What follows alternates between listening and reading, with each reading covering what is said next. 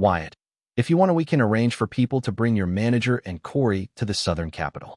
However, Anna would be jealous that arranging to bring your manager to the palace was your first business in order after you woke up from the cryosleep.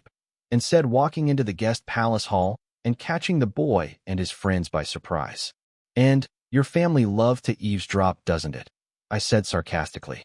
No, it is just the burden we have to bear as a result of our high realms, and retorted, implying that her family member's realm was so high that they hear voices from afar, causing others to mistake their ability as eavesdropping.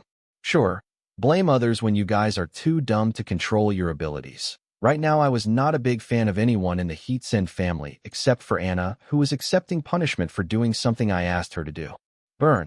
ABA yelled as she had a score to settle with, and for those embarrassing pictures Anna took of her. She could care less. That and Anna were two different people. Honestly, in the guest palace apart from the boy, she was the only one who could get away with taunting the royal family. Even so, Agatha desperately nudged ABA her elbow, hoping her princess would not enjoy this too much. After all, they were in the heart of the southern royal family, so it would not be wise to cut the branch they were sitting on. Listening to the boy call the royal family members dumb to the face of, and Aria's mood kept fluctuating, affecting her stealth. However, she desperately tried to control her rage, knowing that the soldier queen held the boy in high regard and would probably overlook his rudeness again. As for Laura, she was the only one enjoying the refreshments prepared by the head butler for the guests. Crunch, crunch, attracting the attention of everyone in the hall. Feeling the gaze of everyone, Laura paused and defended. Sorry, these cookies are just too good. The royal baker will be happy that you like the cookies. Miss Hill, would you prefer a glass of milk or a cup of tea with them? The head butler said, trying to erase the awkwardness in the room. Colton knew the boy was a very important guest regardless of his realm, because the guest palace number 1 was only allocated to those the southern royal family held dear or those they wanted to impress.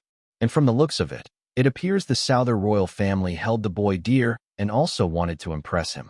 Therefore, he did not hesitate to step in to smooth the conversation between Princess and the boy. A cup of milk without sugar, please, Laura replied enthusiastically, ignoring the gaze of everyone in the room. What about you, sir and madams? Colton politely asked others if they wanted any beverages. None for me. Nope. No.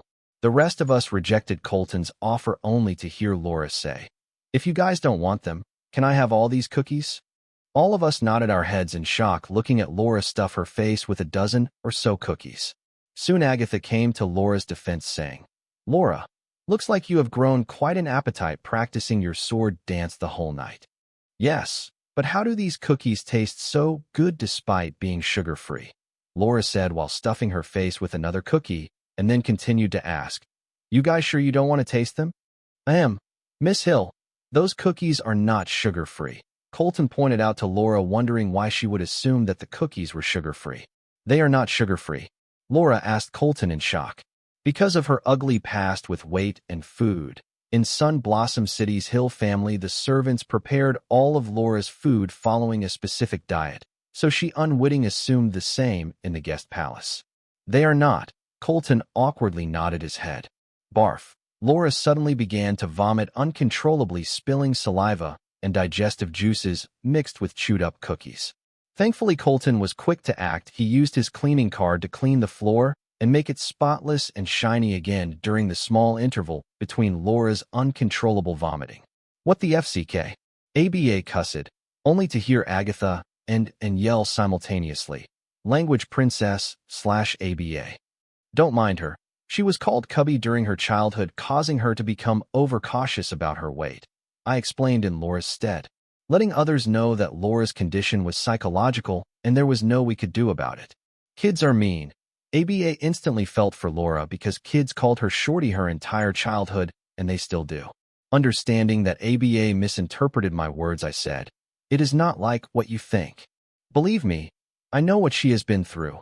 ABA argued as she finally found a common point to bond with Laura. Shaking my head, I decided not to bother correcting ABA because it was too much of a hassle. Wyatt, how about we start our palace tour now? And asked the boy, ignoring that a few seconds ago the boy called her dumb. Sure, lead the way. A palace tour sounded a lot better than watching Laura vomit everything she ate after her last bowel movement, while the head butler used his cleaning card to clean the vomit again and again. "Where are you going?" and asked ABA, seeing her follow her. "Palace tour. Didn't you just offer to take us on a palace tour?" ABA responded. "No, the palace tour is just for Wyatt and me," and corrected ABA. There was no way she was letting this shorty and her bodyguard become the third wheel to her alone time she had managed to get with the boy. "Why not?" ABA protested and demanded why she could not go on the palace tour with the boy. "Yes, why not?" Listening to the boy question her too, and had no choice but to cave. "Sure, why not?" Before following and in me on a palace tour, ABA yelled at vomiting Laura. "Chubby, and is taking us on the royal palace tour. Join us when you are done barfing." "How may I be of service to the soldier queen?" A female voice answered from the other side of the grimoire column made by Colleen, causing her to frown and scold. "Girl, first learn how to respectfully address your mother." "Mother, I was just kidding." The female voice was none other than Colleen's daughter and Anna's mother. "With a mother like you, Anna is not to be blamed for her actions. Colleen did let her daughter off the hook so easily. How am I to be blamed for her actions? You, father, and big brother raised her once she stopped breastfeeding." The first word out of her mouth was grandma. "If anyone is to be blamed for her actions, then it's you guys, not me. I was mostly absent for her childhood," Anna's mother argued. "How can you say that proudly?" Colleen was dissatisfied that her daughter felt no guilt about missing out on most of her daughter's childhood. "I can say that proudly because I have the best family to depend upon," Anna's mother said, acting coy with her mother, knowing Colleen would not shut up about it unless she said something cringy to feed her ego. As Colleen's daughter, Anna's mother knew her better than Colleen herself. "Flattering will not get you out of trouble this time, young lady," Colleen thundered, but her eyes told a different story. The flattery worked. Anna's mother was right about her. However, Colleen continued to say, "Girl, how can you help her steal the important parts of the dungeon relocation apparatus? Do you know how it will affect our family's reputation if the word gets out?" "Mother," Anna said she had a plan, so as her mother I supported her, Anna's mother responded. According to her, a good mother would always have faith in her daughter and have her back, even if she was the dumb daughter. Listening to her daughter's words, black lines formed on Colleen's forehead, knowing that her daughter was lying to her and hiding something from her. Nonetheless, Colleen chose to overlook it and said, "Your aunt is very mad at you. For your safety and to keep our dignity, don't return to the southern capital until she leaves for the way beyond again." "Don't worry, Mom. Recently I have made some progress in my strength and am itching to test the power of the top 10 strongest in the world," Anna's mother said confidently. "Congrats on your progress. But don't underestimate your aunt. You know her better than me. She will not hesitate to whoop your ass in public if she catches you." Colleen warned her daughter not to underestimate their aunt. "I will keep that in mind. Anyhow, enough about me. Tell me, how is my son-in-law? I heard you kidnapped him and brought him to the southern capital and are holding him in the guest palace." Anna's mother seemed to have already decided that the boy who discovered the sliver milk powder was her son-in-law. "He is capable, not the like the men you see Anna usually hang out with. However, I think that boy has fallen for me," Colleen said in shame. She was embarrassed that her granddaughter's lover, her life, was entranced by her beauty. "Pftt ha, ha ha." Hearing her mother's words, Anna's mother burst out in loud laughter. "Girl, this is no joke. This is a serious issue. Whenever he is in my presence, I can hear his vulgar thoughts about me, and let me tell you, they are not pleasant." Colleen was angry that her daughter would laugh at such a serious matter. "Ha ha, ha ha." Anna's mother continued to laugh louder, hearing Colleen's explanation. "Will you stop laughing? What's wrong with you, mother and daughter pair? Anna did not care when the boy flirted with me with her right next to him, and you are laughing when I tell you your daughter's husband has vulgar thoughts about me," Colleen complained. She did not understand what was so funny about this situation. "Mother, relax. It is not like what you think. I think the boy is thinking vulgar thoughts about you to stop you from listening to his original thoughts. He is smart, if not anything." It was not quite clear if Anna's mother was complimenting the boy or complaining about him. However, her words brought Colleen a sudden sense of clarity about the boy and his intense, steamy, vulgar thoughts about her. Yet, still, she asked her daughter in doubt, "Are you sure that is all to it, and there is nothing more to it?" "I don't know, Mother. You can never be sure about things like this. After all, you are a beautiful woman and he is an impressionable teenager. Anna's mother's words could not be more misleading. Hearing them, Colleen's brows tied in a knot as she contemplated if her granddaughter's love interest was interested in her or not. If yes, did she somehow lead him on? Mother, I am kidding. I am sure the boy was just trying to mask his true thoughts. Though it is worth noting that he knowingly used such a tactic to keep you from reading his true thoughts. He was either really interested in you or hiding an even bigger secret. It seems I will have to pay a personal visit to my mysterious son-in-law. Anna's mother was intrigued, wondering what secret could be more important than his life for the boy to go that far to cover it. Speaking of your son-in-law, I think you would like to know that he is in contact with Jill Norley, Colleen reported. How did that happen? How did that man's daughter get in contact with the boy? Anna's mother finally became serious in her conversation with her mother. Soon Colleen went on to report everything she knew about the boy's relationship with Jill to her daughter, along with the various speculations she, Anne, and Lorenzo came up with. Mother, I don't think your speculations hold any truth to them. Anna's mother did not agree with Colleen's speculation that the boy was so adamant about joining Morningstar University because he wanted to be with Jill Norley. Colleen's daughter felt that the boy's reason for wanting to attend Morningstar University was not as simple as Colleen put it. She believed someone who had the smarts to discover sliver milk powder and trick the Southern royal family into doing his dirty work would not make his decisions solely based on irrational variables like infatuation, romance, and forbidden affairs. Otherwise, he would already be leashed by her daughters Anna and Anne. As for the boy's association with Jill Norley, she felt that the boy was using Jill to show them that they were not the only people he could depend on. He had other choices too.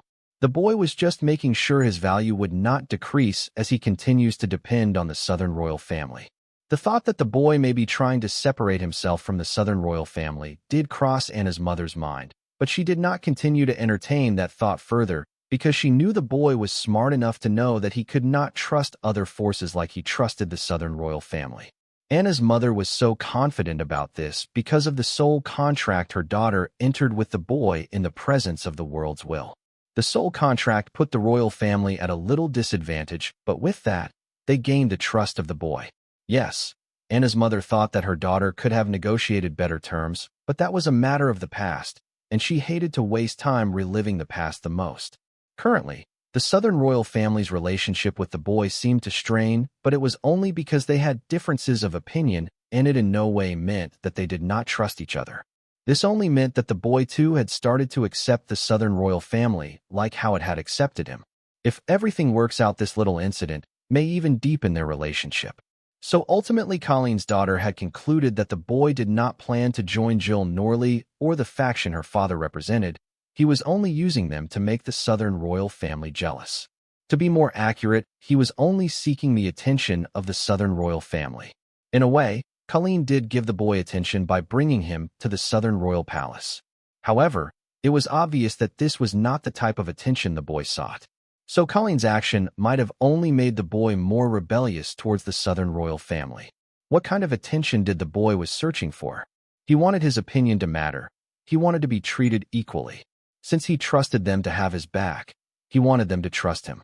Anna's mother clearly remembers that the boy started acting out the first time when the Southern royal family started to meddle with his life and made plans for him without seeking his opinion. Since then, the boy started to take action to separate himself from the Southern royal family.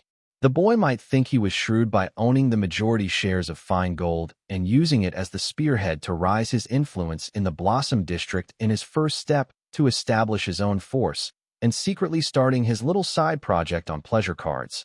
But Anna's mother was aware of his little every action. Yes, his relationship with Jill Norley caught her by surprise, but other than that, she would like to think that she had a firm grasp of what the boy was up to. Despite knowing what the boy has been up to recently, Anna's mother let him be, because she felt that shoving their demands and decisions onto the boy will only not work and end up making matter worse. However, in the end, her mother did what she chose not to, projecting her fears and worries onto the boy. Anna's mother knew the only reason Colleen did what she did was that recent events had her feeling that what they were not doing was not enough. They could do better. She could do better. The boy would be safer in the royal palace than in the Sky Blossom City. In a moment of weakness, Colleen let her fears and worries get the best of her. Therefore, Anna's mother did not bother throwing around the blame, instead began to think about how to make up for the damages. If only Anna was available. Anna's mother thought of using Anna to console the boy and consolidate his faith in the Southern royal family, knowing that her daughter would be the only person that trusted and cared for right now in the entire Southern royal family. Why would the boy not trust Anna? After all, he knew that she was hopelessly in love with him, and he took advantage of it every turn he got. However, with Field Marshal Heatsen disciplining Anna, she would not be available anytime soon. She had to think of something else.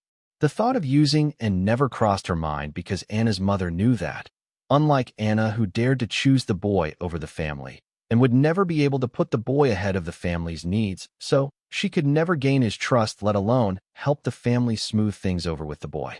Then what other reason there could be for the boy to be so adamant about joining Morningstar University at risk of his life? I don't understand. I was rash and ignorant when I was young, but I would never do something so stupid. Colleen tried to make sense of why the boy wanted to attend Morningstar University, with his life hanging on the balance, so that she could persuade him otherwise or find a reason to support him on his decision. Mother, don't try to make sense of it. It is pointless and will only confuse you. You are not him to see the situation the way he sees it. Since you have already forcibly brought him to the palace, think of a way to keep him. Anna's mother, like Colleen too, could not understand the reason for the boy to be so adamant about enrolling into the Morningstar University. However, she did not try to understand it because she decided to reciprocate the faith the boy had in them. As for what just suggested to Colleen, she did so to keep Colleen busy so that she would forget about her fear and worries and once again start thinking straight. How do I go about that? I offered to support him with every resource and manpower at the royal family's disposal, but he refused. What else can I offer to him? I am at my wit's end. Colleen was not exaggerating. She had offered her granddaughter to the boy, yet he refused her plans for him. Mother, that boy is a man of intellect. Why don't you try to keep him busy by giving him work that would test the boundaries of his intellect? Introduce some new for him to learn. Make it so that he doesn't have time to waste.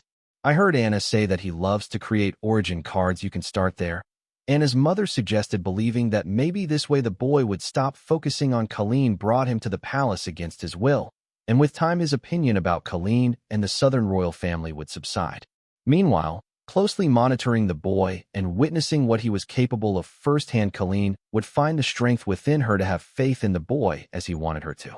Anna's mother hoped that this would help resolve the strained relationships and misunderstandings between the boy and her family before he leaves to enroll in Morningstar University. She agreed with her mother that the boy should be risking his life by attending university in a central academic city, but she also knew that if she and her family could not put their faith in the boy and trust he knows what he was doing, they could potentially lose him for good. Anna's mother felt this way because she was pretty confident that the boy would other ways to attend Morningstar University without the help of the Southern royal family. His association with Jill Norley was the perfect example of that. However, Anna's mother did not plan to share all this with Colleen because telling a person riddled with worries not to worry would not do any good. Therefore, she could only give it time, hoping nature will take its course in their favor. Sounds good, I will do as such. Maybe I could reinitiate the Megamorpher project. That should keep him busy for a while. No, that won't work. Why is that? Colleen asked, hearing her daughter reject her idea to reinitiate the Megamorpher project. With Luna gone, the Megamorpher project was put on hold indefinitely. But considering that they need Megamorpher to explore their inheritance land, Colleen felt it would be a good idea to revive this project after all the required funds and plans were already in place, with the exception that this project was no longer for the creation of Luna's regiment, allowing Colleen to achieve two goals with one kick. The goals were keeping the boy busy and getting the cards they need to venture into their inheritance land respectively. Mother, Luna was supposed to get the recipe for the ingredient required to create Megamorpher's card. Now with her betrayal, I don't think that will happen anytime soon. Anna's mother explained to Colleen the real reason why they had put the Megamorpher project on hold indefinitely. Why do you need the recipe to create the ingredient? Can't we just buy them? Colleen said, feeling that her daughter was making things unnecessarily complicated. Mother, we don't need that particular ingredient. We need a modified version of it, which the boy and Luna were supposed to research together. Anna's mother patiently explained to Colleen, knowing her mother was more of bronze and beauty than brains.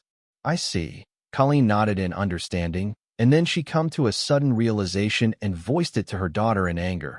We cannot use Luna's old connections to get our hands on the recipe for the ingredient required for the creation of the Megamorpher, because you guys stole the important parts of the dungeon relocation apparatus we rented from the Morningstar University. Even though you guys tried to hide your tracks by blaming it all on freedom fighters, you have dragged the name and reputation of the Southern royal family through the mud, so that in the foreseeable future people will think twice before making use deals with us. Anna's mother suddenly went silent, know that she was in the wrong here. Yes, after stealing important parts of the dungeon relocation apparatus, she and her daughter cleaned their tracks by putting the blame on freedom fighters. But that did not change the fact that the Southern royal family was responsible for the protection of the dungeon relocation apparatus. So, its theft reflected badly on the Southern royal family, who was supposed to safeguard it. The more Colleen thought about it, the more angry she grew, and she did not hesitate to articulate her anger to her daughter. Sister-in-law is right. No amount of punishment and discipline will change the damage you and your daughter did to our family. Girl, tell me, where are you? My hands suddenly feel itchy. So, now Anna is not my daughter? Weren't you the one who paraded her around calling her the world's best granddaughter when she gave you the core of the Devil Slade? You take the praise and I get the blame. Anna's mother snorted, hearing Colleen blame her for her daughter's string of bad decisions. Amen. Whatever, forget about it, Colleen said in embarrassment, as what her daughter pointed out was not false, and then tried to divert the topic to the boy, saying, Tell me, how do I keep the boy busy? Did I not already point out that he likes to create origin cards? Anna's mother repeated her original advice. Sure, but where do I find enough card apprentices in need of origin card creation that would jam-pack the boy's schedule for the next 3 months? Colleen pointed out. Why don't you ask the Card Creation Association to send all the clients with origin card creation cases toward the boy? Anna's mother suggested. How dare you ask me to misuse my authority? You really haven't learned your lesson, have you? Colleen thundered at her daughter.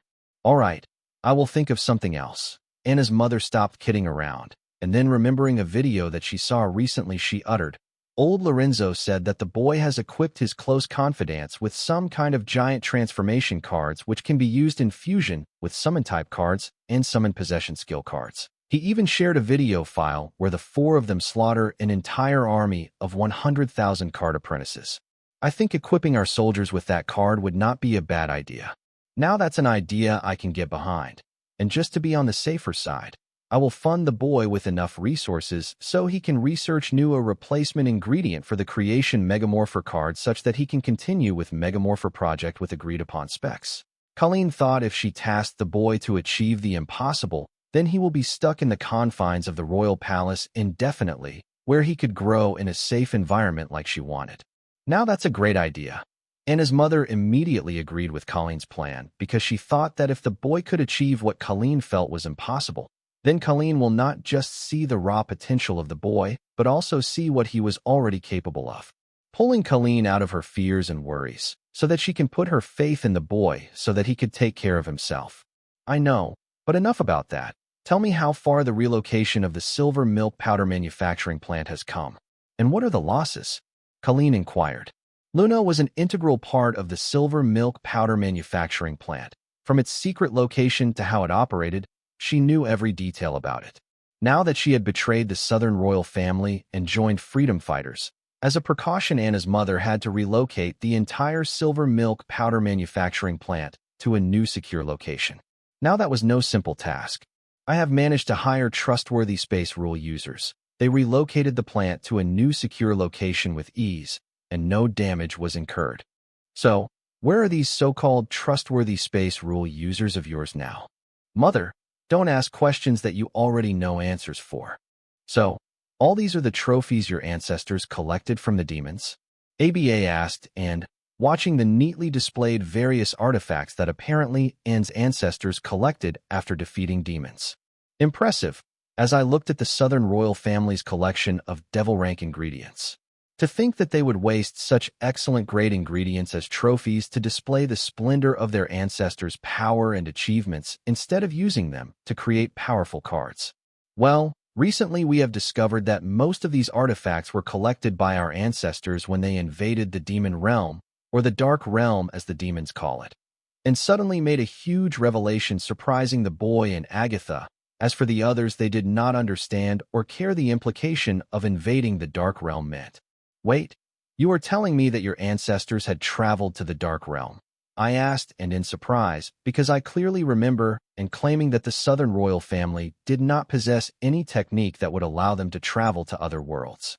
Understanding what the boy was getting at and hurriedly explained, yes, our ancestors did know how to travel to the Dark Realm. According to Anna, they created that technique because the only way to truly kill a devil was to kill them in the Dark Realm. However, with time and other circumstances, our family has lost that technique. Recently, Anna had a chance to learn that technique, but you know Anna, she is not that good when it comes to using her brain, so that fool forgot the precious technique to travel to the Dark Realm. Are you telling me that at some point in your family history, your ancestor knew how to travel to other worlds, but you guys lost it? I asked, unable to fathom how could someone lose such an important technique. Shouldn't they be guarding it with their life? No, my ancestors' technique did not allow them to travel to other worlds, but just the Dark Realm. According to what Anna remembers, they created this technique using the devil/demon summoning technique that the demons had spread across the card world. As far as I know, only the top 10 universities are trying to create methods to travel to other worlds, and Morningstar University is leading that race, and corrected the boy's misunderstanding. I see, the boy said as disappointment flashed in his eyes, and then he bargained. Are you sure Anna doesn't remember anything? Did you guys try to use the memory array to help her remember the technique? We did, but it was useless. There are many variables to this apart from Anna's stupidity, and answered the boy. And she was not lying when she said that they tried every method to help jog Anna's memory, as a technique to invade the Dark Realms would have proven a necessary addition to their arsenal to kill a devil permanently.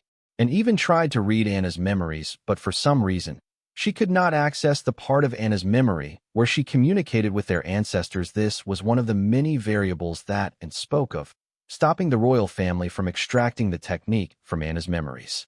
Sigh. I shook my head in disappointment because I felt that I could finally get my hands on the coordinate of the Dark Realm, but it seems it was not meant to be. Maybe I should ask Corey Park for the Dark Realm's coordinates, but then I would risk her deducing that I was a demon merchant based on all my previous inquiries to her about the Dark Realm, dark languages, and the devil merchants. Stuck in the royal palace, I did not have much to do, so I got excited at the thought that I could get the coordinates of the Dark Realm to explore it. Therefore, I could not help but feel disappointed over it. Seeing the disappointment on the boy's face, and frowned because the palace tour was not going as she planned it to. Well, her plan was doomed to fail the moment ABA and the rest tagged along, and did not give up because the opportunity to spend time with the boy without Anna's intrusion was rare for her, so she decided to improvise her plan with the circumstances, but the entire palace tour the boy has been expressing boredom and now disappointment. The boredom was part of Anne's plan. She thought that using the moment the boy was bored, she could use the opportunity to make out with the boy in the corners of the palace. However, the presence of ABA and the rest had put a dent in that plan. Not to mention, every time she tried to physically get close to the boy, ABA would come between them out of nowhere. It happened so many times that Anne no longer thought that it was a mere coincidence, but ABA was doing it on purpose. Therefore, she timed again and glanced at ABA asking her to back off, but ABA would act ignorant in response to her requests, pleas, and finally warnings. This shorty was getting on Anne's nerves. She thought of various reasons to ditch ABA and the rest, but none seemed to work. ABA was stuck to the boy like a fly to the honey. No matter what, and did ABA would come hovering back. I have seen enough old artifacts, paintings, and walls for one day. If we leave now, we can make it to the Card Association auction house.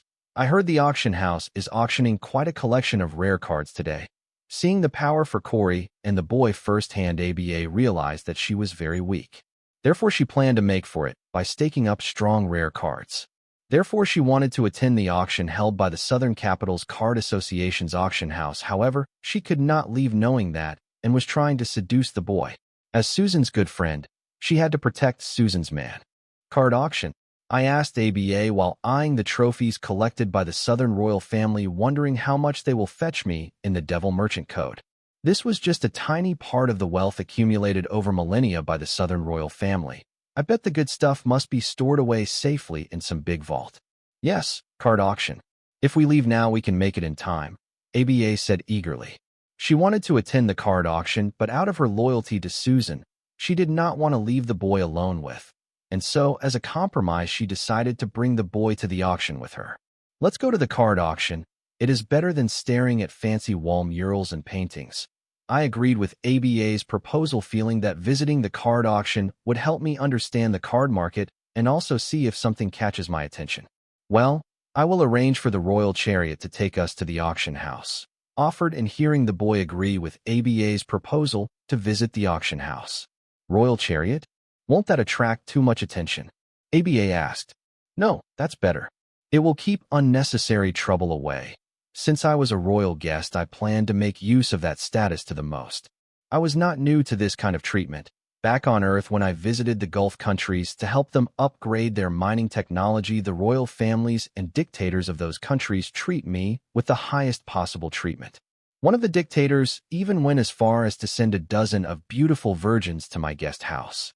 That wasn't a one-time thing, and every night there would fresh set of virgins, each more beautiful than the other.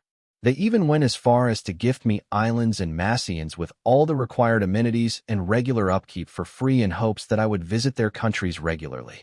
That was the power of the technological innovations I held in my hands. I don't speak of this part of my past life much because I am ashamed of what I had to do to get the funding for my new projects and keep my existing wealth and innovations. It might sound like me making excuses for what I did, but it gets really hard to stay upright when the country you call motherland tries to swallow you and everything you built. It gets easier when you learn that there were no good and bad in the world, but just interest, but then you can no longer enjoy life as you start to quantify everything, calculating the risk and returns. Now that wasn't a life. However, it's the eternal truth that as long as you live, there exists interest that only grows with the passage of time. Look at me now. I was lucky enough to get a second lease on life, but I am back to building my empire for my interest to live a chill life. As the royal family's chariot descends in front of the auction house, crowd gathered around to see the royal family.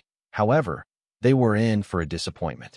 Dropping us in front of the auction house, the majestic chariot flew away, and soon attendants of the auction house rushed to receive us with proper etiquette, while managing the crowd that got rowdy seeing the Southern Emperor and her friends. Yes, the crowd had mistaken Anne for Anna. Anne's existence was not known to many, so it was not a surprise that she was mistaken for Anna. No matter Anna's lifestyle, the citizens of the southern region loved her. She had a large fan base, especially in the southern capital, regardless of her reputation and rumors about her. See, this was what I was talking about. ABA complained as B made it throughout the crowd into the auction house under the lead of the auction house staff. I rolled my eyes at ABA's complaint because I did not have the habit of being belittled by some rando for no reason. ABA keeps saying that she was bullied in her school. Considering the reputation of demigod Windsor, I really find it hard to believe that some rando would have the guts to bully his only daughter. I have a feeling that ABA might have kept her background on the down low, which might have led to her getting bullied than her reputation that she was a pushover. Once you get the reputation of a pushover, then every rando will make you the target of their insecurities and project them onto you. Except for prowess, ABA showcased every characteristic of the protagonist. Your Highness, and I am sorry for the trouble at the gate. The auction house's director came to receive Anne. It seems they knew each other. Anybody who knew Anne's existence was capable in some or the other way. Therefore, I took a second look at the director. No problem. It is not your fault. I should have informed you of my arrival. Anne replied politely, and then asked, I'm here to attend the auction. Has it started already? No, Your Highness, the director hurriedly answered. Great. Which hall is the auction being held in? And asked, planning to lead us to the VIP box reserved especially for the royal family. Your Highness, the auction has been delayed, the director answered with great difficulty, because as a citizen of the southern region, he hated to be put in the position where he had to say no to the royal family. It was a popular view that the citizens cannot say no to the royal family, but that's not the truth. The citizens were more than happy and willing to make any sacrifice for the royal family, as they believed the only thing protecting their current lifestyle and the predators across the borders was the royal family. So according to them, if the royal family were to ask for a hand or a foot from them, they will not hesitate to sacrifice it, let alone assist them to attend an auction. This practice had turned into a social norm ingrained into the current society. And if one were to fail to do so, they feel like they had brought shame upon their family and ancestors. This sentiment was shared by every citizen. Despite the current peace, the havoc of monster war, demon worshippers, the lunatics of the empire, supreme beings at the way beyond, the governments, cults, sects, etc. were still fresh in the minds of citizens, so they were very grateful for the royal family, who were responsible for the current peace. Such sentiments did not exist among the citizens for no reason. The southern royal family's work in the southern region was warranted it. They had turned a barren monster-infested land into a stable foundation for a civilization to grow on. The only reason northern and southern regions were at the bottom of the region ranking was that they did not have rich resources at their disposal like the other regions did. What? The auction is delayed. When will the auction start? ABA blurted as she was looking forward to this auction. The sense of being weaker than her peers was eating away at her, so she wanted to fill that hole with her expensive cards as fast as possible. Sorry, Miss ABA, due to some variables, I am unable to answer that. The auction house director answered ABA awkwardly. He was genuinely ashamed that he could not assist and entertain her friends. Instead of the auction, I was getting more interested in the auction house director. He not only knew but ABA too. However, ABA did not seem to know the director. The surprise on ABA's face, as the director called her by her name, made it clear. There was something about this director. I shook my head, not bothering to pursue my doubts any further, as it was not surprising for a director of the auction house in the southern capital to know a few key figures such as ABA. As the only daughter of demigod Windsor, ABA was a pretty big deal even if she doesn't show it. What seems to be the problem? And asked as she found the atmosphere in the auction house not quite festive as it usually used to be, and planned to help the auction house to the full of her prowess and authority. The auctions held by the Southern Capital's Card Association attracted a lot of traffic from all over the southern region and the other regions. It was an event as important as an extravaganza to the economy of the city, and delay in such an event did not reflect well on the Southern Capital's Card Association and indirectly on the Southern Capital itself. Because of this small incident, this event can get a bad reputation, and in the future, the traffic attracted by this event would decrease, affecting the economy of the Southern Capital, directly affecting the southern region's tax revenue. So, and decided to help the auction house in any way possible. Your Highness, this morning a card creationist traveled from the western region and challenged our card association. This challenge attracted a lot of attention from guests from other regions who wanted to attend the auction.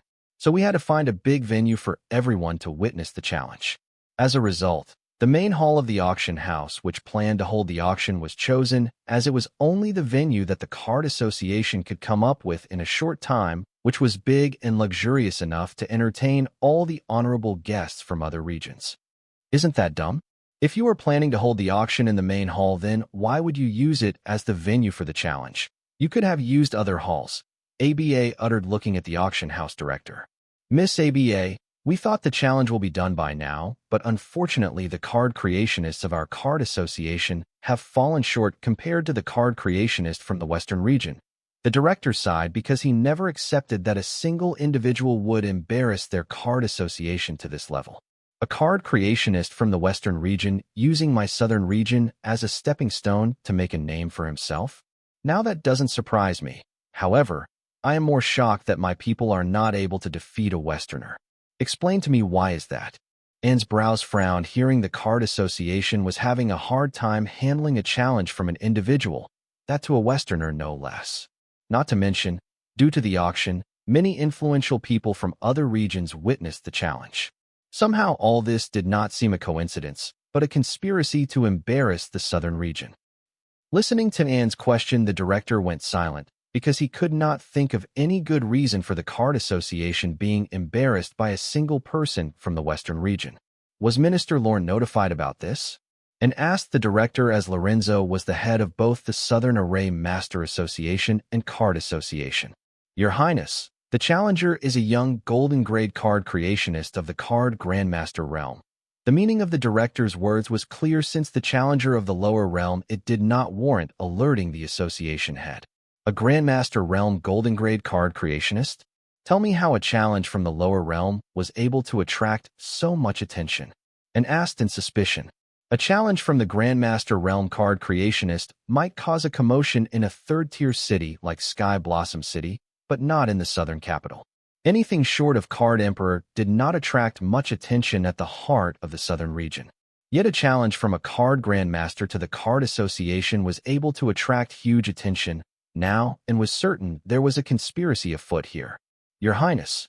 The director's eyes wandered, not knowing how to explain the events that lead to the current situation to Anne. Out with it, and ordered the director.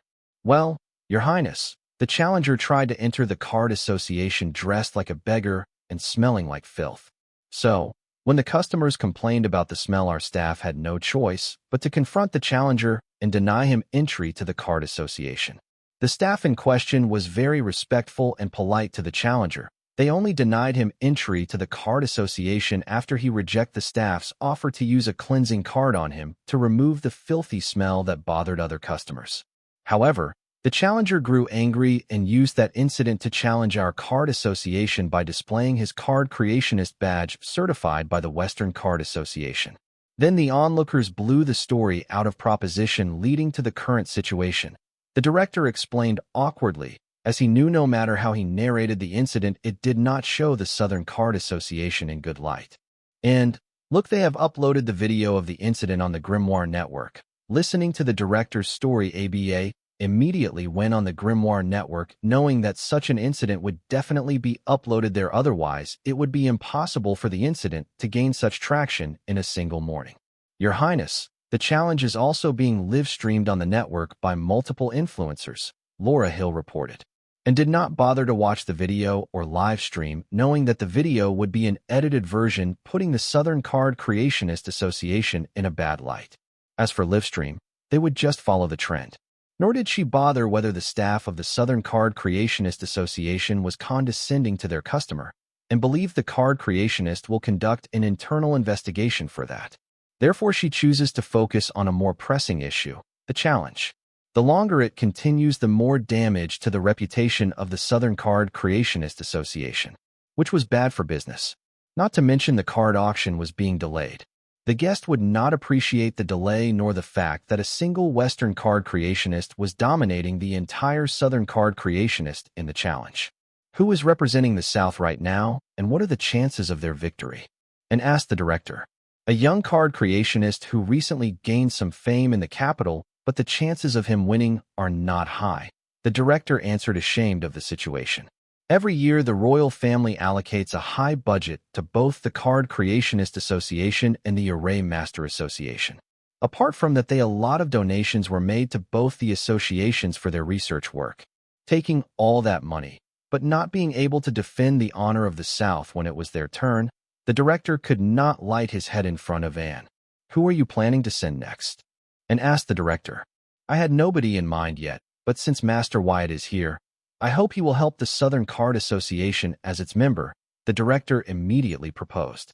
You know me? I asked the director in surprise. I would not be doing my work properly if I did not know you, Master Wyatt, the director answered, and then added, the Sky Blossom City Card Creationist Association has submitted your Nanomorpher card to the annual Innovative Card Creationist competition. I am happy to inform you that your card has made it to the semifinals. I had the opportunity to use your card, and I have a feeling that your card has a good chance of entering the finals and winning the competition. Wait, I never participated in such a competition. Heck, I didn't even know that such a competition existed till now. I respond in puzzlement, wondering how did my card enter the competition without me knowing. Then one name came to my mind, Susan. Master Wyatt, I don't know about that, but congrats for making it to the semifinals. And I hope that as a member of the Southern Card Creationist Association, you will help us with the challenge. The auction house director spoke eloquently. I don't think anyone can be as humble as the auction house director was currently being. I mean, he was a platinum-grade Card Emperor Realm card creationist. Now someone of his status did not need to address me with the title Master. While I scrutinized the auction house director as he looked at me with a humble smile, I felt the collective gaze of N, ABA, Agatha, Laura, and Arya fall on me. This was the first time Arya made her presence known after we started the palace tour. This girl was really duty-bound. "So, what have you decided, Wyatt?" And asked if I was willing to participate in the challenge representing the Southern Card Creationist Association. The director was not wrong. I was indeed a member of the Card Creationist Association. Lorenzo had helped me jump through the formalities and get certified. Not yet. Let us go see the ongoing challenge. Who knows, the current representative of the Southern Card Creationist Association might be able to defeat the challenger from the West, I said while signaling the director to lead us to the main auction hall where the challenge was being held. "Have you determined the identity of the challenger yet?" I asked as the director led us to the VIP box reserved exclusively for the Southern royal family. "Just his name, Chris Ainsworth." We could not find any Ainsworth family in the Western region, so we tried to reach out to our contacts in the Western Card Creationist Association for more information, but they haven't responded back yet, the director answered. "So, you know nothing about the challenger. And what measures did you take to stop the misinformation spreading through the Grimoire network?" I asked, trying to discern that the Southern royal family had the ability to censor the Grimoire network. "No, Master Wyatt. But how do we go about that?" The director acted innocent, but I did catch him and shared a quick look. Clearly, they did not want to disclose how much authority they had on the Grimoire network. "You not only want me to defend your honor, but also whip your butt by doing the damage control? Figure something out before a bad precedent about the Southern Card Association's reputation sets in." I did not bother to play the director's game. Instead of entering the VIP box, I stood by the balcony and viewed the challenge.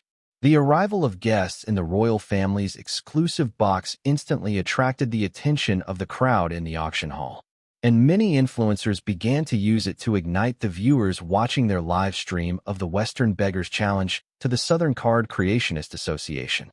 Ignoring the reaction of the crowd, I focused my gaze on the challenger. Interesting. Chris Ainsworth leisurely conducted the card creation process, not bothered by the crowd's gazes despite his beggar attire and his body smelling like filth, while the card creationist representing the Southern Card Creationist Association was sweating bullets. Poor guy was shouldering the weight of the Southern region's honor, so it was understandable. Whereas, Chris Ainsworth did not even seem to be that interested in the challenge, or more like he was bored facing subpar competitors. In a way, it felt like Chris was putting up a show and the crowd was chewing up the content of his show with a hoot. The idea of a common man challenging a big organization like the Southern Card Creationist Association was proven entertainment gold, showing the citizens' dissatisfaction with the big organizations monopolizing the card market. Unlike the royal family that stepped up to protect the citizens during the Monster War, the big organizations profited from the war by selling their services for a steep price. If not for the Southern royal family needing these organizations to develop the Southern region and help it keep up with changing times, these organizations would have been punished severely for profiting off the Monster War. It was another thing that a month later the Monster War, the royal family raided all the big organizations and confiscated their gains to stabilize the Southern region's economy. But that was not enough to erase the citizens' anger towards the big organizations. Because of their anger, many Southerners failed to notice that the beggar from the West was not just embarrassing the Southern Card Creationist Association with his challenge, but the entire Southern region. Ignoring the crowd's reaction, I focused my gaze on the challenger. "Interesting. What is it? Did you notice something?" And immediately asked me, wondering if I caught the challenger cheating or something. Yes, I did notice something. This Chris Ainsworth has morphed his appearance with an ultimate tier rune. But I cannot tell what rule his rune belongs to. Maybe if I get closer my ego gem can pick up on the rule of his rune, I explained to Anne. He has morphed his appearance. "Master Wyatt, are you sure?" the director asked in doubt. Many card emperors and card semi-demigods were monitoring this challenge, especially the challenger. None of them found anything wrong with the challenger's appearance, but the boy took on look at the challengers and declared that the challenger had morphed its appearance. So, the director was finding it hard to believe the boy's words. "Well, he is handsome for a beggar," Agatha commented. Then, feeling the gaze of everyone in the VIP box on her, she defended. "I just said what every girl present here was thinking." "I wasn't." Laura suddenly pointed out that she only had room for the way of the sword in her mind. "Agatha, so this is your type," ABA chimed in. "I think I have seen that face somewhere," I said, ignoring the nonsense of the girls while I asked the Hive AI, to use facial recognition on the real face of Chris Ainsworth that Hive AI generated using his soul pathways arrangement. Wyatt, you know him? And asked. No, not the fake appearance he has taken, but his real appearance, I replied. As Hive AI continued to match Chris's real appearance that it generated using his soul pathways arrangement with every 17-year-old boy I came across in this world. A grandmaster with ultimate tier rune and exceptional card creation mastery. There is no way this Chris Ainsworth is some random card creationist from the West. Since he has chosen to hide his appearance, then he is trying to hide something. And then turned to the director and ordered, try contacting your contacts at the Western Card Creationist Association. I want every little information about this Chris Ainsworth. So, we are just going to go with the boy's words then?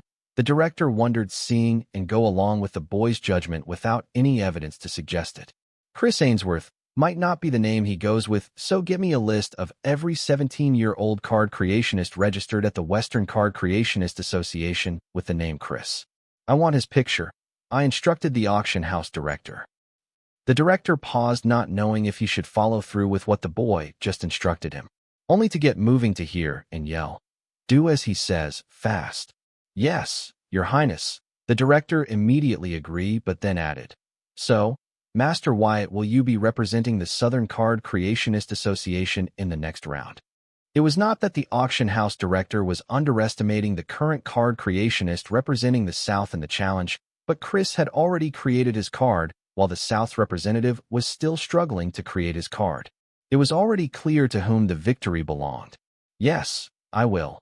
I already plan to help the Southern Card Creationist Association as a gratitude to the Southern royal family for their hospitality." As for learning what rule Chris was using, it was a bonus.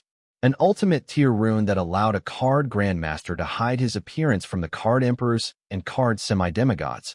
I need to know which rule was capable of something like that. It would make a good addition to my arsenal.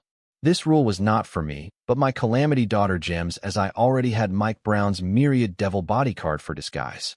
Yes, I could use Myriad Devil Hex to morph the Calamity Daughter gems into any appearance I want, but I think they will be more comfortable using a rune than being cursed. "Now, this is going to be fun to watch," Agatha commented. "I know, right?" ABA agreed, while Laura also nodded in agreement. Though she was not aware of the boy's capabilities, Lauren knew that the boy had created her incredible origin card, which was a testament to what he was capable of and enough for her to believe that he will wipe the floor with Chris Ainsworth. Winner, challenger Chris Ainsworth. The referee overlooking the challenge announced the result, causing the crowd burst out in cheers and shower Chris with applause, while the representative of the South dejectedly stepped down the stage. "Wyatt, you are up," and reminded the boy. "Wait, give the beggar a moment to enjoy his victory," I said, eyeing Chris Ainsworth. This fellow had noticed our arrival in the royal family's exclusive VIP box when he was half-heartedly competing in the challenge. He was monitoring, and from the corner of his eyes, I guess her arrival was his cue to bring this challenge to climax, or so I thought. Chris directly took the stoplight from the announcer to start his second act. Looking at the balcony of the royal family's VIP box, he loudly addressed the crowd. "Good people, thank you for supporting this humble. My victories so far would not be possible without your cheers and well wishes. I promise you I will not climb down this state until justice is served." Following Chris's gaze, the spectators stripped their gaze from the stage by turning their heads toward the royal family's VIP box to find the Southern Emperor and her friends on the balcony. Then Chris continued to say, "I am honored to be in the presence of Her Highness Southern Emperor. I hope Her Highness will help me seek justice for the shame I suffered by the snobbish Card Creationist Association." Chris was good. He had purposefully not associated the Card Creationist Association with the Southern region, because he knew if did so, he will instantly lose the popular support of the Southern citizens he had managed to gather so far, as the Southern Emperor represented the Southern region. If Chris were to declare to his Southern audience that he was just facing the Southern Card Creationist Association, but not the Card Creationist Association as a whole, then the stage he had created on their support for his theatrics would crumble. No matter how angry the Southern crowd was with the Southern Card Creationist Association, against a foreign enemy, they would bury the hatchet and come together to face the foreign enemy. Therefore, Chris was very careful when he crafted his narrative of the events so that the crowd would favor him. The smart audience had already noticed that before the arrival of the Southern Emperor, Chris had no qualms about focusing his lens on the Southern Card Creationist Association. And in the Southern Emperor's presence, his lens zoomed out and focused on the entire Card Creationist Association, causing them to wake up from the spell of Chris's showmanship. Chris had no problem changing his narrative to target the whole Card Creationist Association instead of just the Southern branch, because he had already spread his desired title for the challenge across the network of the other regions. A poor beggar from the West faces the elitists from the South. A young card creationist from the West takes on the pretentious Southern Card Creationist Association. West teaches South to be humble, being put in the spotlight by Chris, and had no choice but to come forward and clarify. Had you followed the proper channels, the concerned authorities would have followed the evidence to uncover and punish the true culprit. But since you have taken the matter into your hands by initiating a challenge, the Southern royal family will respect your decision and freedom. However, the people of the South are entitled to the truth, so a thorough investigation will be launched with regard to this matter, and the truth will be uncovered for everyone to see as soon as possible. Those at fault will be dealt with accordingly. Listening to the diplomatic response from and Chris frowned, but quickly replaced it with a wide smile and expressed his gratitude. "Thank you, Your Highness Southern Emperor." The reason Chris frowned was that Anne's response was totally out of his calculation. He had perceived that with little provocation and would say something rash which would put the Southern royal family in a bad light. Instead, she did not fall for his provocation and gave a diplomatic response. Despite all conspiracies and calculations, Chris did not know that the person who he thought to be the Southern Emperor was actually someone entirely different. He could never guess that his calculations failed because he mistook and for Anna, just like the audience and the millions of people watching the live stream of the challenge from the comfort of their homes or workplace did. Feeling that the second act of his plan was not going as he hoped, Chris decided to turn up the heat by shifting his lens back to the Southern Card Creationist Association from the Southern Emperor yelling, "Next." The content of Chris's plan was simple. He took to the onlookers and the network after being denied entry to the Card Creationist Association and demand an apology from them for denying him entry into their facilities. However, the Card Creationist Association would not apologize to him because after a quick investigation, it was found that their staff was not at fault, but Chris was being unreasonable and purposefully creating trouble for them. Not getting the apology that he demanded for the shame and embarrassment he had suffered, Chris challenged the Southern Card Creationist Association to a card creation duel by making use of the public's popular support, planning to defeat all their representative to a point where they would be forced to apologize to him. At least this was the story Chris sold to the public to gain their popular support. But Chris knew that the Southern Card Creationist Association would never apologize to him because that would mean accepting guilt and admitting that they were not as capable as the Western Card Creationist Association, bringing shame to the entire Southern region. Chris had managed to use public support and his card creation mastery to put the Southern Card Creationist Association into check. Next, Chris's voice reverberated throughout the auction house's main hall. By now, the unsuspecting people of the South had understood that they were not helping Chris stick it to the big organizations, but to embarrass the Southern region as a whole. As for the guests and viewers from other regions, they were having fun at the expense of the Southern region. The audience's gaze returned to the stage as they tried to find the next representative of the South. Unable to find the next representative of the South on the stage, the crowd followed the gaze of Chris to find a teenage boy flying out of the balcony of the royal family's exclusive VIP box and slowly hovering towards the stage.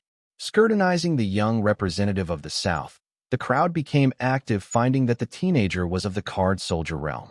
They were surprised to see the Southern Card Creationist Association send out a card soldier realm card creationist to represent them against a talented card grandmaster realm card creationist. The crowd wondered if the South had lost its mind. "It's the Silver Milk fraudster," an influencer in the crowd immediately pointed out. After the incident involving the freedom fighter, world leaders were aware that sliver milk powder was not fake, but the unsuspecting general public was still under the impression that it was a fraud created by the teenage fraudster, Dalton Wyatt aka Sliver Milk Fraudster. So the rumors were true. The Southern Emperor has taken fancy to the fraudster. Seeing the boy fly out of the balcony of the royal family's exclusive VIP box, the crowd began to speculate widely. What Her Highness thinking by sending the fraud to compete against that Western bastard. One of the Southern citizens who was no longer smitten by Chris's showmanship and lies complained. Unfazed by the crowd's gossip, the teenage boy slowly landed on the stage. Seeing the teenager, Chris smirked and said, "So you are the famous Dalton Wyatt, the sliver milk fraudster." "Yes, I am the famous Dalton Wyatt. However, tell me which name you prefer to be called by, Chris Ainsworth or Chris?" "Your Highness." "Not good." The auction house director rushed into the royal family's exclusive VIP box. "What is it?" and asked with a frown, seeing the commotion caused by the auction house director. "We finally managed to find the real identity of the challenger, Chris Ainsworth," the director reported. "Well, are you waiting for my invitation? Out with it already," and stated sternly. "Your Highness, Chris Ainsworth is none other than the Prince of the Western region, Chris Chase."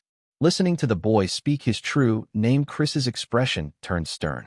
Then he glared at the boy with a malicious gaze, then slowly asked, "You do know that slandering royalty is punishable by death? So you do remember that you are royalty. I thought you forget since you are dressed like a beggar and smell like sewers." I retorted to Chris's quick-witted response, though he threatened me using the Chase royal family, but also did not disclose that he was who I claimed him to be. When Sher said I was slandering the royalty, he meant I was slandering Chris Chase by comparing him to him. A decent defense, but how did he know that when I said Chris Chase, I was referring to the Western region Prince Chris Chase? Not bothering to nitpick his argument, I said, "As royalty, aren't you ashamed to use such despicable and lowly means to gain 2 minutes of fame? Are you here for the card creation duel or talk?" Chris chose not to address the boy's accusations because any word he said right now could be used against him in case he fails to escape this predicament. "Don't bother delaying time to use your long-distance teleportation card. The space isolation array of the auction house has been turned on," I warned Chris, knowing that once his real identity was exposed, he would try to expose to not get caught in the act. If he was not caught, then there was no way for the Southern Card Creationist Association to clear their name. As for how I knew that Chris had a long-distance teleportation card, it was thanks to Anna. She was the one who had told me that Chris had escaped her wrath after calling a Lut by using a long-distance teleportation card to run away with his tail between his legs. Listening to the conversation between the silver milk fraudster and Chris Ainsworth, the crowd once again actively became loud, discussing if there was any truth to the boy's claims. Why would I try to escape? Since you cannot defeat me honestly in a card creation duel, are you trying to accuse me of false crimes and silence me? Chris yelled aloud, causing the discussion between the audience and the viewers to get heated. Considering the situation, even the Southern citizens were finding it hard to defend the silver milk fraudster. Who can blame them? The audience was filled with card emperors and card semi-demigods. If Chris was using a disguise as the fraudster claimed, then they would have noticed something, considering that Chris was in the card grandmaster realm, but they did not. Therefore, it was not surprising that the crowd was finding it hard to believe the accusations of a renowned fraudster. "I will give you a last chance to come clean." I offered Chris the opportunity to take the honorable way. But considering that he could be willing to plan such a lowly conspiracy to get back at Anna, I believe he was not the one to choose the honorable option. And that was also what I wanted him to do, because the harder he struggled, the more fun it will be to bring him down. I had not forgotten that I had a score to settle with Chris Chase, as this bastard was the one who reported my silver milk powder patent as a fraud to the authorities, and the rest followed was history. Chris Chase was finding it hard to believe that someone saw through his disguise. Despite his disbelief, the truth was in front of him. The Southern Card Creation Association had seen through his disguise. No, it must be the Southern Emperor. Until her arrival, everything was going according to his plan. She must be the one who ruined his plan, like she ruined his ex-lover that wretched night. This woman, she was like the bane of his existence. She had even activated the space isolation array formation of the auction house before exposing his true identity. When did she get so cunning? The last time he was her, she was all boobs, no brains.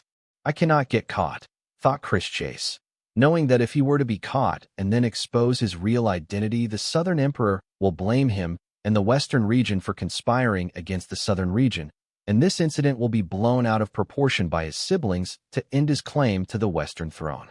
Therefore, under no circumstance can he be caught. Feeling cornered, Chris could not help but wonder. All I wanted to do was raid an A-rank gate dungeon, But how did it all come to this? This morning in the western capital city, Chris Chase entered an A-rank gate dungeon using his false identity Chris Ainsworth, planning to solo it, but while exploring the dungeon, he came across another gate within the dungeon. Seeing the second gate within the dungeon, Chris Chase immediately got excited, believing that he had come across the rare dungeon tomb. But when he entered it, he exited the dungeon. Confused, Chris used his grimoire to triangulate his location, only to learn that he was in the southern region. A gate dungeon with two gates, one in the western region and the other in the southern region. Making this discovery, Chris Chase was ecstatic. He believed this could be a huge opportunity for him to earn a lot of money as long as it stays his little secret. To make sure that it remains his little secret, Chris Chase decided to visit the nearest city and reserve all the raids for that A-rank gate dungeon under his name for the foreseeable future. To his surprise, the nearest city was the southern capital. Learning this, Chris became more giddy because as long as he manages to monopolize this dungeon in both regions, he will get his personal trade route between the two regions, using which he can reap huge profits by opening a merchant company. Chris had thought of many ways to exploit the dungeon with two gates, but for now, he planned to become filthy rich. Chris might be the prince of the western region, but he was not rich. The resources and subsidies provided to him by the royal palace were not small, but not a lot either. Unlike the southern emperor, who was the sole heir of the crown and had all the resources of the southern royal family at her fingertips, Chris had siblings to share the resources of the western royal family with. The royal family provides abundant resources and support only to the royal children that showed potential, making the fate of the western royal children a constant struggle until one of them takes the throne and banishes or kills the rest.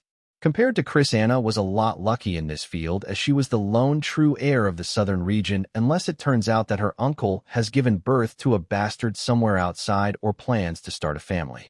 Most of Chris's siblings had support from their maternal side, but his mother, however, came from an eradicated secret family, the Ainsworth family. So he did not have any forces to back him. Once his mother was killed in a conspiracy when she was attending a tea party outside the royal palace, he was all alone in the big royal palace and had to fend for himself. 3 months after his mother's suspicious death, Chris was almost assassinated when he left the royal palace to visit his lover. However, he was saved by the Ainsworth family treasure that his mother left for him. Since then, he wised up and ventured out of the palace under the disguise, giving birth to the talented card creationist and array master Chris Ainsworth. Arriving at the southern capital, Chris realized that he did not have enough money to reserve the A-rank gate dungeon for the foreseeable future. Therefore, he planned to visit the Southern Card Creationist Association to sell his services as a card creationist to gather the required money. In the enthusiasm of having found a secret route between the southern and western regions, Chris forgot that having fought the monsters of the dungeon, his clothes were not in a presentable condition and he smelled awful. Right now, there was only one thought in his mind, and that was to earn enough money to reserve the A-rank gate dungeon in both regions. And the fastest way to earn money that he knew was to create custom cards. Without any suspense, as soon as Chris entered the Southern Card Creationist Association, he was approached by a staff who pointed out his tattered attire and foul smell. Just then, an idea flashed in Chris's mind, which would help him gather the money he needed faster. That was to gain fame in the Western region by embarrassing the Southern Card Creationist Association by manipulating popular public opinion. With high fame, he would easily get approached by card apprentices to help them create custom cards for higher service charges. Fortunately, all the elements favored Chris's plan, and he managed to get his stage to show off his skills while embarrassing the Southern Card Creationist Association. Everything was going according to his plan, but it seems he was out of luck because his disguise was seen through by the Southern Emperor, putting him in a desperate situation. Decide quickly. I have other places to be. I sneered at Chris, watching his eye wander around, trying to think of a way out of his current predicament. When caught, Chris would be directly charged with the charge of conspiring against Southern region. A Western prince conspiring against the Southern region. Not that was the recipe for a huge scandal. Regardless of the final outcome, Chris Chase will lose all credibility. But to get the maximum out of this situation, I needed to do one more thing. Hopefully, Chris would play along. Well, he had no choice but to dance to my strings. The crowd grew noisy, not knowing what was happening, but the lack of information did not stop them from speculating wildly. especially the influencers who were streaming Chris's challenge to Southern Card Creationist Association Live. Most of the speculations and narratives they came up with favored Chris. They did so not out of malice towards the Southern region or anything, but because it would increase their stream stats, and that narrative was what most of their viewers favored.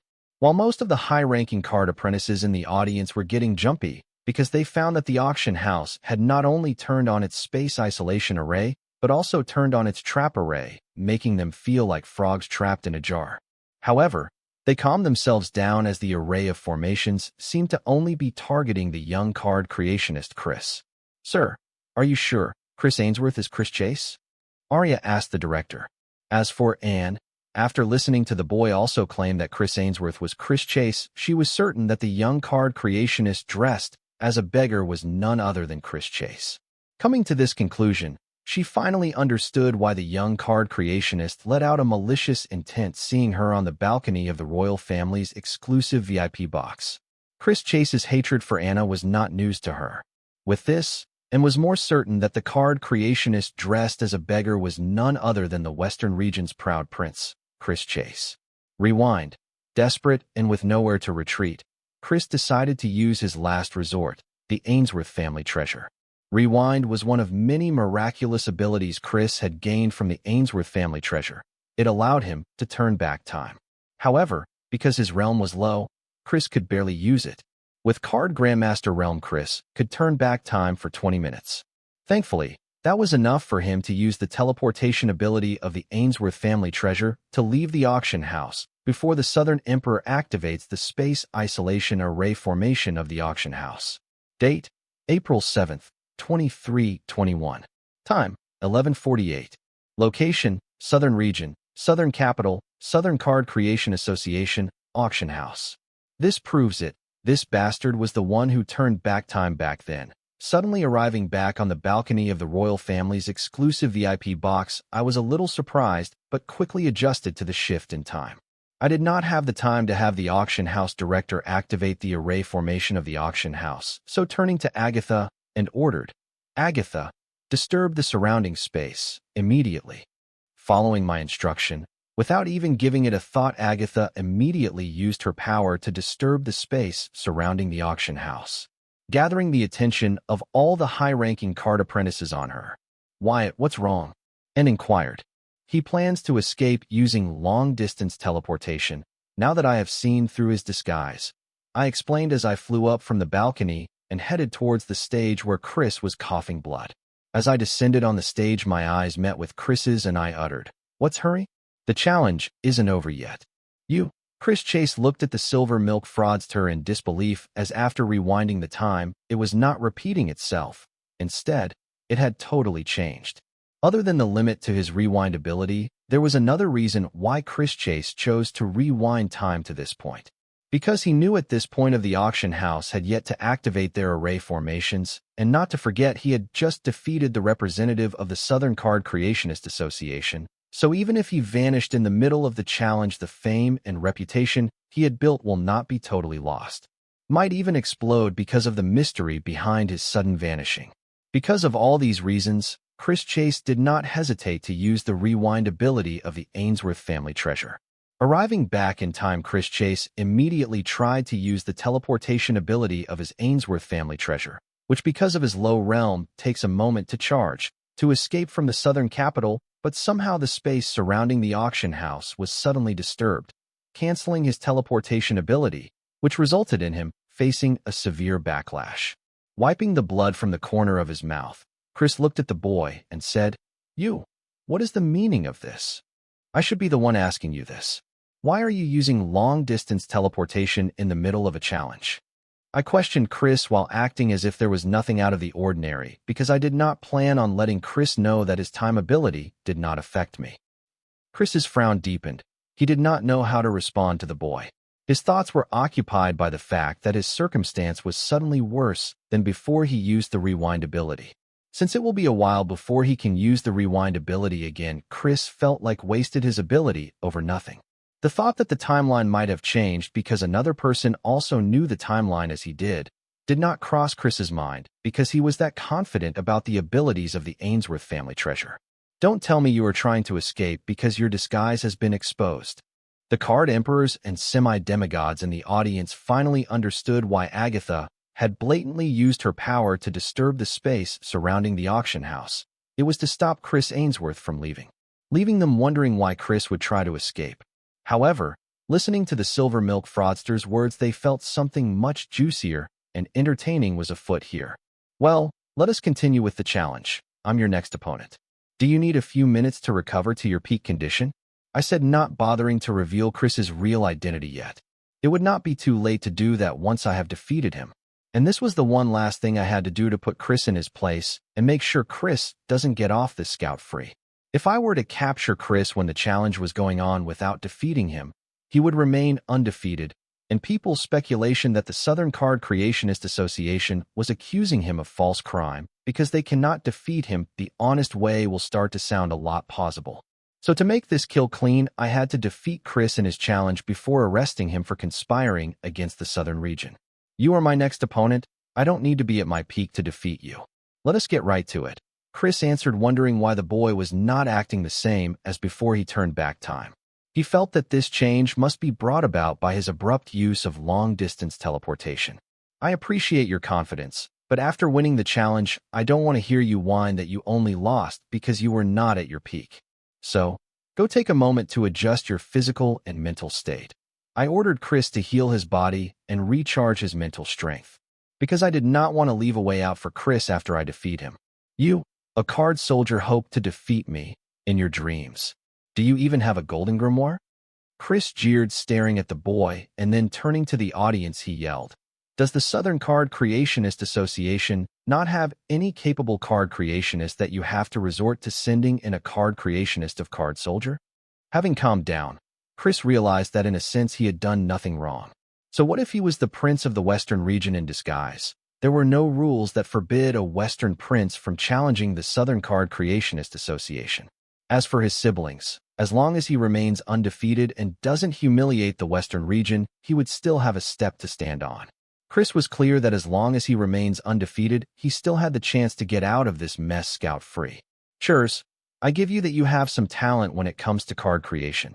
Enough for the Southern Card Creationist Association to finally take you seriously and send me. So, why don't you quit wagging your tongue and get prepared for the challenge? The more Chris talked big, the more devastating his defeat would be, so I did not mind provoking him. However, Chris did not fall for my provocation. Instead, he calmly responded, Fine. I hope your mastery of card creation is half as good as your mastery over your tongue. Chris did not hold much regard for the Silver Milk fraudster, but seeing him purposefully trying to provoke him, Chris understood the boy was up to something, or at least the hand behind him was. Therefore, he chose to adjust his breath and recharge to his peak condition for what was coming next. In front of everyone, Chris took out expensive potions from his storage card and began to use them to regain his strength, recharge his mind, and heal any damage from the backlash, which was the direct result of his teleportation ability being forcefully canceled midway. After 15 minutes or so, Chris's energy rose sharply and then stabilized, then glanced at the boy who was waiting for him patiently and said, I am ready. Let us get this over with. Good. I nodded, and soon the staff of the Card Association brought 2 sets of random ingredients, one for me and the other for Chris. As per the challenge, we both need to use these random ingredients to create the best cards we can think of. Our cards will be graded based on rank, rating, durability, skills, time taken for card creation, and lastly, innovation. Of course, the card with the better grade wins. The referee verified both sets of the random ingredients provided to Chris and me to make sure no foul play was involved, while the announcer announced the random ingredients provided for this round of the challenge. Folks, the random ingredients provided are Bloody Veins, G rank, mortal grade. Nyan Rope, G rank, mortal grade. Common Core, G rank, mortal grade. Learning all the random ingredients provided were of the mortal grade, the crowd that had just gotten silent suddenly burst into heated discussion. The influencers started to accuse the Southern Card Creationist Association of being partial towards the Silver Milk fraudster. The public already held a prejudice against the boy for his reputation of being a fraud, and they all looked down on him for his card soldier realm. They felt that the reason why the Southern Card Creationist Association provided mortal-grade ingredients for the challenge was that the boy would not be able to use rare-grade ingredients because of his lacking realm. Listening to the audience's speculation, the announcer soon jumped into action to earn his keep. Folks, these random ingredients of mortal grade favor the card creationist with higher realm, because the higher the mental strength, greater the command of card creationist on the ingredients. Considering the difference in the grade of the ingredients to the card creationist's realm, Master Chris has more advantage than Master Wyatt. Listening to the explanation given by the announcer, the unwitting audience that was raging at the Southern Card Creationist Association after hearing the baseless speculation of the influencers, felt that what the announcer said made sense. A solid mental strength was the greatest strength of a card creationist, which separated them from regular card creationists. Considering that, Chris, who was in the Card Grandmaster realm and 2 realms higher than the Card Soldier realm, Silver Milk Fraudster, had an obvious advantage when it came to mental strength, which meant that Chris had more command over the mortal-grade ingredients of the two. This realization, however, caused the southern part of the audience and viewers to frown. They no longer had an idea of what was going on. With the Southern Emperor's involvement, the Southern citizens woke up from Chris's showmanship and began to realize what it meant for the Southern Card Creationist Association to lose the challenge against a Western card creationist. Understanding the seriousness of the matter, they wonder why would the Southern Card Creationist Association send a card soldier and fraud as its representative? Has it given up on the challenge? You have nothing speculations to claim that Chris Ainsworth is Chris Chase, and thundered at the auction house director. After the time rewind, the boy had not pointed out that Chris Ainsworth was Chris Chase, and did not blindly believe the auction house director when he reported to her that Chris Ainsworth was Chris Chase. Since that report, and has been going through everything the Southern Card Creationist Association had found on Chris Ainsworth. And surprisingly, there were no records of Chris Ainsworth entering the Southern region, causing her to wonder how a citizen of the Western region was able to enter the Southern region without registering his entry to the Southern region at the Southern Border Patrol. Either the Southern Border Patrol was not doing its job properly, or Chris Ainsworth had other means to enter the Southern region. The more Anne dug into the files collected by the Southern Card Creationist Association on Chris Ainsworth, the more suspicious she got about the character named Chris Ainsworth, because it seems to have come out of thin air a few years ago. What was remarkable about him was that his disguise was almost perfect. Even card emperors and card semi-demigods could not tell that he was using a disguise. What Chris was capable of did not match his attire. From the near-perfect disguise to high-level mastery of card creation to long-distance transportation, he was full of surprises. Ainsworth's surname belonged to Prince Chris Chase's mother's family. Is that all evidence you have to back your claims? And questioned the director sternly.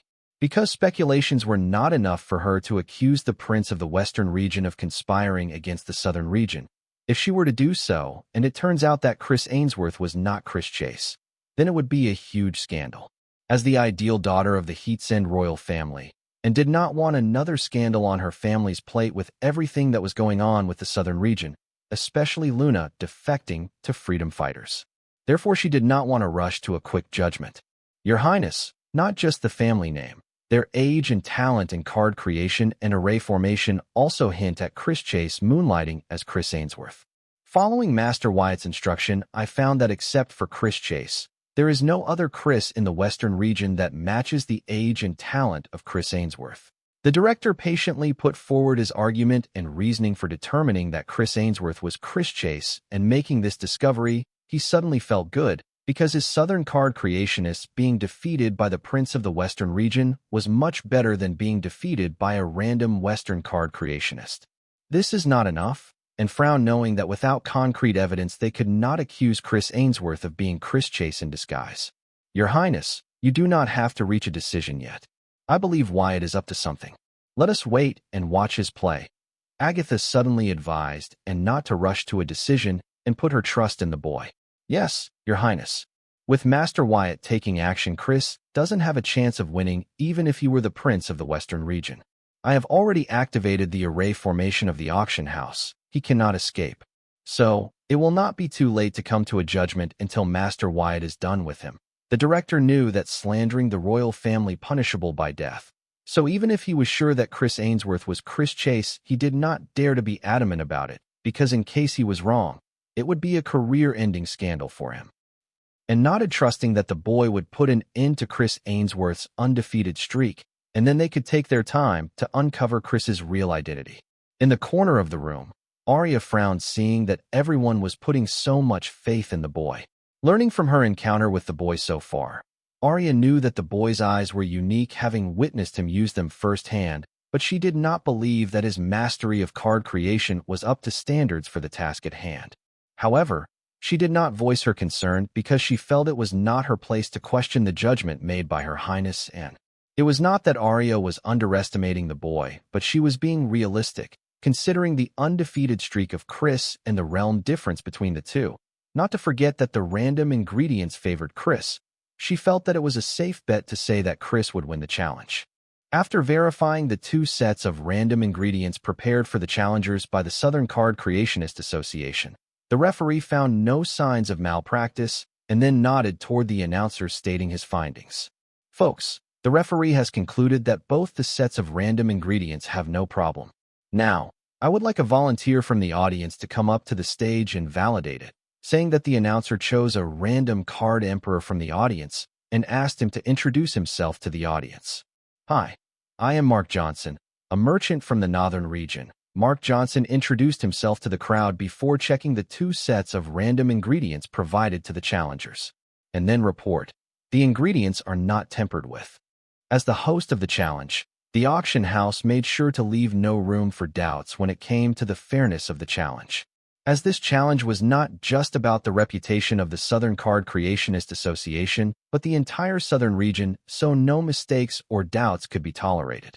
They had the responsibility to make ensure the fairness of the challenge to the audience and the viewers. There they did not mind adding a few tedious procedures. Folks, now that the ingredients provided to both the challengers have been verified, let us begin with the challenge. Challengers, get to your card creation stations. The announcer signaled the contenders to take their position, then asked, ready? In response, both the contenders nodded, signaling their preparedness to the announcer, who then commenced the challenge. Start. Chris immediately summoned his golden grimoire, and opening the card creation page, he threw in the 3 random ingredients provided to him for the challenge.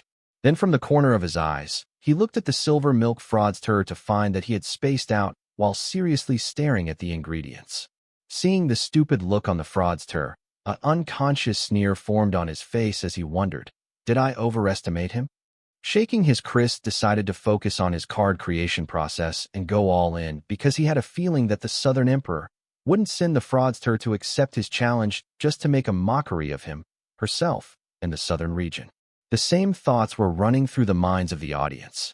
By now, many of the audience and viewers have done their own quick network search on the representative of the South accepting the challenge of Chris Ainsworth, the Western card creationist talent. Apart from all the news about his scam of the year, they all came across his online card boutique store, where they got glimpses into the various cards created by the boy and the reviews of his customers. They were all impressed by the young card creationist's accomplishments. They finally began to understand that the boy was not just all talk, but had the silks to back them. This was especially true for the influencers who were investigating the boy in the name of quality content. People started to see why the silver milk fraudster was sent in as the representative of the South for the challenge. And the Southern citizens finally found a little faith that the boy could win the challenge. Bloody veins, Nyan rope, and common core were the random mortal-grade ingredients provided for the challenge by the Southern Card Creationist Association. Creating a good card with these ingredients was not a problem, however, creating a card using these ingredients that could beat whatever card Chris Chase creates was. The mortal ingredients did not leave much room for innovation. There were only finite possible ways a regular card creationist could use these cards. And my ego did not allow me to create a generic card with these mortal-grade ingredients, especially with a large audience. I wanted to win the challenge by a landslide. Anything short of that would not satisfy me, because I did not want the audience to leave here with even a shred of doubt about my win in their hearts. However, considering the limited pool of traits and skills of the 2 mortal-grade ingredients, bloody veins and Nyan rope, there was only a limited number of combinations one could use these traits and skills to create a card. Thankfully, I was not some regular card creationist. The moment the set of random ingredients was made known, I had already used Hive AI to learn all the traits and skills of the bloody veins and Nyan rope mortal grade ingredients that I cross-checked using my soul pupils to read their soul pathways and arrangements to find some interesting discrepancies. Interestingly, not all traits of the bloody veins and Nyan rope were recorded in the database of the Card Creationist Association or the Array Formation Association. Not because they could not find all the traits of these ingredients, but because they felt that these traits were insignificant and also because they could explain why these traits existed in these ingredients. Nyan rope was a man-made rope created using the dried fibers from the bark of a monster tree species. This was known to regular card creationists, but they forget to consider that the fibers from the bark of any monster tree species can be used to create a Nyan rope. Based on the grade of the monster tree, whose bark's fiber has been used to create the Nyan rope, the grade of the Nyan rope will vary. And the Nyan rope provided the challenge was created using a common grade tree monster.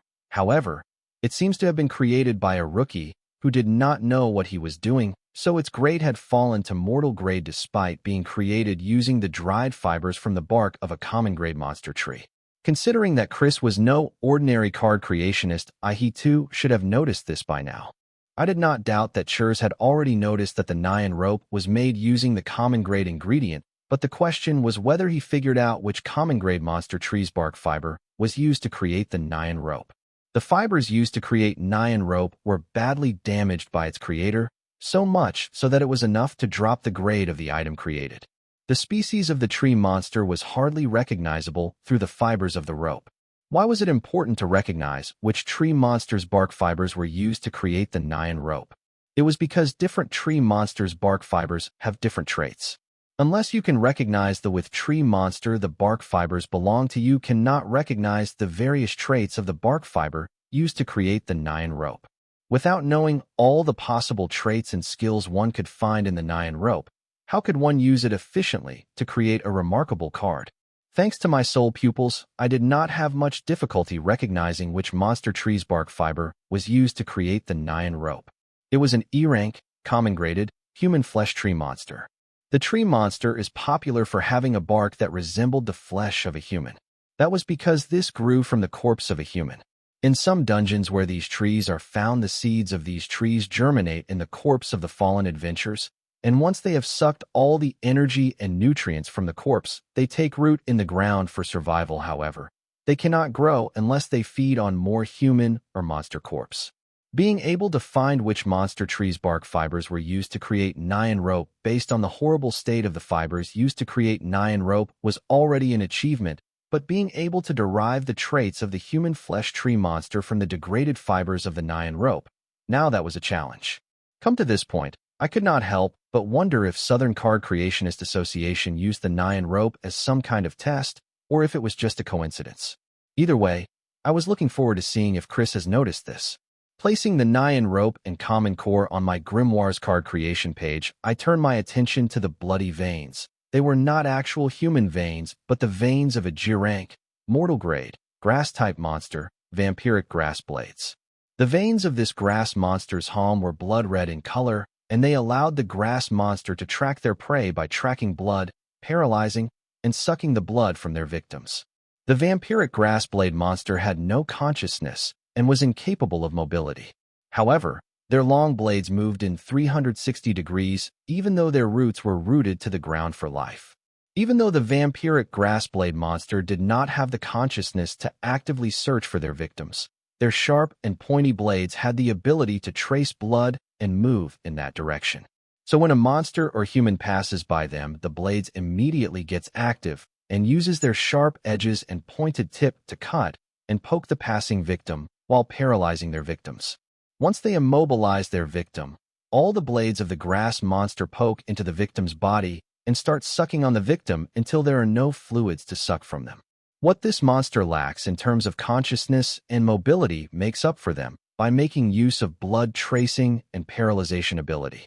Despite their low rank, they were a menace in the dungeon, especially to the bleeding adventurers and monsters, since they grew in groups and have a sort of connection with each other that resembled a hive mind.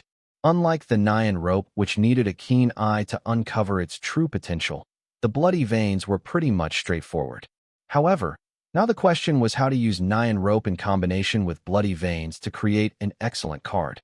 I had a few ideas in mind, which mostly took advantage of the fact that Nyan Rope was created using a common-grade tree monster's bark fibers.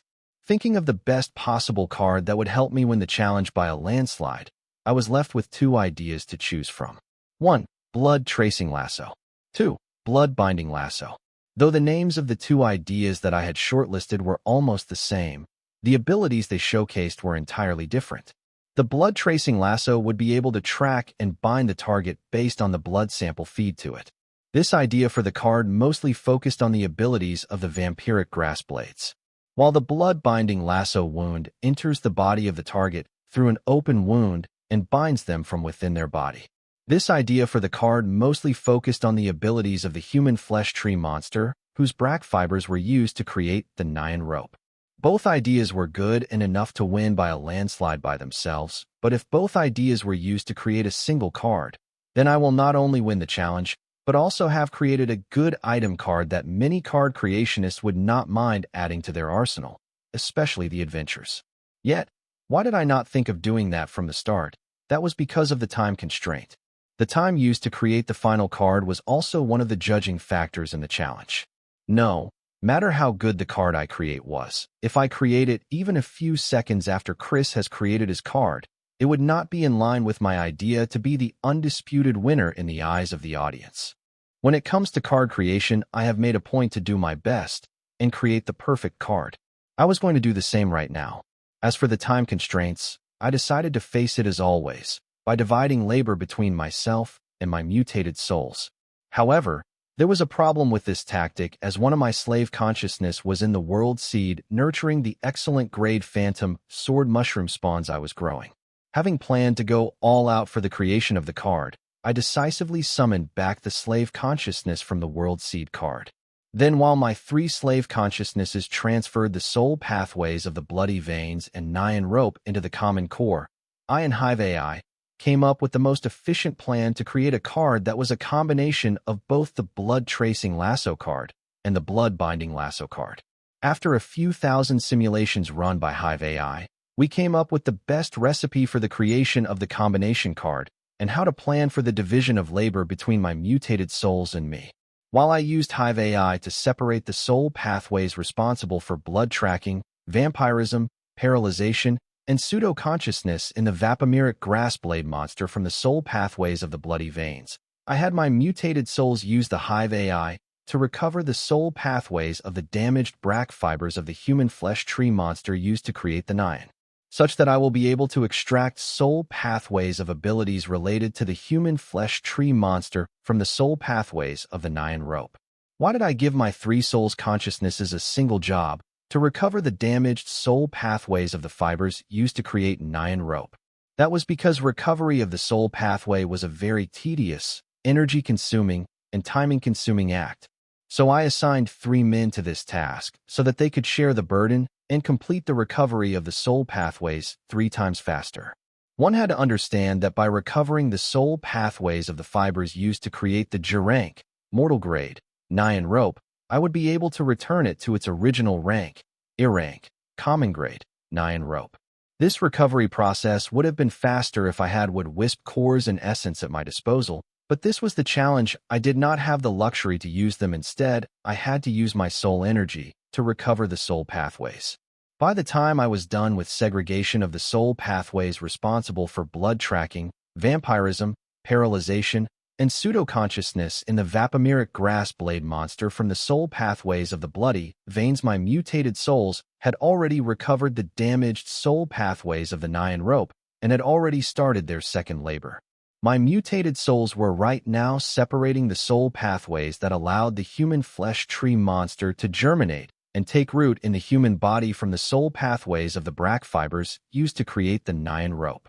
Because I was going to use this ability to grant the lasso, I planned to create the ability to bind the target by entering and taking root in their body. P-Alpha-1.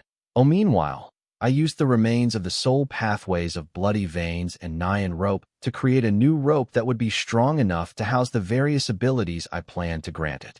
I achieved this by combining the soul pathways of the fibers of bloody veins with the fibers of the Nyan rope, i.e., the soul pathways of the brack fibers of the human flesh tree. The soul pathways of both these fibers were about 95% matched to each other. Therefore, it was not hard to find the right combination to combine the soul pathways of these two fibers such that the resulting rope will not only have high tensile strength, but also be able to carry the various ability I planned to add to it. By the time I was on creating the base soul pathway arrangement for the lasso item card, the mutated souls had also completed their second labor. Now all I had to do was add the soul pathways of the various abilities I had collected from the vampiric grassblade and human flesh tree monsters to the base soul pathway arrangement in such a way that the resulting card should have near-perfect durability and lost star rating possible. Thanks to the thousands of simulations conducted by Hive AI, I did not have to waste time thinking of an accurate soul pathway arrangement. It had already generated the most efficient soul pathway arrangement for the item card. All my mutated souls and I had to do was follow the recipe to the dot. Then I will have created the card with near-perfect card durability and minimum card rating. With everything laid out for us by the Hive AI, I and my 3 slave consciousnesses began to carefully add the soul pathways of abilities like blood tracking, vampirism, pseudo-consciousness, etc., to the base soul pathway arrangement. Once all the abilities were added, I checked on the pseudo-consciousness to see how astute it was. The pseudo-consciousness was the ability of the vampiric grassblade monster which allowed it to use its abilities like blood tracing and paralyzation to trap and feed on its prey. I was granting pseudo-consciousness to the lasso-type item card I was creating so that it would be able to use the blood feed to it to track and bind the target. After little scrutiny, I found that the pseudo-consciousness ability of the lasso will only allow it to become an extension of the user's body, something like a whip, but on its own. It was only good for binding the target and nothing else. Considering the ingredients I had at my disposal, this was already the best I could do unless I used my mastery of the blood rule. Considering the ingredients I had at my disposal, this was already the best I could do unless I used my mastery of the blood rule. But I could not use the blood rule to enhance the capability of the card was about to create, as the use of the ego gem was against the rules of the challenge. That was because possessing an ego gem or the comprehension of a card apprentice in a particular rule did not define their mastery of card creation, and it would go against the fairness of the challenge. Different card creationists comprehend different sets of rules and their meaning. The random set of ingredients provided to the participants for the challenge might favor the rules comprehended by one of the contenders, but not the other, turning this challenge into ramble rather than a show of one's mastery of card creation. Therefore, the use of ego gems and rule power was banned in the challenge. Instead of worrying about what could be, I went through the newly created soul pathway arrangement in the common core and then tugged on the soul pathway of the common core that turned it into a card. Soon my grimoire let out a brilliant light, and then a card floated out of it before landing back into it. Seeing this, the crowd gasped in shock, as most of them did not think that the silver milk fraudster would be the first one to finish creating the card. But nobody dared to make noise in order not to affect Chris's state of mind, but their collective gasp was already enough to distract him. However, Chris did not let that little incident affect him, showing that his mind was more stable and concentrated than regular card creationists. Seeing Chris was nowhere near the compilation of his card creation, I felt like I had overestimated Chris's capabilities. I guess I was giving more credit to his origin card than I should be. How do I know about Chris's origin card? I had my super brain card hack into his golden grimoire. The movement I learned that he using a high-level disguise to hide his identity. I did that to uncover his true identity, but learning his true identity, I stayed to gather information on all the cards he had equipped, hoping to find clues about the time-related ability that he had displayed. Turns out the time-related ability that Chris used was the skill of his origin card, Ancestral Inheritance. Chris's origin card was very peculiar. Therefore, I did not dare to underestimate him, but I ended up overestimating him. Even though Chris's origin card was capable, he had to be capable to utilize it. I failed to take that into consideration. Card name, Ancestral Inheritance. Card type, Origin card. Card rank, --. Card rate, --. Card durability, --.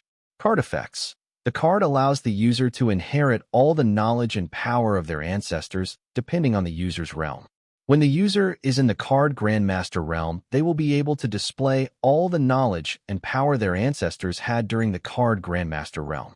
Additional effects: ancestral knowledge, ancestral talent, ancestral ego gem.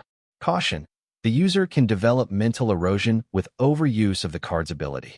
Note: strong mental strength can help user resist the mental erosion. Ancestral knowledge.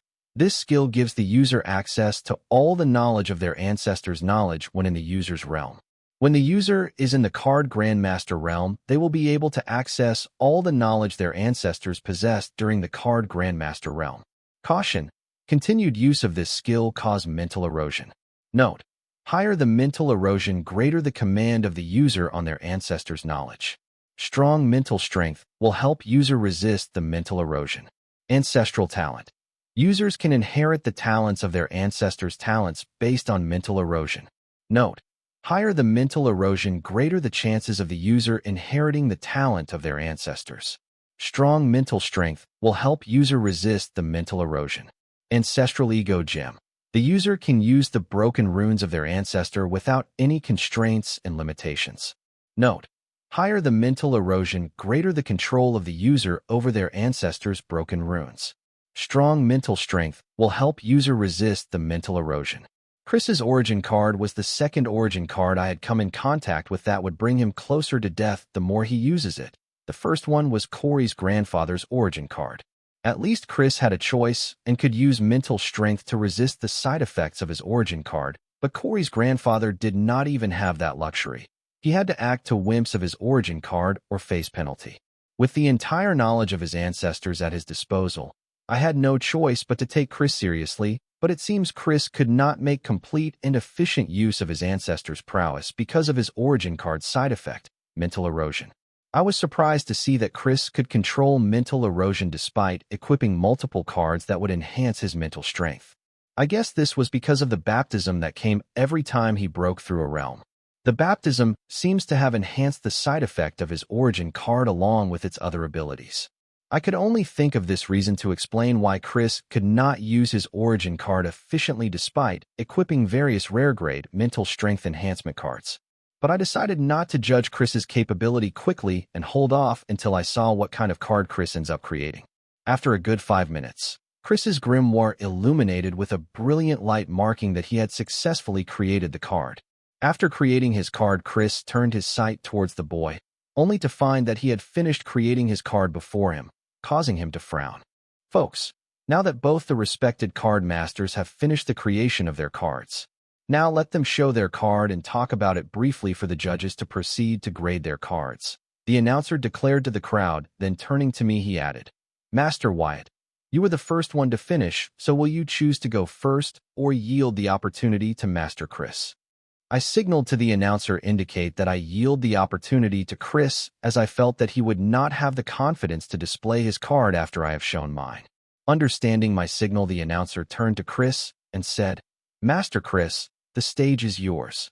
Chris's face was ugly as until now in the challenge, he was the one to finish the card creation first, and he always would choose to yield the chance of displaying their card first to his opponent.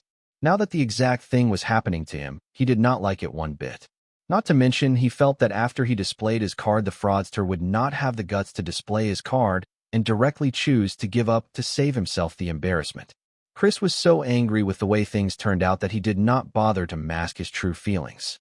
He could not spare thoughts on such petty things when not only was his original identity exposed by the Southern Emperor, but a card soldier had created a card faster than him using the same set of random ingredients. Adding salt to his injury was that he did not know how much faster the card soldier had created his cards than him.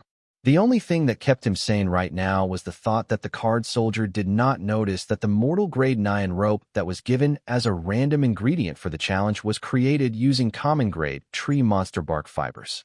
Why was Chris so sure that his opponent did not notice that? It was because if his opponent had noticed it, then he could not possibly create the card faster than him. Because nurturing the soul pathways of ingredients without external help took a lot of energy and a long time.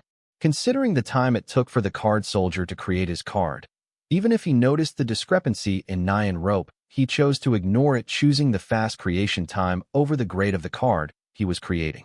Chris, himself, would not have been able to nurture the soul pathways of the Nyan rope so fast if not for the special technique he learned from his ancestors' knowledge. Knowing that a regular card creationist did not have access to such special techniques, Chris felt the card soldier was wise for having chosen the fast creation time over the grade of the card. Think of this: Chris's raging emotions finally calmed down. Then, adjusting his facial expression, he connected his card to the auction house display array formation, which was used to display auction items to the audience.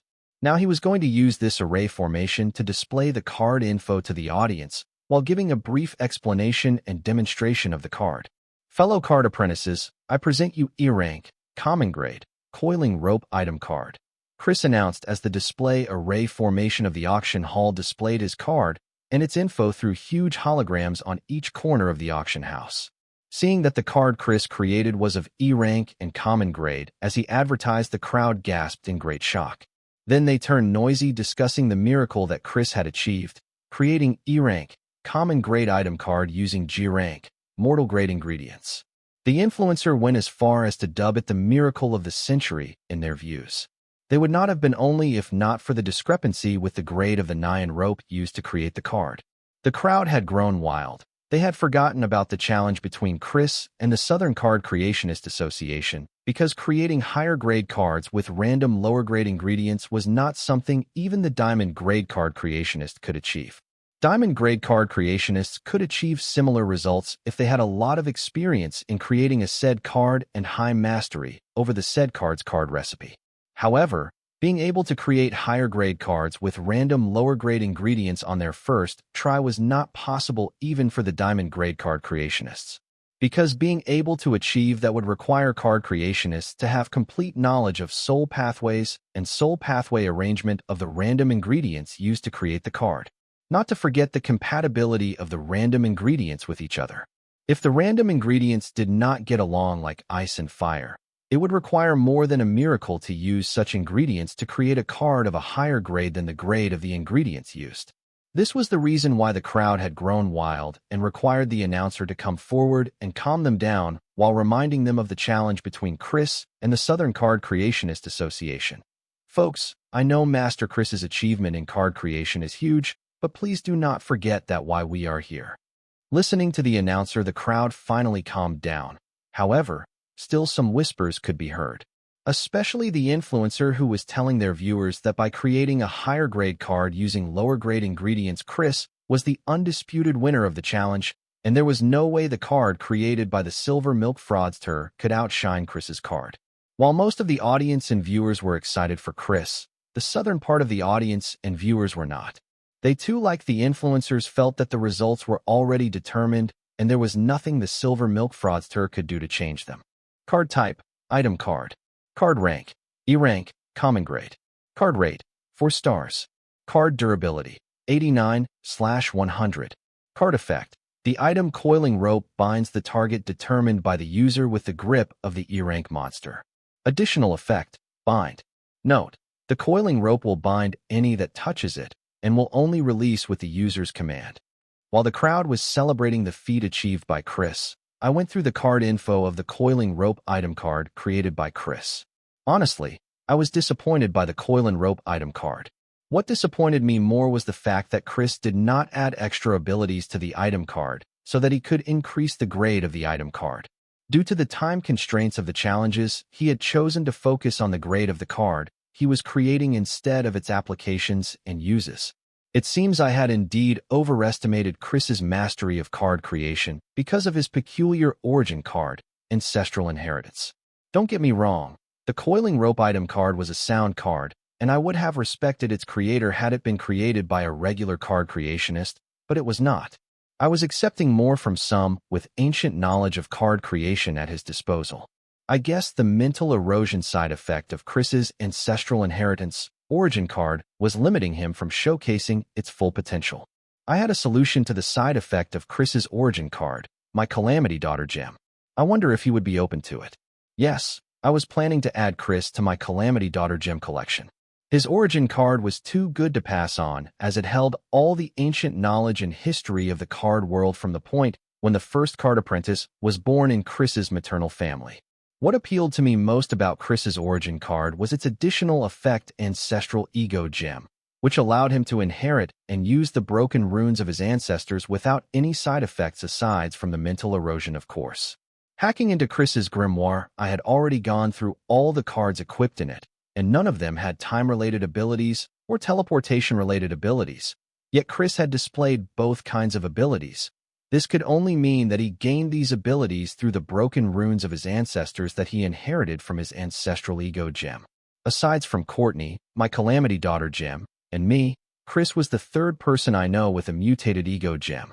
I created my mutated Ego Gem using the Dungeon Calamity Seed and Viltronian Core. As for Courtney, Bloodette's involvement while forging her Ego Gem had led to the mutation in it. As for Chris, he had gained it through his origin card.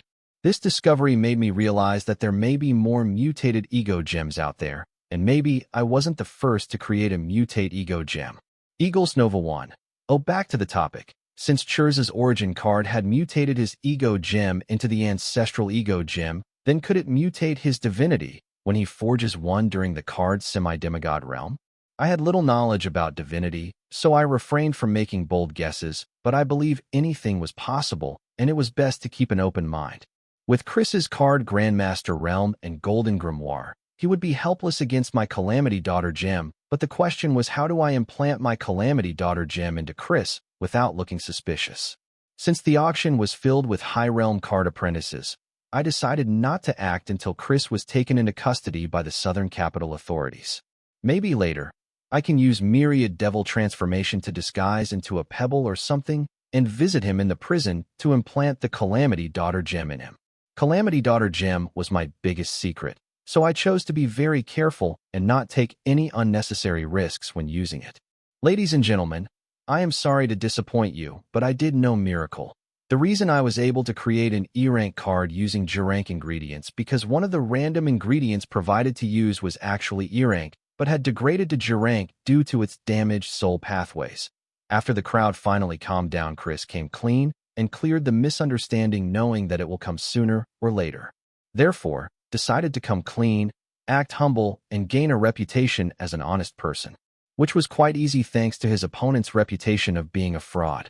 Even a bunch of thugs and con men who stand up against the devil will be considered heroes. So Chris, who was up against a fraudster, had easily gained the reputation of being an honest person. With the sudden revelation made by Chris, the audience and the viewers were confused, as they could hear what Chris was saying, but not understand what he was implying. Seeing the perplexed look of the audience, Chris briefly explained how the Nyan rope provide them was created using the brack fibers of an E-rank monster, but its grade degrade as the creator was lousy and had damaged the soul pathways of the Nyan rope, causing its grade to decrease from common grade to mortal grade. With Chris's explanation, most of the audience and viewers finally understood what he meant. Though the crowd was disappointed that their previous assumption was wrong, soon the card creationists among the audience and viewers began to explain how hard and tedious it was to repair damaged soul pathways. They commenced and praised Chris for repairing the soul pathways of the Nyan rope and creating an E-rank card with it. Once the audience and viewers finally understood what Chris had achieved in a limited time, their earlier disappointment vanished and replaced with admiration. The influencer began to use it as a reason to defend Chris for creating his card 5 minutes slower than the Silver Milk fraudster. Basking in the admiration of the audience, Chris glanced at the Silver Milk fraudster and subtly let out a sneer. Since the start of the challenge, Chris had never considered the fraudster a threat except for the Southern Emperor backing him. However, the fact that the card soldier was able to finish creating his card 5 minutes faster than him came as a shock to him, which was enough for him to see the card soldier with hostility. Briefly explaining his card, Chris then called volunteers from the audience to demonstrate the effect of his card, Coiling Rope. Following the choice of the referee, 2 card scholars quickly took the stage. One equipped the item card, while the other assumed the role of the target. E-rank, common grade, Coiling Rope item card. The card scholar summoned the coiling rope and then threw it at the other card scholar under the watchful eyes of the referee. Upon coming in contact with its target, the coiling rope immediately coiled around the card scholar. The card scholar tried every ounce of his power to free himself from the bind of the coiling rope, but he couldn't even loosen it. As advertised, the coiling rope indeed had the grip of an E-rank monster. Once Chris's demonstration was over, the announcer then took the stage, and after saying a few words of praise to Chris, he then invited the representative of the Southern Card Creationist Association to display, explain, and demonstrate the card he had created. Master Chris, you have created a remarkable card considering the ingredients and time at your disposal. Your card creation was an eye-opening experience. Now continuing with challenge, folks. Give it up for Master Wyatt. Handing the control of the auction house's display array formation to his opponent, Chris followed the announcer off the stage, feeling that he had already won the match and wondering who the Southern Emperor will be sending next to represent the Southern Card Creationist Association against him. In the royal family's exclusive VIP box, Laura and Arya looked at the boy with concern, seeing the shocking demonstration put forward by Chris. Having come in contact with the boy recently, both of them were not yet fully introduced to the capabilities of the boy, otherwise they would be as aloof and casual about the challenge as the others in the VIP room. Especially Anne. She didn't even bother about the challenge ever since the boy took the stage. She was more focused on figuring out Chris Ainsworth's real identity and how he made it to the southern capital past the border without leaving any form of a trace. Unable to confirm if Chris Ainsworth was Chris Chase, and decided to trace everything and everywhere Chris Ainsworth has been, hoping that it will give a clue to his identity and also help her figure out how he made it to the southern capital from the western region without getting noticed.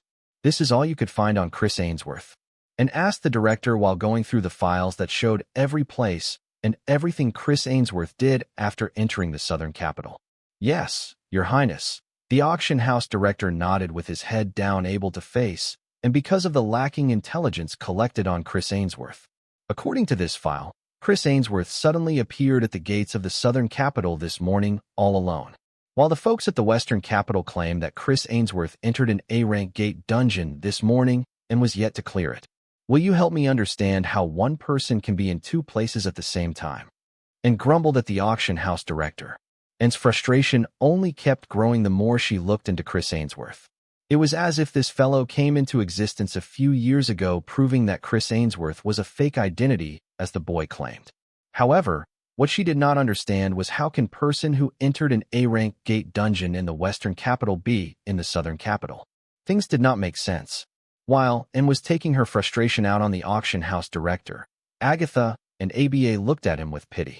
They too did not focus much on the challenge because knowing the ending had spoiled the fun of watching the challenge for them. So they sought entertainment in the auction house director's misery. But seeing how the auction house was not able to produce any results was instead being screamed at by, and it got sad real fast.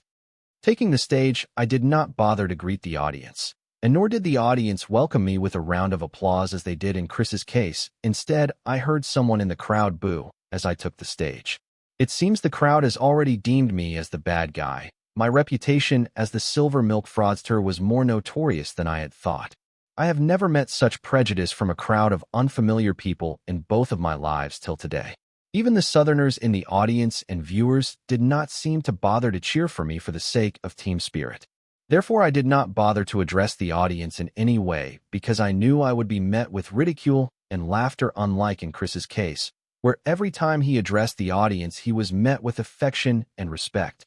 Once Hive AI and Superbrain had total control of the auction house's display array formation, I announced with a deep voice, "Behold, the bloody lasso of prohibition."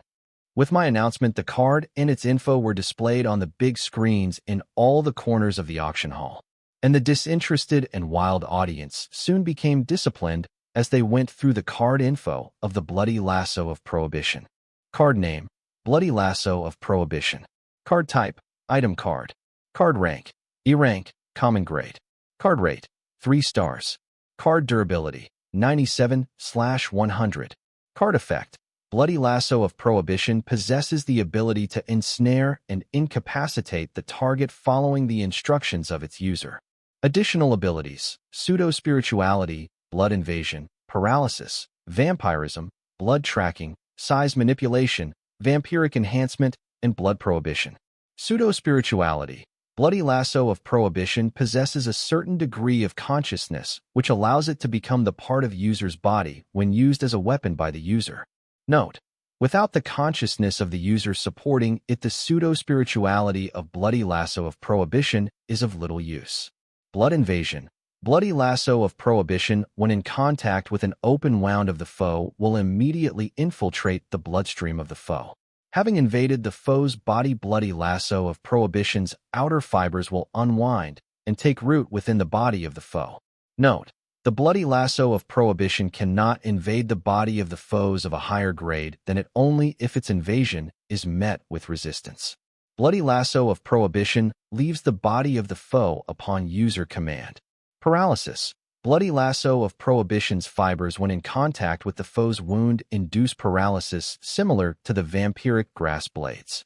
Note: the paralysis only activates when the Bloody Lasso of Prohibition is in contact with the foe's blood.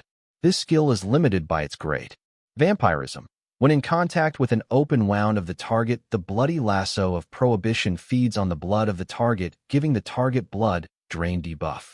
Note: vampirism only activates when the Bloody Lasso of Prohibition is in contact with the foe's open wound, where it can get a constant source of blood.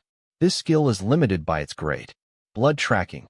The Bloody Lasso of Prohibition can sense the blood flow in other organisms and differentiate between them based on their blood. So when enough quantity of enemy blood is fed to the Bloody Lasso of Prohibition, it can track the enemy within the user's mental range. Note: Bloody Lasso of Prohibition uses its pseudo-spirituality to tap into the mental strength of the user and expand its range. Size manipulation. Bloody Lasso of Prohibition can control its length and width by manipulating its total matter or temporarily increase its length and width with the blood it fed on using vampirism. Note: in normal conditions, when Bloody Lasso of Prohibition increases its length, its width decrease, and vice versa. The strength of the temporality increased size of the lasso depends on the rank of the blood used in the process. Vampiric enhancement. Bloody Lasso of Prohibition grows stronger based on the rank of blood it feeds on. Note: higher the grade difference between the item and the target, lesser the effect of this ability. Blood Prohibition. Bloody Lasso of Prohibition makes use of its blood invasion and size manipulation to spread across the entire body of the foe, and then makes use of paralysis skills to impose a prohibition on the body of the foe. The strength of prohibitions continues to grow as it continues to feed on the blood of the foe thanks to the skills of vampirism and vampiric enhancement. The user can use the blood tracking ability of the Bloody Lasso of Prohibition to have it impose a prohibition on a specific part of the foe's body or the entire body based on their requirement.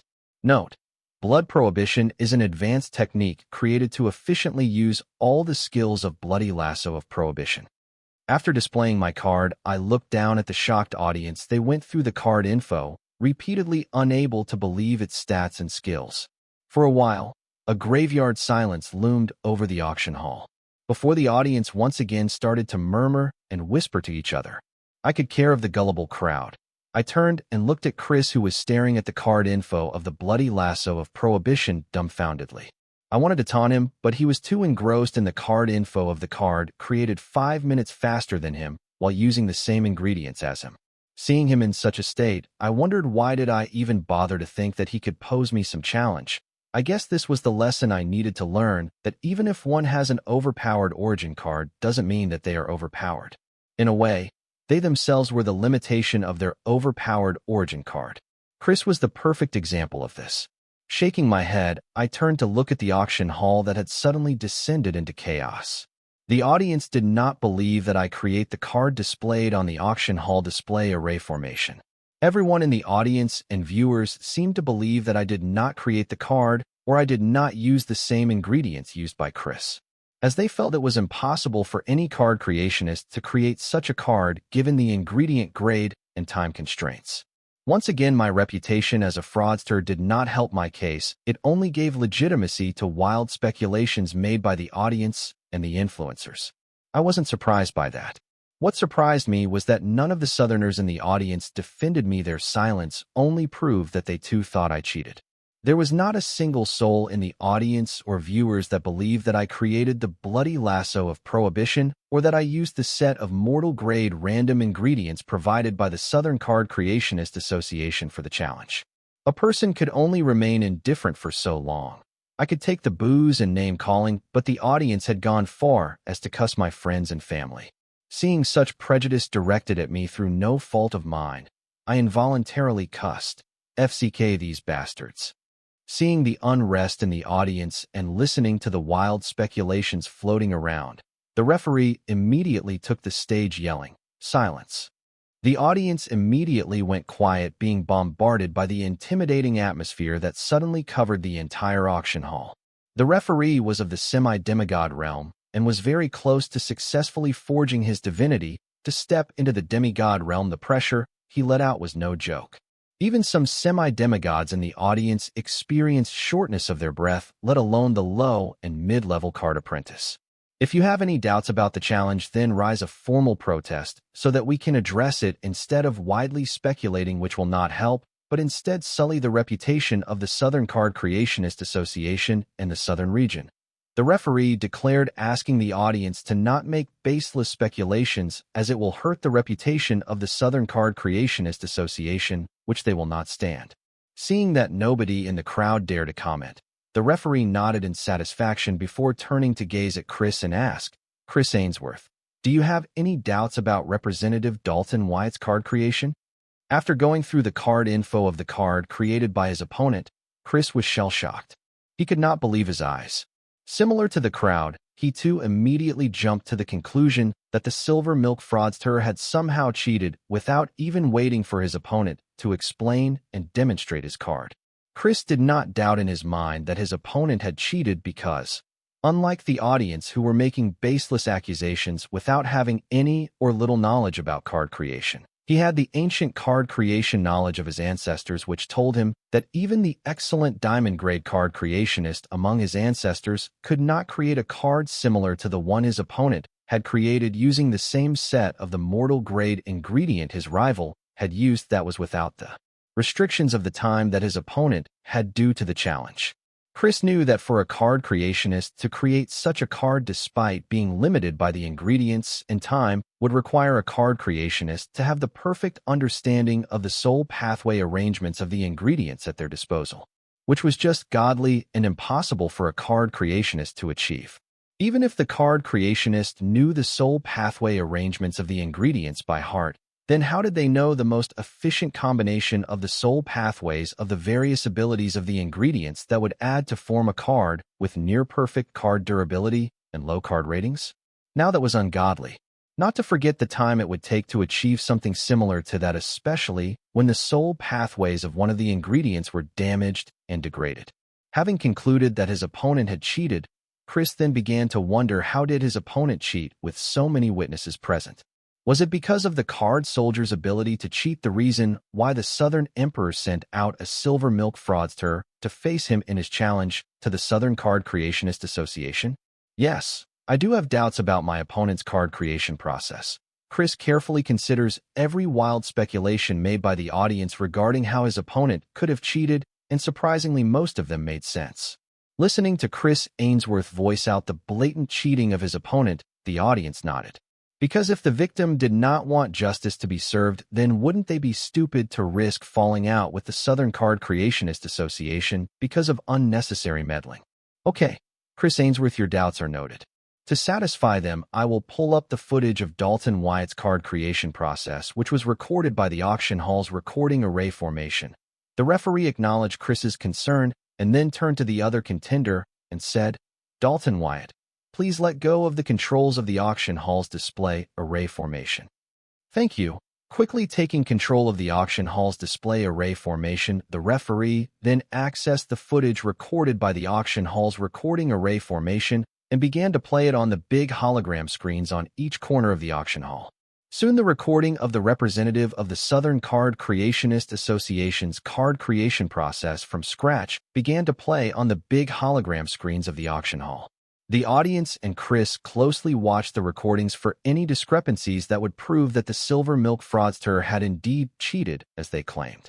The recording started with the boy blankly staring at the set of random grade ingredients for a few minutes before he immediately placed the ingredients on his grimoire's card creation place, before turning the bloody veins and Nyan rope into a mass of energy, transferring them into the common core. The recording focused deep into the common core where three masses of energy were present, each representing the bloody vein, Nyan rope, and the common core respectively. These masses of energy were actually the soul pathways of the ingredients, also termed as soul. The array formation could only display the soul pathways and soul pathway arrangements of the ingredients inside the common core as a mass of soul energy. Hence, this mass of soul energy was referred to as the soul of the ingredients. Soon the audience and viewers witnessed the boy's mental strength cut up the soul belonging to a bloody vein, while simultaneously repairing the degraded soul of the Nyan rope. This came as a huge shock to everyone watching. Similar to how a person could only do one thing at a time with both their hands, a card creationist could only use their mental strength to do one thing at once. Hence the surprise of the crowd seeing the boy's mental strength attend to two tasks at a time. That's duality. His mastery over his mental strength has reached duality. A card creationist in the audience yelled in shock. The audience might not have knowledge about card creation, but everyone was aware of training one's mental strength to achieve duality, the ability to do two things at a time using mental strength, despite most of them not having strong mental strength. Training one's mental strength to achieve duality was not an easy task, as it was similar to splitting one's soul into two. Every high-level card creationists and array masters dream about mastering their mental strength to achieve duality, but not many of them were able to achieve it in their lifetime. However, thankfully there were many cards out there that help card creationists have mastery similar to duality on their mental strength. However, those cards were very rare and expensive, especially the low-rank cards which low-realm card creationists could use. No, his mental strength mastery has not achieved duality. He must have a card helping with that. An old card creationist among the audience commented, because considering the realm and the age of the boy, it was impossible to fathom how he could achieve such mastery over his mental strength at such a young age. Therefore, he believed that the boy was using a card that would increase his mastery of mental strength to duality. Listening to the old card creationist, the crow nodded in agreement, as they too felt that it was more plausible that the boy was using a card than him actually reaching duality in his mastery of mental strength. The recording array formation could not capture the mental strength as it was colorless and formless. However, the audience knew the presence of the boy's mental strength based on the changes to the souls of the ingredients in the common core. Like the air that surrounds us, one could only sense mental strength, they could not see it. Otherwise, seeing how strong and pure the boy's mental strength was, the audience would think twice before crediting the boy's reaching duality in his mastery of mental strength to some card. They would also notice that his mental strength couldn't do two things at a time, but four things at a time. Unfortunately, three parts of his mental strength were busy repairing the soul pathways of the Nyan rope, so they were not going to see them do separate tasks anytime soon to realize that the boy's mastery over his mental strength was far greater than their minds could imagine. Apart from the duality displayed by the boy's mental strength, the other thing to catch the attention of the audience was that the boy was cutting up the soul of the bloody vein into small parts. This represented that the boy was separating the soul pathways of the bloody vein to acquire the soul pathways specifically belonging to its abilities. What surprised the audience about this, how was fast and decisive the boy was when he was separating the soul pathways.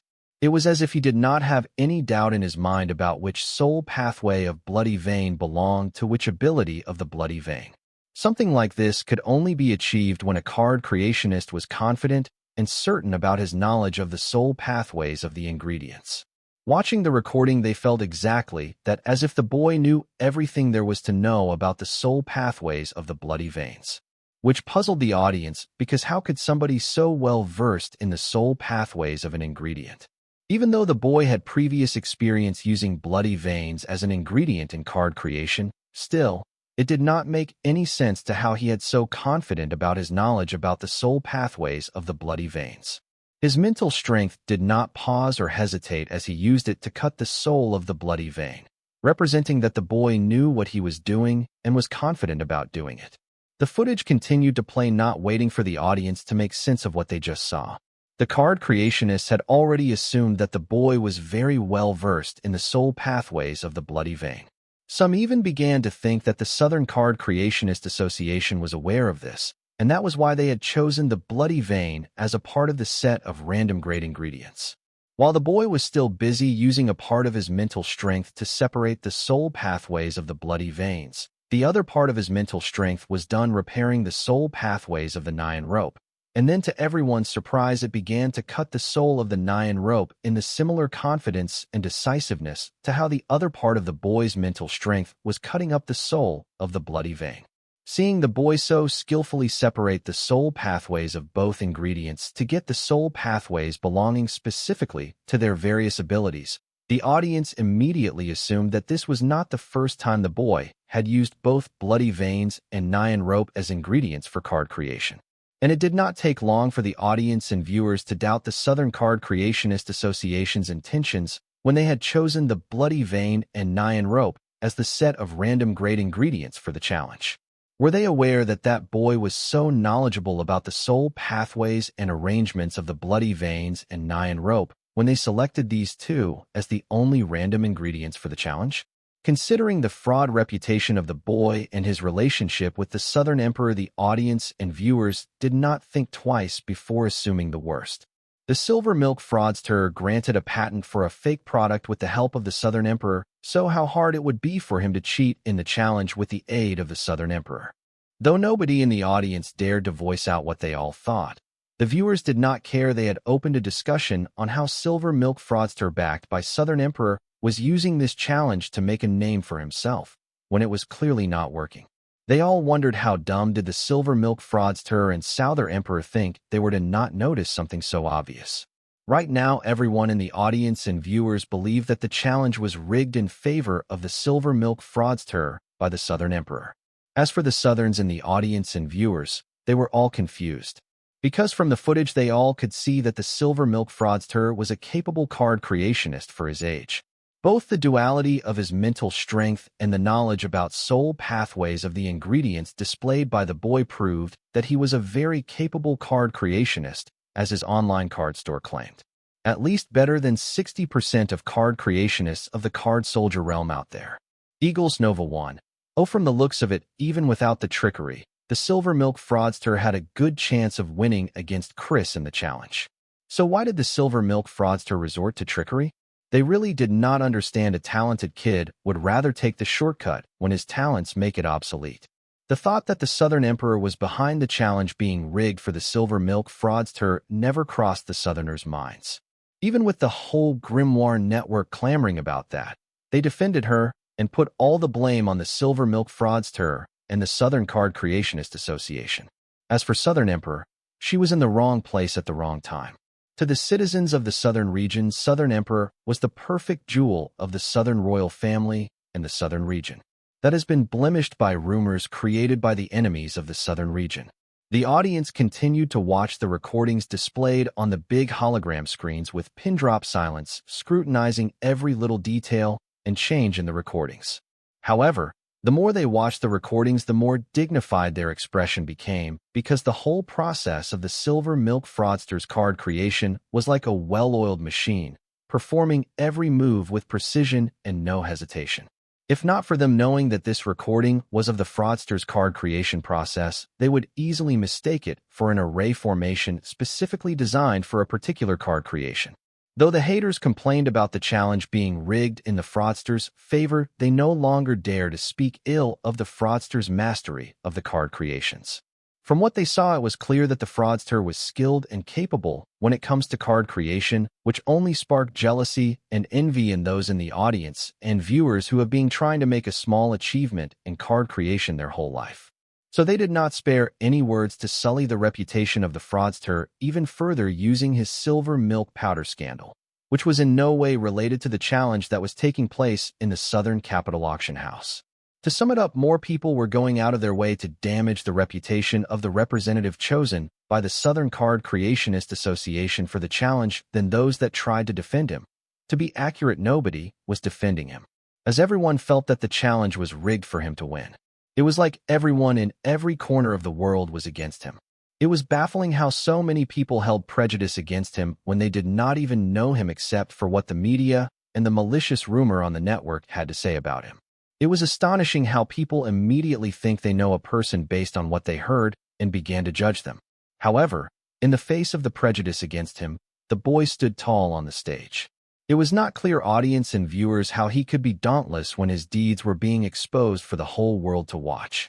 Regardless, while the audience scrutinized the recording of the fraudster's card creation process for discrepancies, the card creationists among them noticed small details that they had failed to notice before while watching the fraudster's mental strength separating the soul pathways of the Nyan rope, which it had just repaired. When they further focused on these details, they all had a huge revelation about the boy's card creation process, especially his control over his mental strength. His mastery of the mental strength has gone beyond duality. It can simultaneously do 4 things at a minimum. An impatient card creationist in the audience exclaimed, then he continued to yell, "There is no way a 17-year-old can achieve such mastery over his mental strength. He definitely using an extremely rare card." Before the impatient card creationist could finish what he was yelling, he found that he was no longer in the main auction hall, but out on the streets in front of the auction house. He had nobody but himself to blame for being thrown out of the auction house. The card creationist then immediately summoned his grimoire and then went on the network to watch the challenge live. After seeing the impatient card creationist being thrown out, the audience did not dare to voice out the doubts they had. Those with little knowledge about card creation or using mental strength wanted to know if what the impatient card creationist claimed was true and understand why he claimed as such, but they did not dare to voice out their doubt, fearing that they would also face the same fate as the impatient card creationist, to be thrown out of the auction house. Seeing the audience maintain a pin-drop silence after witnessing the impatient card creationist being thrown out of the auction house, the referee nodded in satisfaction. He was very keen on watching the card creation process of the card soldier with one-track mind, but then a sudden exclamation among the audience was disturbing him from doing so. So, left with little choice, he finally decided to make an example out of the impatient card creationist as a warning for others that if were to exclaim or cause a ruckus, then he would use the array formation of the auction house to throw them out of the auction house regardless of their status. As the referee of the card creation challenge between Chris Ainsworth and the Southern Card Creationist Association, the referee was a diamond-grade card creationist. With such high status, the referee had better things to do with his time. Still, considering that this challenge also involved the reputation of the southern region, he had no choice but to sacrifice his time for his motherland. Watching, Chris wiped the floor with each of the representatives sent by the Southern Card Creationist Association. The referee had a stomach full of anger. He felt ashamed that the future card creationist of the southern region could not handle a single card creationist from the western region. He was starting to understand why the association leader Lorne repeatedly asked them to conduct card creationist seminars and classes for low-level card creationists. It was not that the association was lacking money, but it was lacking worthy future generations to pass on the association to which they built with blood and sweat. These juniors had a very shaky foundation of card creation compared to the challenger from the West. The referee was not bothered by the fact the association might lose this challenge to the Western card creationist. What worried the referee was the future of the association, having witnessed such a disappointing performance from the representatives of the Southern Card Creationist Association. Just when the referee had lost hope for the future of the Southern Card Creationist Association, he saw it spark watching the card created by the Card Soldier Realm Card Creationist. As a semi-demigod and a high-ranking member of the Southern Card Creationist Association, the referee knew that the boy hadn't cheated in any way, nor did the Southern Card Creationist Association rig the challenge in the favor of the card soldier. However, for there to be no doubt why the Southern Card Creationist Association conducted this challenge, he had no choice but to pull up the footage of the card soldier's card creation process after getting his permission.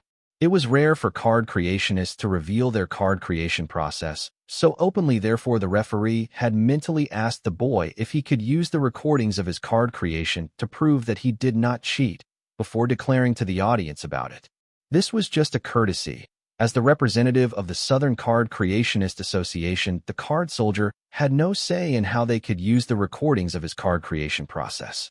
But it was good to see the card soldier be understanding of the situation and give his consent.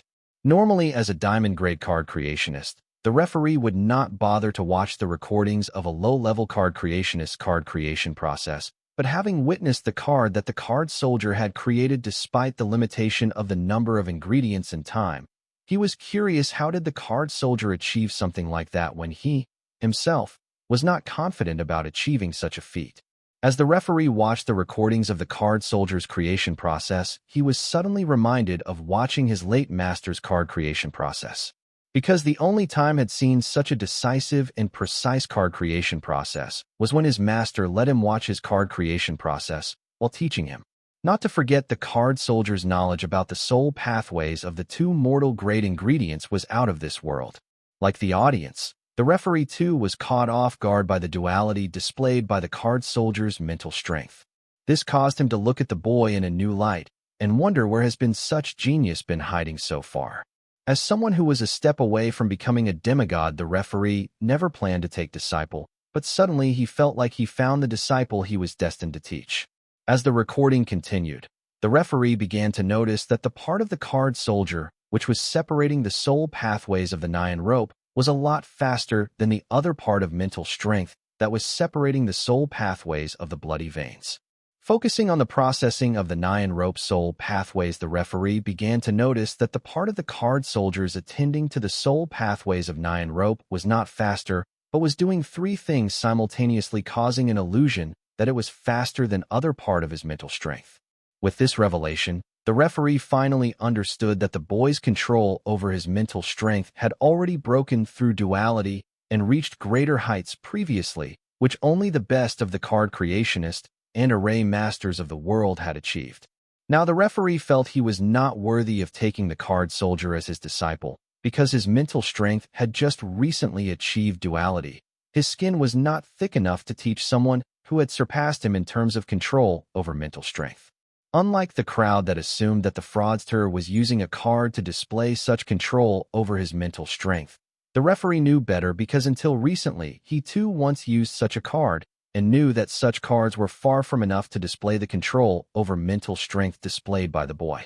After the card soldier card creationist was done with separating the soul pathways belonging to the abilities of both the ingredients, bloody vein and Nyan rope, he then made appropriate preparation and began to fuss them together in a weird combination to create a new soul pathway arrangement such that the resulting card would display the abilities he had extracted from the soul pathway arrangements of the bloody vein and Nyan rope. The referee and the other card creationist in the audience found that the way the boy was arranging the soul pathways was unconventional, and it did not follow any of the card creation principles out there. Thinking of this, they began to notice that the same was true when the card soldier was separating the soul pathways of the ingredients. He did not seem to follow any card creation principle or soul pathway cutting either. However, they did not notice it earlier because his method of separating the soul pathways from their original soul pathway arrangement was so simple. They were all mesmerized by the decisiveness and precision displayed by him, not to forget his shocking knowledge about both the ingredients' soul pathway arrangements. The card creationist in the audience wondered why the boy was not following the standard and widespread card creation principles, soul pathway cutting methods, soul pathway repairing techniques, etc. Then suddenly a weird thought crossed their mind. Does the card soldier not have any intermediate and advanced knowledge of card creation? But they quickly erased that thought as soon as it crossed their mind, considering the impossibility of such a scenario.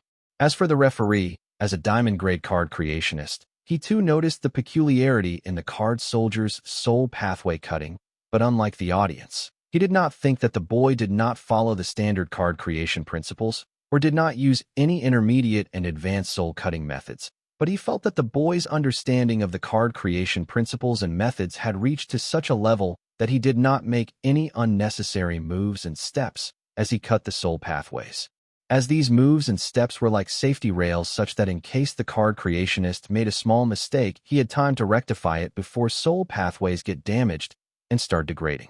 But for someone who displayed such decisiveness and precision when cutting the soul pathways, these safety rails were more of a nuisance than a help. Hence, they did not need to follow the standard card creation principles when cutting the soul pathway cutting. This was the main reason the boy's card creation process reminded the referee of his master's card creation process.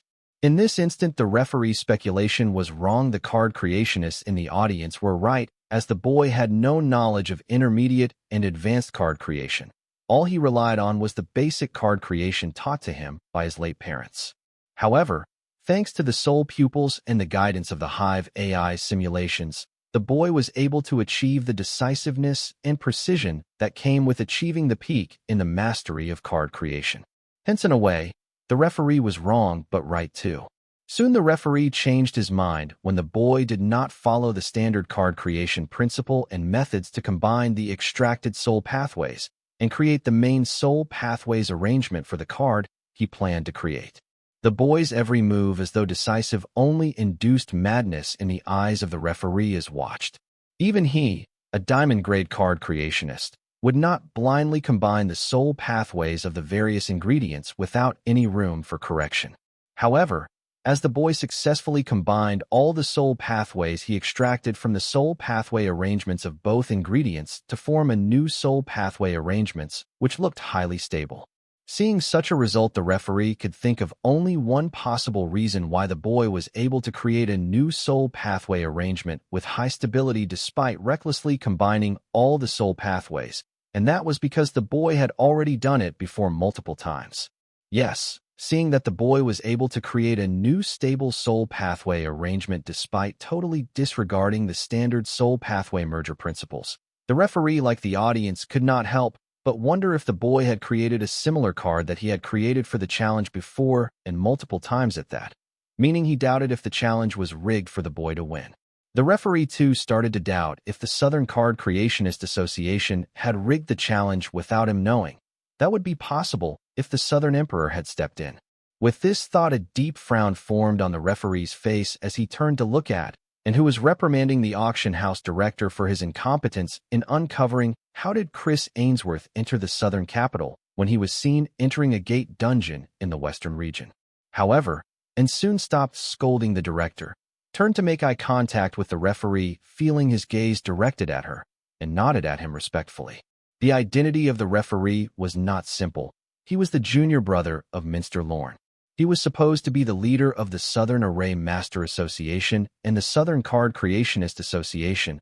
However, he declined the position because he preferred to focus on his research than politics and authority. In the end, it became the responsibility of Minister Lorne, who had his hands full managing the royal court and his research work.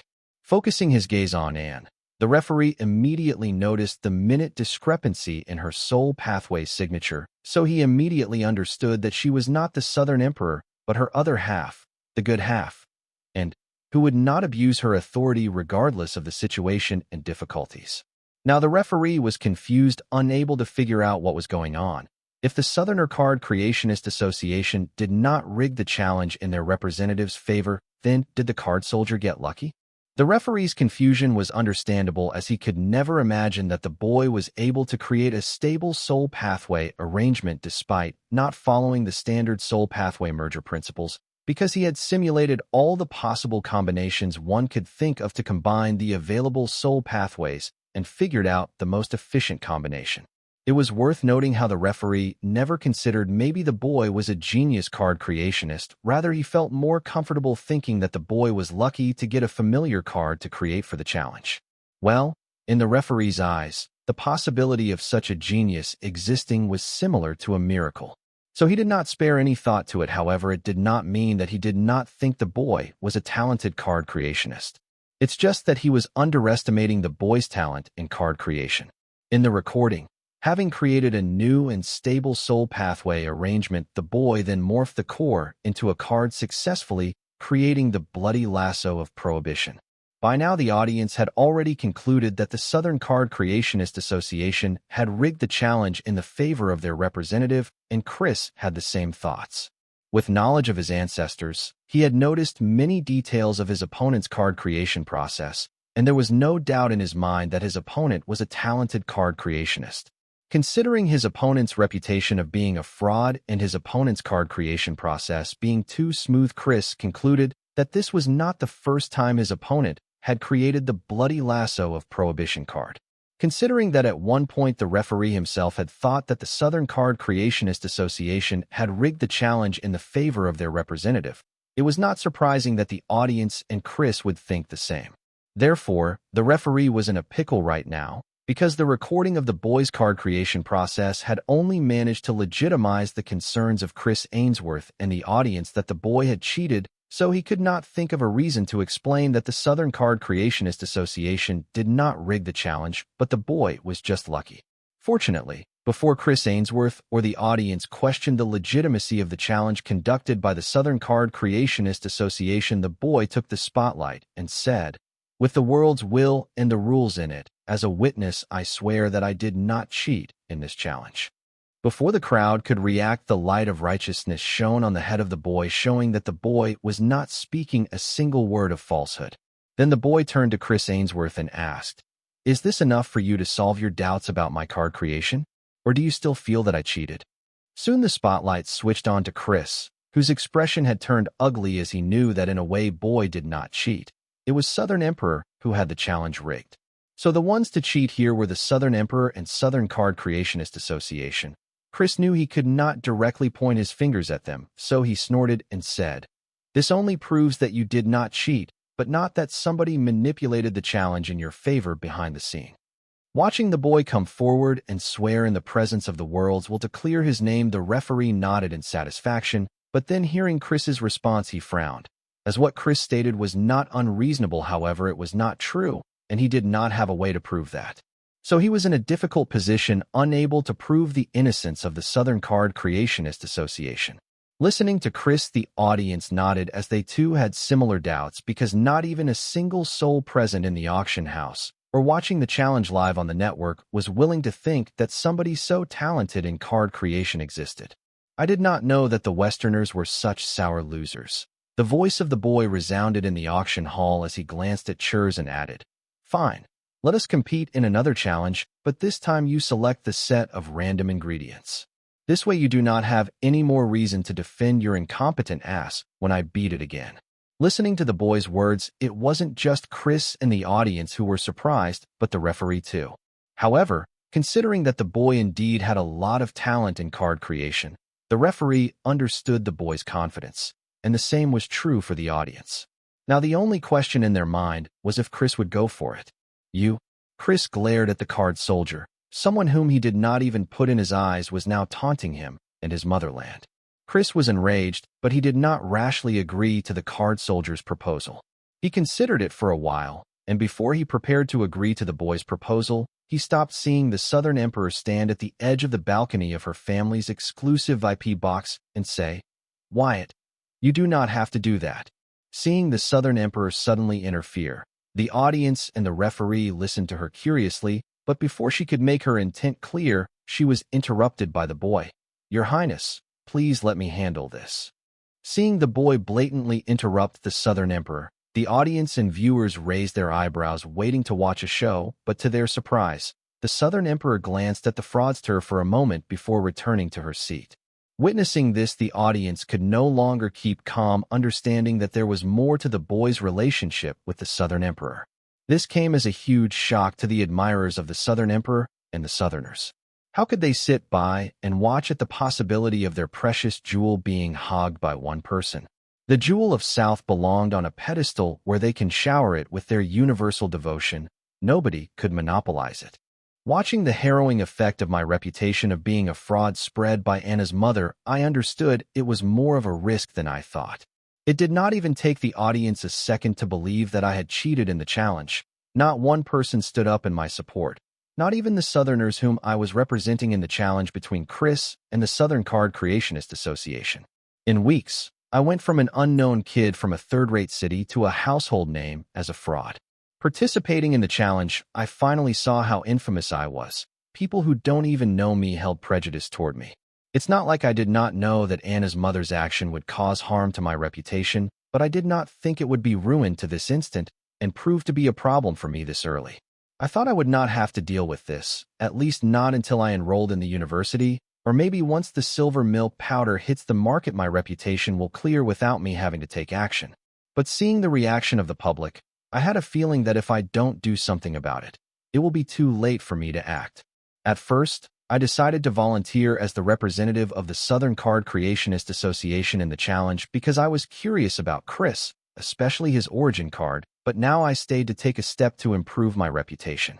I was not a fool to think I could clear my name with this challenge. I would have to pull the entire Southern royal family out to clear my name, and his words alone would not be enough for that. And this challenge alone was evidence enough that my taking an oath in the presence of the worlds would not help either. Clearing my reputation was not possible in a day. There was not much I could do about it with my current strength, so I decided to settle for improving my reputation from a fraud to a talented card creationist with a tainted past. After all, once the silver milk powder becomes public, my reputation will once again become spotless and shine brighter than ever. So bright that even the people on the other side of the world will be blinded by it. Therefore, instead of worrying about things I couldn't control, I decided to do what I had control over. This was the reason why, seeing that the audience would not believe that I did not cheat even after being proven not guilty by the world's will, I decided to challenge Chris for another card creation match with a slight change. So after stopping and from meddling in my plans, I glanced at Chris and asked, "So, do you agree? I have no problem with what you proposed. However, you sure do talk big, so I have to ask, do you dare to compete against me in a challenge that favors me?" With a smirk on his face, Chris asked if I dared to do what I proposed. Wasn't I obvious earlier? Just to assure you, I will bet 2 liters of liquid soul energy. Saying that, I passed the card of a 2-liter soul energy constructed bottle filled with liquid soul energy to the referee, which the referee displayed on the display formation of the auction. Then I added, "That's yours if you manage to beat me." Color me impressed. However, we Westerners are known for our bravery and generosity. Since you dared to take out 2 liters of liquid soul energy as a bet, I will counter it with a liter of S-rank diamond ape wine. As for the challenge, how about we randomly select 3 people from the audience who will state a random ingredient each, and we'll use those 3 random ingredients to create a card following the regular rules of the challenge. What do you say? Chris said, taking out a jar of wine from his storage card and handing it over to the referee, who displayed it on the auction hall's display array formation for the audience to witness that both the bets were genuine. Chris did this because if he were to win in a challenge that favor him as proposed by his opponent, it will not be an honorable win. As a capable showman, Chris knew how important chivalry was to the audience. Therefore, instead of agreeing to his opponent's proposal, he not only increased the stakes of the bet made by his opponent, but also pointed out a better way to ensure the legitimacy of the challenge by having the randos from the audience choose the set of random ingredients for their challenge. Honorable, but you sure you will not regret taking the handicap I gave you when you lose to me? I taunted Chris, agreeing to his proposed challenge. Though Chris proved to be incompetent to use his origin card to its full potential, he made it up for his shrewd mind. However, this time none of them will save him from the devastating loss he was about to suffer. "You talk big for someone who relies on cards to control his mental strength," Chris retorted, pointing out that the boy would not have finished the card creation faster than him in their last challenge, if not for his rare mental strength mastery card. "What are you talking about?" I asked, not understanding what Chris was referring to. "Don't dumb, or do you think that the people in this auction hall are dumb to believe that you have polished your mental strength to do 4 tasks simultaneously? It is so obvious that you are using a card." Chris spoke what everyone in the audience was thinking. "Oh, that. It's a part of my physique." I respond to Chris, removing the taboo limiter on my body. The audience witnessed the silver milk fraudster suddenly grow a few inches in height and became bulkier, filling his loose clothes until they were stretched to the max tension their threads could bear. The fraudster appeared shredded and intimidating. Nobody would say that was the body of a 17-year-old card creationist. Their shock wasn't done there. They soon witnessed 3 heads and 3 pairs of arms float behind him. At present, in the eyes of the audience, the fraudster looked like a well-chiseled demon god. All the men in the auction house, for some weird reason, suddenly felt intimidated, like the beta, sigma, and omega in the presence of the true alpha. No matter how much they denied their wild instincts, they were ingrained in their soul pathways, and they could never outgrow them. The Gigamites' masculine hormones have always suppressed the hormones of males across all species, especially their own, or in this case the Voltronians and humans. Despite the horror of watching floating heads and arms, the women could not take their eyes off the fraudster. For some unknown reason, their pupils dilated, their hearts raced, and some even felt their panty was moist. In front of the combined threat of Gigamites' masculine hormones and the fragrance of the dungeon calamity seed, even Jill's carnivorous womb leaked in heat, let alone the average woman. I take it back. Our Wyatt is the most handsome and attractive man I have seen, Agatha said, biting on her lower lips. Her eyes were bright, and her pupils dilated in anticipation as she stared at the boy's body. It appeared as if she was undressing him with her eyes and had let her imagination run wild. I don't see it. Aren't all boys the same? ABA complained. Listening to ABA, Agatha did not bother to correct her and continued to ogle the boy. Princess, you will understand when you grow up. ABA went silent, trying to figure out if what Agatha said was an insult or advice. As for and who was in a heated discussion with the auction house and city wall staff, hearing the discussion between ABA and Agatha, suddenly turned to glare at Agatha and said, "He is mine. Come at me if you disagree." Chill. I was just smelling the dish, and so are the other itches in the audience. You can taste the dish all by yourself. That is if Susan or Anna don't beat you to it, Agatha commented passive-aggressively. Despite the obvious physical attraction between her and the boy, Agatha felt 17 was too young for her taste. Not to mention, she planned to tie her boat to the boys to make a fortune once her princess attends university. She knew better than to defecate where she plans to eat. Ignoring the dumbfounded expression of the audience, I explained, "As you can see, my physique allows me to divide my mental strength." I wasn't lying when I said this, because my mutated soul was indeed a part of my physique and traits. With my amazing display of card creation, somebody was bound to ask me if I had a secret to it, so I decided to give them an answer before they took matters into their hands and came knocking at my door. It's not that the audience was looking at the card soldier's physique for the first time. Most of them had done their own network search on the card soldier, and they have witnessed his fight in the city tournament. However, watching his physique in person brought up this mix of emotions in them that they could not experience watching the video. Listening to the boy explain that his high-level control over his mental strength was thanks to his physique, the referee looked at the boy with eyes full of greed. Yes, he was interested in the boy's peculiar physique, but he was more interested in the boy's potential, because it appeared as if the boy was born to be a card creationist and an array master. It would be hard for the referee to find such a talent even if he were to search the entire southern region or the world, so he did not plan to let the opportunity to take in a talented disciple slip by. He felt that his meeting with the boy was fate, because he rarely takes a break from his research work, and even when he does, he rarely participates in the association work. And today of all days, he volunteered to become the referee for the challenge, and then runs into such a rare gem. If this was not fate at its finest, then what? Learning that the boy's physique gave him incredible control over his mental strength, the audience suddenly felt worried for Chris. Yes, they felt worried for Chris, but none of them even bothered to think that maybe they were not giving the boy enough credit for his capability as a card creationist. That thought never even crossed their mind. This was the result of Chris's showmanship, through which he had made the audience and viewers care about him, and used it to turn every representative of the Southern Card Creationist Association into a public enemy in their eyes. Especially the boy, mostly because of his reputation of being a fraud of the highest order. Ain't that nifty?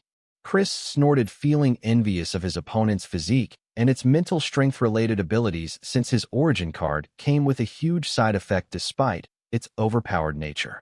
Feeling Chris's envy, I shook my head, because out of everyone present in this auction hall, Chris was the last person to feel jealous of my physique, considering his insane origin card. I then added, "Let us just start the match."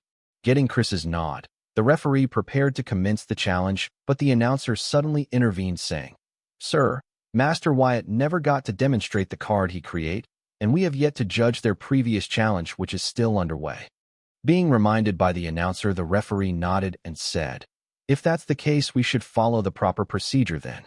How is the Southern Card Creationist Association going to assure challenger Chris Ainsworth about the authenticity of the challenge?" The referee may be a high-ranking member of the Southern Card Creationist Association, but as the referee of the challenge, he took his duty seriously, otherwise not just the Southern Card Creationist Association, but he too would lose credibility. "Forgive my rudeness, sir."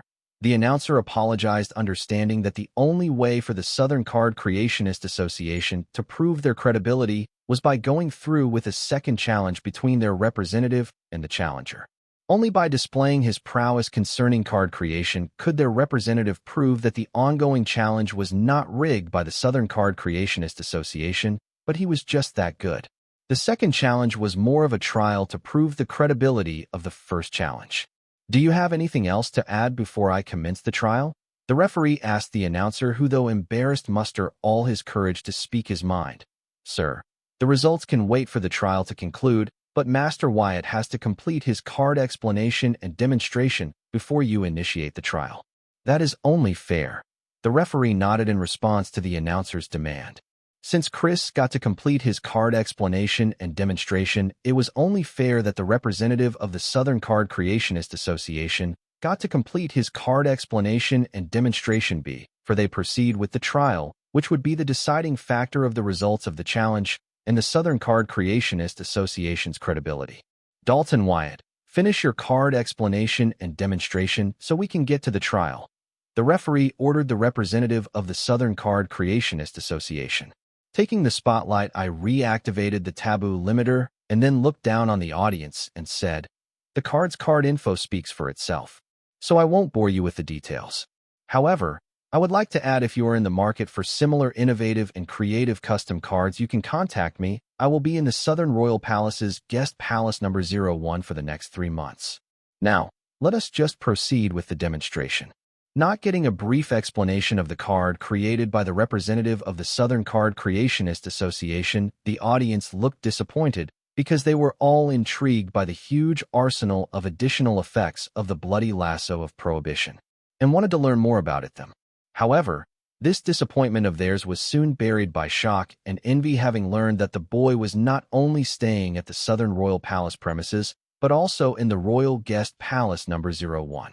Many in the audience may not be locals, but they all have heard about the Royal Guest Palace number 01, which the royal family uses to entertain the most valued and honored of guests. They did not understand why a fraudster would be allowed to stay in something so pristine, and that too for 3 months no less. The Jewel of the South fan club was feeling threatened by the boy, as they felt the distance in their universal devotion to the Jewel of the South, Southern Emperor Annihilation. Seeing that the Southern Card Creationist Association's representative did not bother to explain his card, but shamelessly advertise his services, the announcer did not comment, but immediately called up the 2 card scholars from the audience who had previously demonstrated Chris's card, Coiling Rope. However, this time their roles were interchanged. The one who got to use Chris's card became the target for the other to demonstrate the card, Bloody Lasso of Prohibition. This was more about allowing the 2 volunteer card scholars to get even than ensuring the fairness of the card demonstration.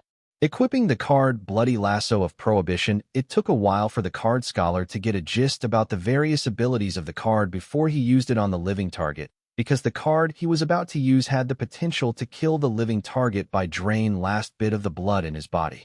To avoid accidents, he had to control his power. But most of the abilities were more of auxiliary nature. They only came into effect if the target was wounded. The card scholar explained his dilemma to the announcer, who then asked the living target to make a small cut on his palm and hand over a drop of his blood. Bloody Lasso of Prohibition. The card scholar summoned the blood-red lasso with a light red shine and fed it the blood drop of the living target that the announcer had procured, chanting, "Activated blood tracking." Feeding on the blood, with one end of the lasso in the grasp of the card scholar, the other end of the lasso stretched out and floated in the air, pointing in the direction of the living target, who then circled the stage only to find that the floating end of the lasso would follow him accurately, without a second of delay, while the red glow of the lasso grew stronger the closer it got to the target, proving that the blood tracking of the card worked as advertised. Activate size manipulation. The card scholar yelled, and following his command, the lasso began to lose its width, but gained in length. Interestingly, the lasso's length grew enough to reach the target. However, now it no longer looked like a lasso, but more like a thick thread. Activate blood invasion. Listening to its user's instruction, the lasso made full use of its pseudo-spirituality to locate the wound on the living target's palm. Entering the wound, it easily took root despite the resistance of the target, proving that the card scholar realm was not enough to resist the blood invasion effect of the E-rank Bloody Lasso of Prohibition item card. Having tested blood invasion, the card scholar moved on to check other effects of the item card. Bloody Lasso of Prohibition. Activate vampirism. The end of the lasso that was rooted in the wound of the target's palm began to feed on his blood. Its red glow grew stronger the longer it fed on the target's blood. Then the card scholar ordered, activate blood enhancement. Making use of the blood it sucked from the living target, the lasso grew a millimeter in its radius, showing that it can use the blood of its victims to grow in size and strength. Then the card soldier chanted, activate paralysis. With his body paralyzed, the living target immediately fell to the floor, but the announcer used his mental strength to cushion his fall. Lastly, the card soldier chanted while letting go of the other end of the lasso in his hand, activate blood prohibition. Soon, the lasso began to invade the body of the paralyzed target through his wound under his horrified eyes. It did not take long for the lasso to enter the body of the paralyzed target completely. No noticeable changes took place on the body of the target except for the blood-red rope tattoo, covering him from head to toe, showing that the lasso had successfully spread throughout the body of the target. Deactivate paralysis, the card soldier ordered. Feeling his body once again, the target jumped back on his feet and began to scrutinize the blood-red rope tattoo spread across his entire body. Then he glared at the card scholar and yelled, take it out. However, before he could finish his sentence, the card scholar chanted, voice prohibition, turning the target mute. With his voice suddenly vanishing, the target began to panic while repeatedly touching his throat, trying hard to utter a single word, but not a single beep came out of his mouth. Horrified, the target began to aggressively point at the card scholar with gestures, as if begging him to undo the blood prohibition skill. Upper limb prohibition, the card scholar commanded mercilessly. As a result, the hands of the target, which he was waving in the air, suddenly stopped functioning and became lifeless. The target had lost the function of his throat and hands because the rope which was spread inside his body was paralyzing the nerve cells necessary for him to make use of his throat and hands by adding its paralyzing agent to the blood that flowed to those nerve cells.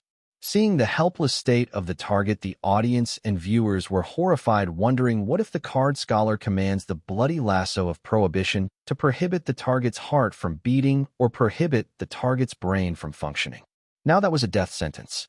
Some even wondered if they could use the item card to torture or enslave their enemy. Realizing the seriousness of the situation, the referee immediately intervened in the demonstration. Young man, that's enough for card demonstration. Deactivate the card and hand it over.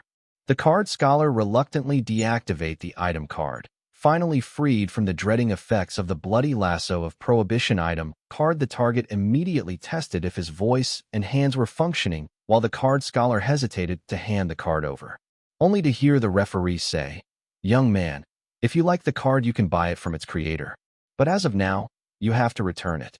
The scholar no longer hesitated and immediately handed over the card to the referee, knowing that there was no possibility in which he could keep the card for himself. Taking the card from the card scholar, the referee handed it back to its creator and rightful owner, the representative of the Southern Card Creationist Association, saying, good card. You better copyright its recipe before someone creates its fake version. I doubt it, but I get to it when I get the time, I replied, casually taking the item card from the referee. With no thoughts about applying copyright for the card recipe of the item card bloody lasso of prohibition. I wasn't being overconfident, but speaking the fact, as I could not see anyone creating a similar card using a similar set of ingredients. And if someone uses a different set of ingredients to get a similar item card, then it's not considered as a breach of the copyright. Therefore, I did not see the point in copyrighting the item card recipe. Not to mention, even if I wanted to copyright the recipe of the item card, I lacked the intermediate and advanced knowledge of card creation to write a standard E-rank item card recipe that could be understood by the average card creationist. Listening to the boy's reply, the referee could not help but raise his eyebrows. Card recipes were the blood and sweat of the card creationists who created them. Copywriting their card recipe was like an honor to all card creationists. This was the first time the referee had come across someone so dismissive of copywriting his creation. Hence his surprise. The more the referee got to know the boy, the more curious about him and thirsty he became to accept him as his disciple. Especially when he learned that the boy was staying at the Royal Guest Palace number 01 for the next 3 months. This made him curious about the boy's relationship with the Southern royal family. Yes, he did do a quick network search on the boy, but it gave very little insight into the boy's relationship with the Southern royal family, but learned a lot about the silver milk fraudster. The referee cared more about the boy's relationship with the royal family because, if the boy had some hidden special status, then the harder it would be for him to accept the boy as his disciple. Okay, let's commence the trial. The referee faded into the background after declaring the commencement of the trial, giving the spotlight to the announcer, who glanced at the challenger and said, "Master Chris, since Master Wyatt has home field advantage, why don't you choose the first audience to give us the first random ingredient for the trial?" Okay, Chris nodded, and glancing over the audience, his eyes stopped at a Card King Realm card apprentice. Everything about this gentleman, from the clothes he wore to his hairstyle, screamed that he was not a local, but a Westerner visiting the Southern capital for the auction. I chose the gentleman seated on in left section, seat number 17 of the 4th row. "Sir, please introduce yourself and then state one random ingredient for the trial," the announcer requested, shining the spotlight on the Card King that Chris pointed out. "Hello, I am Tom. As for the random ingredient for the trial, I choose A-rank Dream Sandalwood." "West rules," the Card King named Tom exclaimed enthusiastically. There were 2 reasons why Tom had stated A-rank Dream Sandalwood as the first random ingredient for the trial. The first reason was the obvious one, that a Card Soldier Realm card creationist will have a hard time using an A-rank ingredient in card creation, increasing their card creation time. The second one was that he had checked the card creationist profile of Chris Ainsworth on the network and learned that Chris had used Dream Sandalwood in one of his previous custom card creations, which meant Chris was familiar with the soul pathway arrangements of the A-rank Dream Sandalwood. The first random ingredient for the trial is A-rank Dream Sandalwood. "Master Wyatt, your turn." The announcer invited the representative of the Southern Card Creationist Association to select someone from the audience who will state the second random ingredient for the trial. To everyone's surprise, before the representative could choose, they heard a melodious female voice yell, "Wyatt, choose me." The audience tracked the source of the melodious voice to the balcony of the exclusive VIP box of the Southern royal family. "Wait, is that ABA Windsor?" "By ABA Windsor, do you mean the only daughter of Demigod Windsor? What is she doing here in Southern capital?" "Obviously, she is an esteemed guest of the Southern royal family." Seeing the daughter of Demigod Windsor in the company of Southern royalty caused quite a stir among the audience, because Demigod Windsor claimed to be neutral and stayed out of all forms of disputes, so seeing his daughter with Southern royalty was scandalous. I chose this gentleman seated at the front. Despite hearing ABA's call, I causally chose someone not local to the Southern region from the audience, because I proposed this trial to show that the last challenge was not rigged for me to win. Therefore, choosing someone I knew or a Southerner would not help my case. "Sir, please introduce yourself and state the second random ingredient for the trail," the announcer requested, shining the spotlight on the selected card apprentice. "Hi, I am Dick. I choose A-rank Nightmare Sandalwood as the second random ingredient. West is the best." The reasons for Dick choosing an A-rank Nightmare Sandalwood as the second random ingredient for the trial were the same as the reasons why Tom had chosen A-rank Dream Sandalwood as the first random ingredient for the trial. The second random ingredient for the trial is A-rank Nightmare Sandalwood. "Master Chris, please." The announcer invited Chris to select a third person from the audience to announce the last random ingredient for the trial. "I choose the gentleman on the left of Mr. Dick." Chris selected, knowing that Dick's companion must be a Westerner too. "Will the gentleman please rise and announce the third and final random ingredient for the trial?" the announcer requested Dick's companion. "Hi, I am Harry. I choose the core of the A-rank monster Sleepy Caterpillar as the third and last ingredient for the trial." "Love from the West." Announcing the random ingredient, Harry immediately took his seat. His reason for choosing an A-rank ingredient as the last random ingredient was no different from his friend Dick. A-rank Dream Sandalwood, A-rank Nightmare Sandalwood, and A-rank sleepy caterpillar monster core. These three are the random ingredients selected by the audience for the trial. The announcer addressed the audience as the staff of the Southern Card Creationist Association hurried to arrange 2 sets of all 3 ingredients. All 3 of the random ingredients stated by Tom, Dick, and Harry were very expensive and in-demand ingredients, as they were mostly used to create mental strength cards or cultivate one's mental strength and resistance to illusion. Especially the A-rank Nightmare Sandalwood and Dream Sandalwood. While the staff scrambled to arrange the ingredients for the trial, a heated discussion broke out among the audience regarding the 3 random ingredients selected for the trial. How all the random ingredients were of A-rank, and that it would be very time-consuming for a card soldier to use 1 A-rank ingredient in the card creation process, let alone 3. Hey, check Chris Ainsworth's profile on the Western Card Creationist Association network. He seems to have used similar ingredients to create cards once before. What's your point? Isn't that unfair? How is that unfair? Isn't this exactly what Chris accused the Southern Card Creationist Association of doing? So what?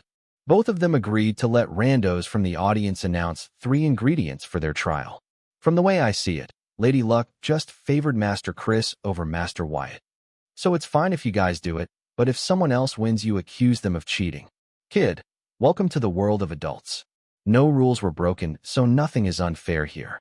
Ladies and gentlemen, once 2 sets of the random ingredients were prepared, the announcer immediately began to control the audience to commence the trial. The audience continued to argue with each other, especially the Southerners and Westerners among the audience.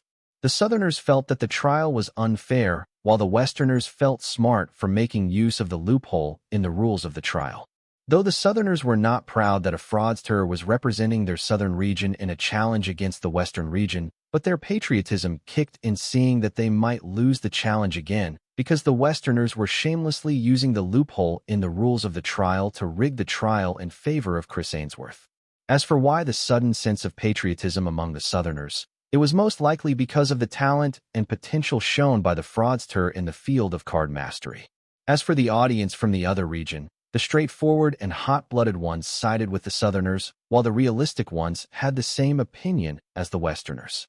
Seeing the crowd only grow rowdy with the passing second, the referee stepped forward and uttered, "Silence," spreading his intimidating pressure across the auction hall. Feeling the pressure on them, the low and mid-level card creationists grew breathless, while the high-level card creationists snorted. Especially the card creationists in the semi-demigod realm. They felt that the referee was showing off the fact that he would soon be able to step into the demigod realm. Regardless of their opinion, everyone chose to stay silent. Having witnessed a card apprentice being thrown out of the auction hall, they did not want to challenge the authority of the referee within the auction house. Not to mention that the challenge had just gotten more interesting. Seeing the graveyard silence that descended in the auction hall, the referee nodded in satisfaction before fading in the background. Then the announcer requested, "Contenders, please return to your card creation stations, so that we can call upon a volunteer from the audience to check the random ingredients." After the contenders took their respective card creation stations, the announcer selected a card emperor from the audience to check the ingredients. After going through the ingredient, the card emperor asked in doubt, "Will the common core not be provided?" No. The contenders can use the core of the Nightmare Sandalwood card or Dream Sandalwood card instead of the common core, the referee explained. Listening that the Nightmare Sandalwood and Dream Sandalwood were being provided in the form of card ingredients instead of their raw form, a Westerner commented, "Why are you giving ingredients in the form of ingredient cards? Is it to help your representative same time when dealing with the soul pathway transfer of A-rank ingredients?" Listening to him, the card creationists in the audience slapped their foreheads, finding the question of the Western card apprentice stupid. Shaking his head, the announcer explained, "Gentlemen, both Nightmare Sandalwood and Dream Sandalwood are highly hallucinogenic, making it near impossible to store them in their raw form. So they are immediately refined into ingredient cards after being harvested." The Southerners in the audience laugh out loud at the Western card apprentice after listening to the announcer's explanation. Listening to the heated debate among the audience on whether the trial was fair or not, Chris stood straight without showing any emotions on his face. However, in his heart, he was worried about the upcoming trial. Not because he had managed to abuse the loophole in the trial rules, but because soon he would be going up against an opponent whose physique allowed him to split his mental strength into four. Facing such an opponent, he needs a little edge to ensure his win. And the 3 random ingredients were exactly that. Therefore, he did not let the audience's debate bother him. Instead, he focused on winning the trial. Since he had used the same set of ingredients to create his signature custom card on numerous occasions, he had the what card to create covered. All he had to do was create the card as fast as possible. I don't see any problem with these 2 sets of random ingredients. The volunteer from the audience vouched after verifying the ingredients and got off the stage, and the spotlight once again shifted to the announcer. Ready. Witnessing both the contenders nod showing their preparedness, the announcer declared, "Start." With that, the spotlight split into 2 and shone on the 2 card creation stations. Then both the contenders immediately summoned their golden grimoires and hurriedly transferred their set of random ingredients onto their grimoires card creation page. I wasn't deaf, nor did I lack access to the network. When the audience was buzzing about how Chris had already created the cards using the exact random ingredients selected for the trial. I had Hive AI use Superbrain to search for information on the card Chris had created while the staff of the association scrambled to put together 2 sets of random ingredients for the trial. Within a minute, Hive AI provided me with the information I seek. I wanted this information to see what kind of card Chris planned to create using A-rank Dream Sandalwood, A-rank Nightmare Sandalwood, and A-rank Sleepy Caterpillar Monster Core. To check what I would be competing against. I was once again let down by Chris. I wonder if all of Chris's ancestors were just no-name average card creationists, or if Chris was that bad at making use of his origin card. Either way, the card Chris planned to create was a huge letdown. What shocked me was that this card was his most in-demand and bestseller custom card, making it his signature custom card. Considering that Chris's signature custom card had some adult applications to it, I can see why people would seek it. As I had thought, the adult card market was an untapped section of the card market. When people were spending astronomical money for Chris's subpar card, My Pleasure Cards collection would take the adult card market by storm once released. Moving on, the A-rank Nightmare Sandalwood and A-rank Dream Sandalwood were extracted from the same monster, the A-rank Sandalwood Tree Monster. Like all tree monsters, the Sandalwood Tree Monster had very low agility stats, but they made it up for it with their hallucination-inducing fragrance, which could travel in the wind and attract the prey towards them. The Dream fragrance would attract the prey, while the Nightmare fragrance will keep away the predators. How did that work? When someone becomes the victim of Dream fragrance, they tend to move toward the Sandalwood Tree Monster because they get addicted to it and want more of it. So when under dream hallucination, they would unconsciously move toward where the dream fragrance was concentrated more, and that was right next to the sandalwood tree. This was how the sandalwood tree would attract its prey. As for nightmare fragrance, the sandalwood tree would only release it when it feels threatened. Due to this reason, if one were to directly confront a sandalwood tree monster and kill it, they can only manage to extract nightmare sandalwood from its remains. However, if they kill the sandalwood tree monster without it realizing, then the tree monster will not have switched its fragrance from dream fragrance to nightmare fragrance, making it possible to extract only dream sandalwood from its remains. Both types of sandalwood had many known applications in various fields, from medicine to therapy to stimulants to drugs to poison. However, I planned to use them for something totally different application, and that was possible because of the last ingredient, the core of A-rank Sleepy Caterpillar, and my knowledge of the principle behind the Grimoire network. The card I was planning to create was something similar to VR pods, a concept device pitched back on Earth, which would allow the user to totally immerse their consciousness into the virtual reality. No, not like the one I created for Asongyang, but a very simpler and smaller version of it. Having visited the Devil Merchant codes in Turelm City, I had my own plans to introduce a simpler version of it back in the card world. Unlike the spiritual city created by the Devil Merchant code in the spiritual plane, I planned to create a virtual city, in layman's terms an illusionary city, on the Grimoire network. The card apprentices could transfer their consciousness in and out of this virtual city through their grimoire by equipping a card that only I and my company could design. If the government or the royal families had a problem with it, they could create their own illusionary city on the Grimoire network. But if they planned to, what's mine, they had another thing coming. If it were before, I would have had some reservations about creating something like this, but now I had enough confidence that if worst comes to worst, I could escape, endure, and you know what comes next. After becoming a demon merchant and seeing how big the universe is, I had a lot more confidence about surviving in this little card world. Placing the A-rank Dream Sandalwood card, A-rank Nightmare Sandalwood card, and A-rank Sleepy Caterpillar Monster core on the card creation page of my grimoire, I skillfully turned the two cards into their core form. Now I had two common cores in my hand, and I planned to use both of the cores in my card creation. Was that possible? Yes, because I plan to create two cards. But if I create two cards, will I be able to create the cards faster than Chris, who was only creating one card which he had created numerous times? It took him so long to create an E-rank card. Now he was planning to create an A-rank. I don't think he will be able to create the A-rank card any faster than the E-rank card. This was me being generous about Chris's card creation capabilities. If I were to be brutally honest, then not only will I be able to create the two cards before him, but also cook lunch for myself before he finishes his creation. I wasn't underestimating Chris. I reached this conclusion having witnessed his card creation capabilities in the previous challenge. He was better than average card Grandmaster Realm, Golden Grade, card creationists out there, but that was far from enough to defeat me. Shaking my head as I transferred the soul pathways of the other two ingredients into one common core, I ordered one of my mutated consciousness to make use of Hive AI to create the sandbox virtual city. Making a virtual city sandbox was not difficult, as I did not need to design the entire city myself when I could just copy it from one of the sandbox games back on Earth. Considering that my mutated consciousness and Hive AI lack imagination, it was for the best that I kept it simple. Then I had my other two mutated consciousness separate the ability-related soul pathway from the Sleepy Caterpillar Monster's soul pathway arrangements with the help of the Hive AI, while I attended to the soul pathways of the Nightmare and Dream Sandalwood.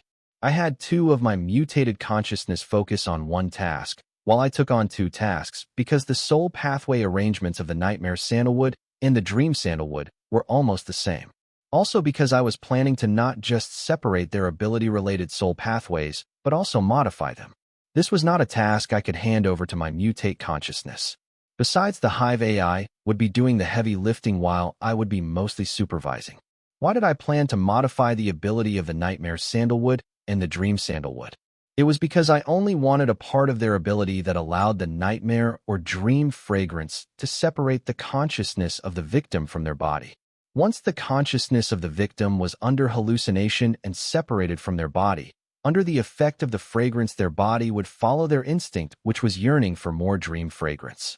Hence, the prey ends up going to the sandalwood tree monster.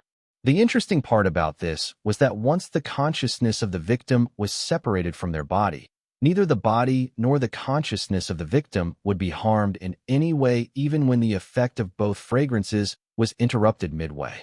This was why these two sandalwoods were widely used despite there being many other alternatives. I plan to use the soul pathways of both the sandalwood to obtain two sets of soul pathways with the ability to safely allow anyone to detach their consciousness from their body with ease and without worrying about any potential harm to either their body or consciousness. With this, the card apprentice could transfer their consciousness to a virtual city with ease and not worry about being harmed when they were interrupted midway for any number of reasons. While the soul pathways of the Nightmare Sandalwood and the Dream Sandalwood took care of the consciousness transfer, the soul pathways of the Sleepy Caterpillar Monster would take care of the physical body of the card apprentice, while their consciousness explored the virtual city. For this, I plan to extract the cocoon spinning ability of the Sleepy Caterpillar. I plan to use this ability of the Sleepy Caterpillar to create a cocoon for the physical body of the card apprentice, which would not only protect it, but nourish it. Similar to the concept of a life pod. The best part about Sleepy Caterpillar's cocoon was that when inside it, only the physical body falls asleep, but the mind remains functional. This was a protective mechanism of the Sleepy Caterpillar to save itself from predators when it enters the cocoon stage of its life. How would remaining awake in the mind and asleep in the body help Sleepy Caterpillar defend itself against predators as it evolved in its cocoon?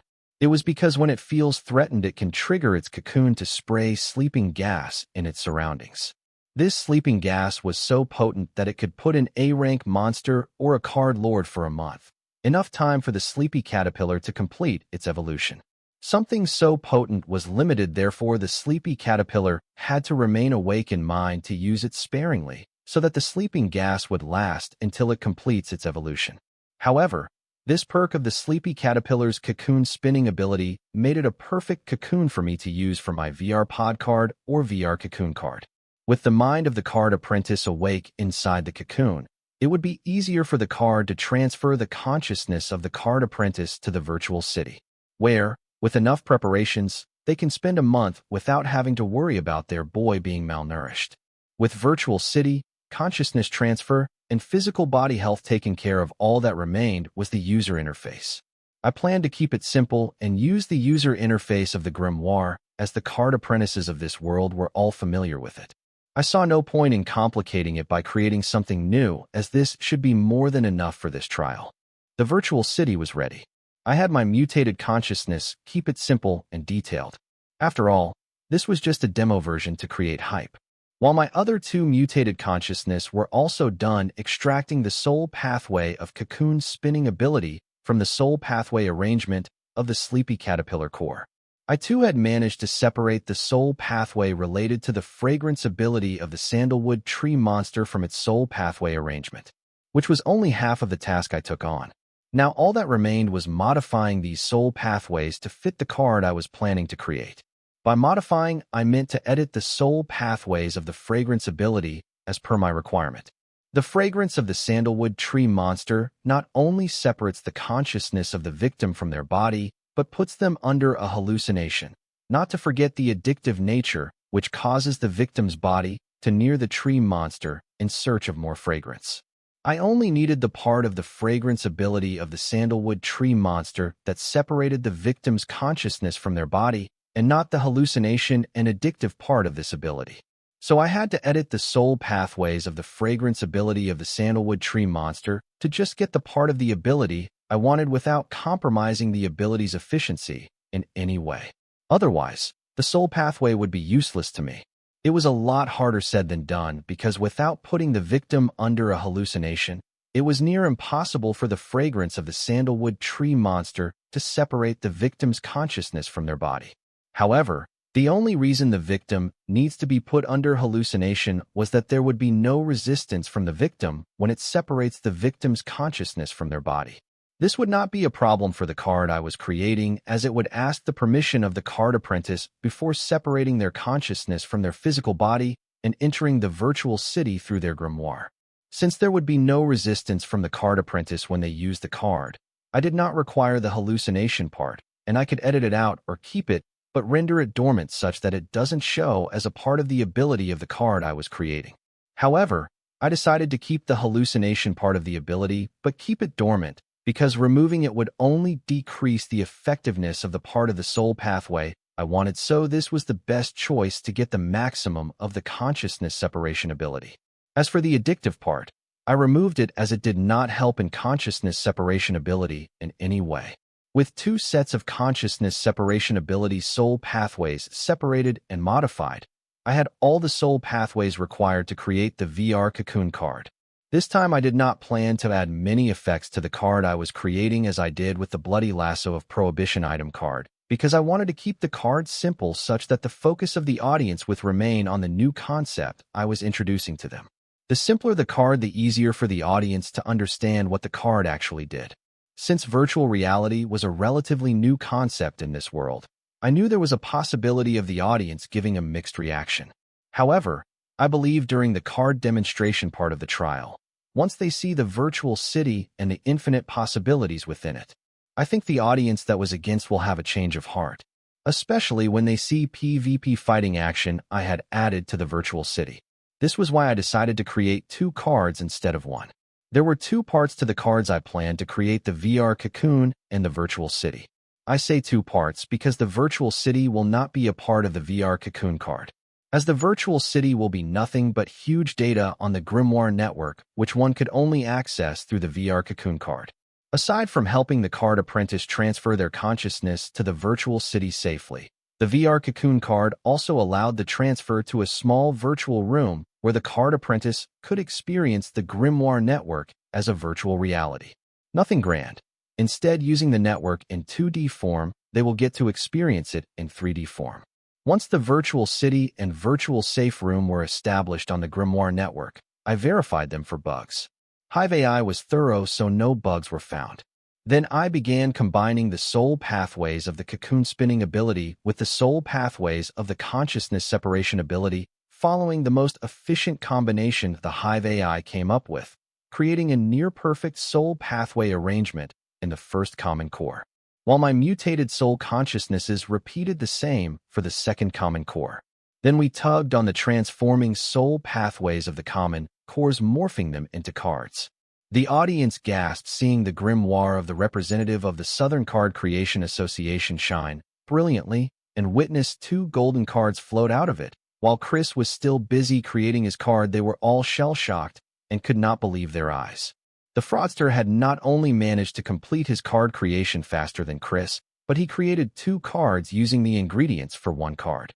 The viewers who were watching the trial on the Grimoire network were buzzing, unlike the audience in the auction hall, who did not dare to say beep, as they did not want to be thrown out of the auction hall without seeing the end result of the trail, especially the card demonstration of the representative of the Southern Card Creationist Association.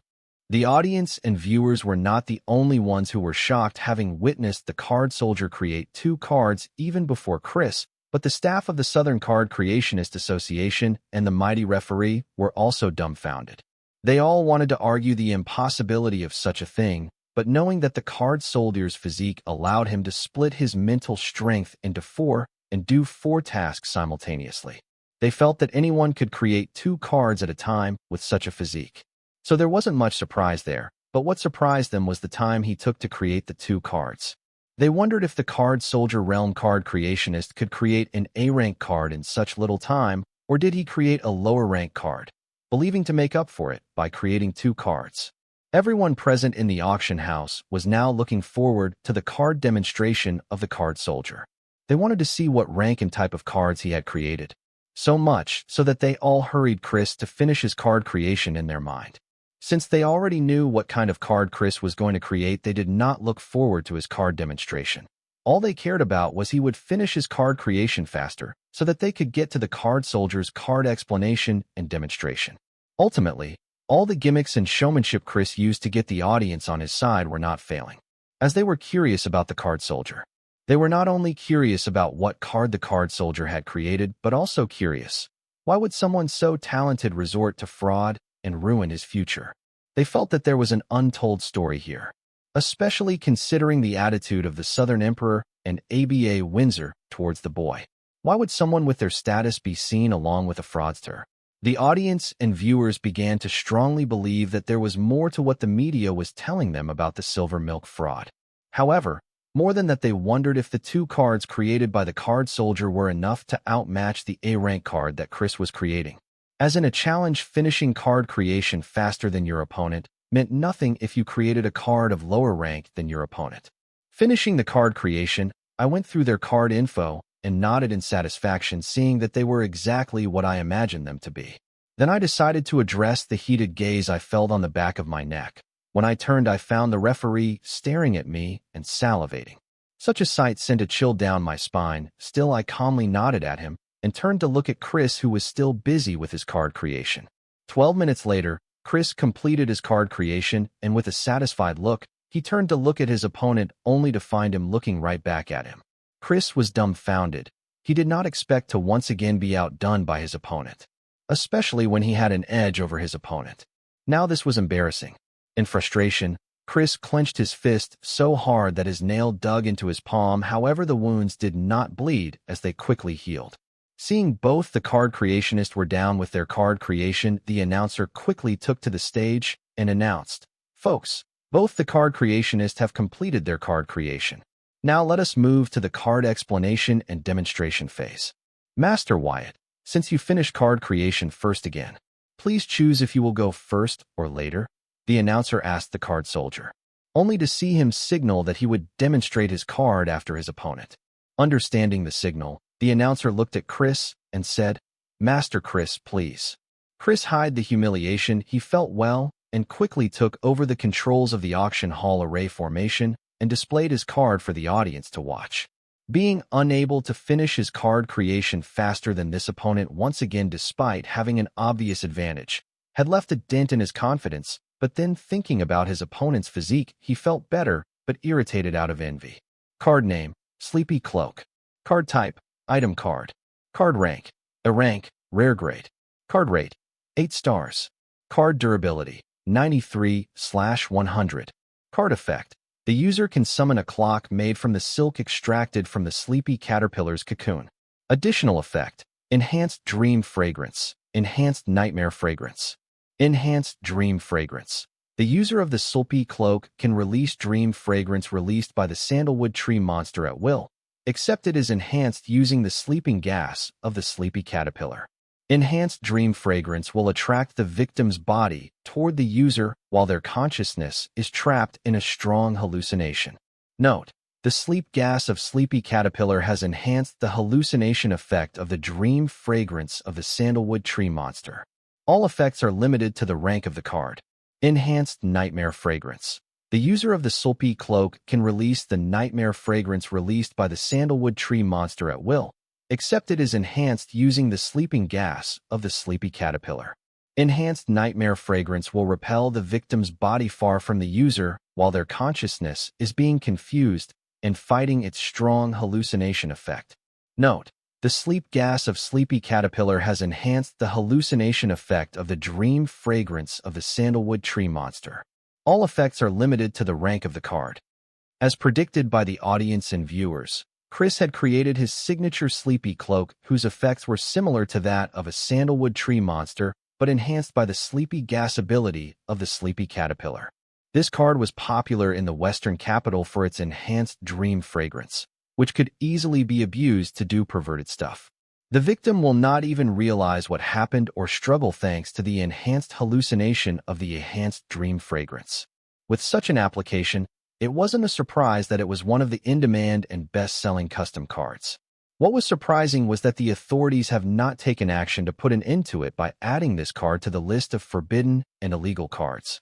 As Chris briefly explained his Sleepy Cloak card to the audience, he was puzzled by their impatient gaze. He felt as if they couldn't wait for him to finish, and if he were to talk any longer they might drag him off the stage. Chris did not understand what was going on. Clearly before the start of the trial the audience, although having mixed reactions to him abusing the loophole in the rules of the trial, still favored him over his opponent, a career fraudster. However, right now it appears as if he wasn't their favorite person. Without knowing the ins and outs of the situation, Chris could only come to this conclusion, noticing their impatience reaction to his card explanation and demonstration. Therefore, he cut his explanation short and had the announcer call on the volunteers from the audience to proceed with the demonstration part of his item card Sleepy Clock. Soon 2 Card Lord Realm card apprentices stepped on the stage for the demonstration of Chris's item card. While one of them reluctantly filled the role of the tester, the other became the target. As the one who assumed the role of the target in this card demonstration would be the tester for the Card Soldier's card demonstration. Equipping the item card Sleepy Cloak reluctantly, the tester summoned a shimmering white cloak and donned it. The cloak perfectly fit the tester as if it was tailored for him. Then aiming at the target, the tester chanted, "Enhanced Dream Fragrance." Soon a pleasant fragrance started to slowly spread in the auction house with the Card Lord Realm tester at the center. Smelling it, the referee immediately jumped into action by limiting the spread of the enhanced dream fragrance just to the auction hall stage. The dream fragrance of the sandalwood 3 uses wind to spread it across the surroundings. This was the disadvantage of the sandalwood tree's fragrance ability, as it could not only attract prey but predators also. Similar was the case with Chris's item card Sleepy Cloak. Its enhanced dream fragrance would also spread with the help of the wind. The item card gave the card apprentice 0 control over where the spread of the fragrance. Maybe the card apprentice could use their mental strength or some other card to control the spread of the fragrance. However, that did not excuse the shortcoming of Chris's item card Sleepy Cloak. As most card apprentices do have strong mental strength, nor do they have proper control over their meager mental strength. Soon the enhanced dream fragrance reached the target. As advertised, the target immediately began to hallucinate. unable to resist as his consciousness was ditched from his body. Then the target's body began to rush toward the tester following the path of the fragrance. Seeing this, the audience was shocked. Their mind wandered thinking of various ways one could abuse the abilities of this card. Due to the enhancement, even a card lord could not resist the effect of the fragrance, let alone a defenseless woman. Enhanced Nightmare Fragrance. Just as the target was about to near the tester immediately activated the second ability of the item card Sleepy Clock. Once the enhanced nightmare fragrance emitted by the sleepy clock came into contact with enhanced dream fragrance in the surroundings like a chain reaction, all the enhanced dream fragrance turned into enhanced nightmare fragrance, bringing the advancing body of the target to a sudden halt. Then it began to retreat as it could not bear smelling the enhanced nightmare fragrance. This would not work similarly on stronger enemies. The enhanced nightmare fragrance's hallucination would at most confuse the enemy, while managing to erase all traces of enhanced dream fragrance in the surrounding, leading to the user. Since the enhanced nightmare fragrance was very unpleasant to smell, the hostile will not be able to use it to track the user. Thank you for the demonstration. The announcer asked the tester to stop while pinching his nose as he could not escape the unbearable smell of the enhanced nightmare fragrance despite its hallucination being of no effect to someone of his realm. The referee then waved his hand, dispersing the enhanced nightmare fragrance while the tester required the card and handed it back to Chris and got off the stage along with the card lord, who assumed the role of target. After seeing the demonstration of Chris's item card Sleepy Cloak, the audience and viewers were less enthusiastic about it. Because despite its strong abilities, its disadvantages were quite obvious to everyone who watched the demonstration. Not to mention, the audience and viewers did not see a practical use for Chris's item card Sleepy Cloak. They did not see how they will use it in the dungeon when the card's ability cannot differentiate between friend and foe.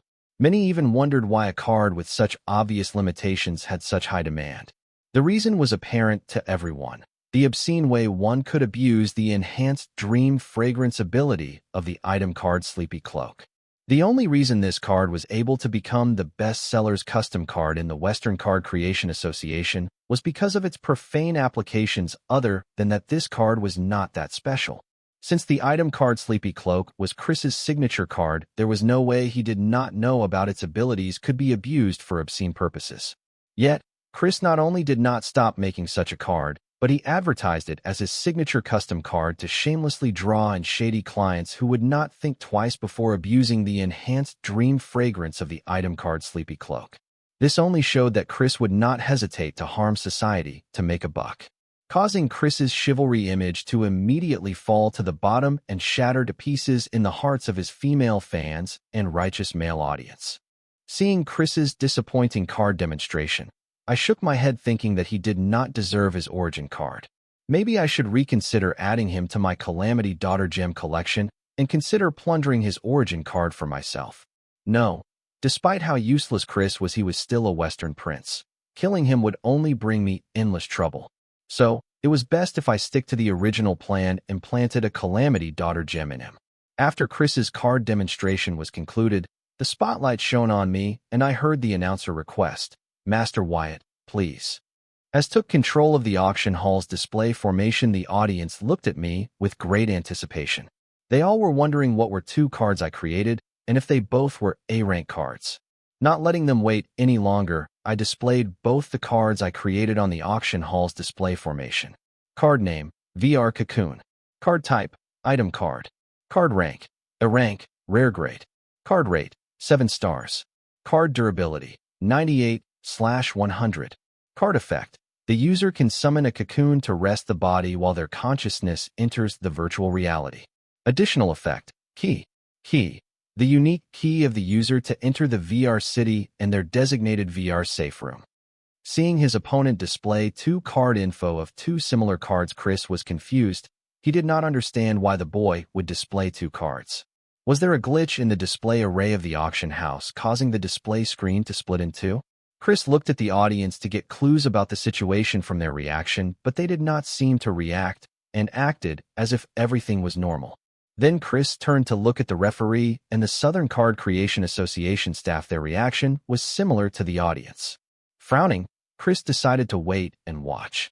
So he began to go through both the card info displayed.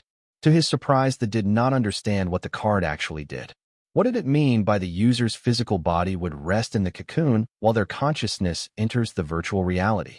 Going through the card info of both the cards created by the boy, the audience, viewers, and staff were not surprised that both the cards he created were the same. What surprised them was that both the cards were of A rank. The boy had managed to create 2 A rank cards before Chris despite the clear difference in their realms. This was a tough nut for them to understand, and found questioning how was that even possible despite having witnessed it with their own 2 eyes. Their surprise wasn't finished there, as after reading the card effects they did not understand what it did. What was virtual reality, VR safe room, and VR city? These were all new terms to them. So they couldn't understand what the card did except for the part where the VR cocoon would nourish the physical body of the user when their consciousness was away. The audience went through the card info repeatedly, hoping that they would be enlightened about its effects. When that failed, they all looked at the boy for the answer, who seemed to be in no hurry to being explaining his card. I patiently waited until I had the complete attention of the audience and staff. Then I declared, I will explain along with a demonstration, as it will be easier for you to understand what the VR cocoon does by witnessing it in action. Volunteers, please come to the stage. Soon the 2 card lords from the previous demonstration climbed the stage. Seeing them, I said, please share your contact information with each other and me. The volunteers nodded and did as I said. Then I handed each a VR cocoon card, informing, equip the card and do not resist its skills. I vouch that you will not be harmed in any way. So, have no fear using them. Yes, Master Wyatt. The 2 card lords nodded in agreement and then equipped the cards as I asked them to. And following my signal, they activated them, chanting, activate VR cocoon. With the burst of brilliant light, the 2 card lords were nowhere to be seen. However, there were 2 human-sized cocoons in their place, indicating that they had entered the VR cocoon. The audience, viewers, and staff looked at the boys' card demonstration without blinking an eye because they knew they were going to witness something new. Yes, none of them knew what virtual reality, VR safe room, and VR city meant, but seeing how these words were displayed on the card info, they knew these were not just a bunch of made-up words, but they had a meaning to them. Otherwise, the creation of such cards would not have been possible. This was why the high-ranking card apprentice and card creationist in the audience went through the card info repeatedly. The fact that these cards existed showed that the ability mentioned in their card info was real and possible. So, despite not understanding the words, they repeatedly went through the card info. And all failed. They turned to the card's creator for answers. There was not much in this world that the high-ranking card creationists and card apprentices did not know. So coming across a card with effects and skills they were not familiar with, they were curious and excited to learn something new. It wasn't just the audience, even the mighty referee was giving his undivided attention to the boys' card demonstration. Just like the audience, he too had no clue as to what the card created by the boy did. If he were to boldly guess, then based on the card effect displayed by the card info, he would guess the card allowed the user's consciousness to leave their physical body and wander around a dimension called virtual reality. However, the same was not true for Chris. He was stuck trying to figure out why did his opponent use 2 similar cards for his card demonstration. To Chris's disbelief, neither the referee nor the staff questioned his opponent when he used 2 similar cards for demonstration. He did not understand what was happening. The audience too was excitedly watching his opponents demonstrate. Nobody seemed to care that the boy was using 2 cards for demonstration. In frustration, Chris summoned his grimoire and joined the viewers watching the challenge online under an alias. Then asked them why the representative of the Southern Card Creationist Association was using 2 cards for the demonstration. Learning the answer that in the time he created an A-rank card, his opponent had created 2 A-rank cards and had 12 minutes to spare, Chris was shell-shocked. His confidence had taken a strong hit. Ever since his maternal family's treasure became his origin card, Chris believed that he was the chosen one, the protagonist of everyone's story. Today he felt as if he was not the chosen one, and the protagonist of his story was the card soldier representing the Southern Card Creationist Association, and not him. Chris had such thoughts because in his mind he had already lost the trial and the challenge to the card soldier. He did not need the judges to tell him that he lost. It was obvious to him, the audience, and the viewers watching the challenge live on the Grimoire Network.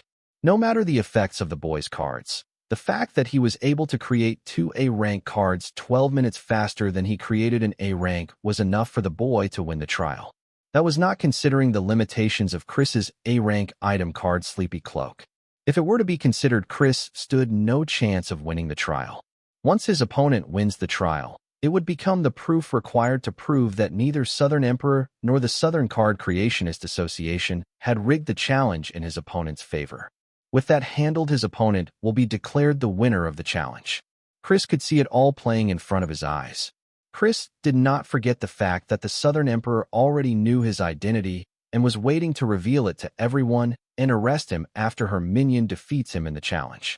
How could he forget? He paid a huge price to turn back time and escape, but failed. Chris also realized that he had lost the favor of the audience. They seemed to favor his opponent for his amazing talent in card creation. Chris knew once the results were announced his demise would begin, and the audience would not care for him once they realized he was not who said he was, but a Western prince.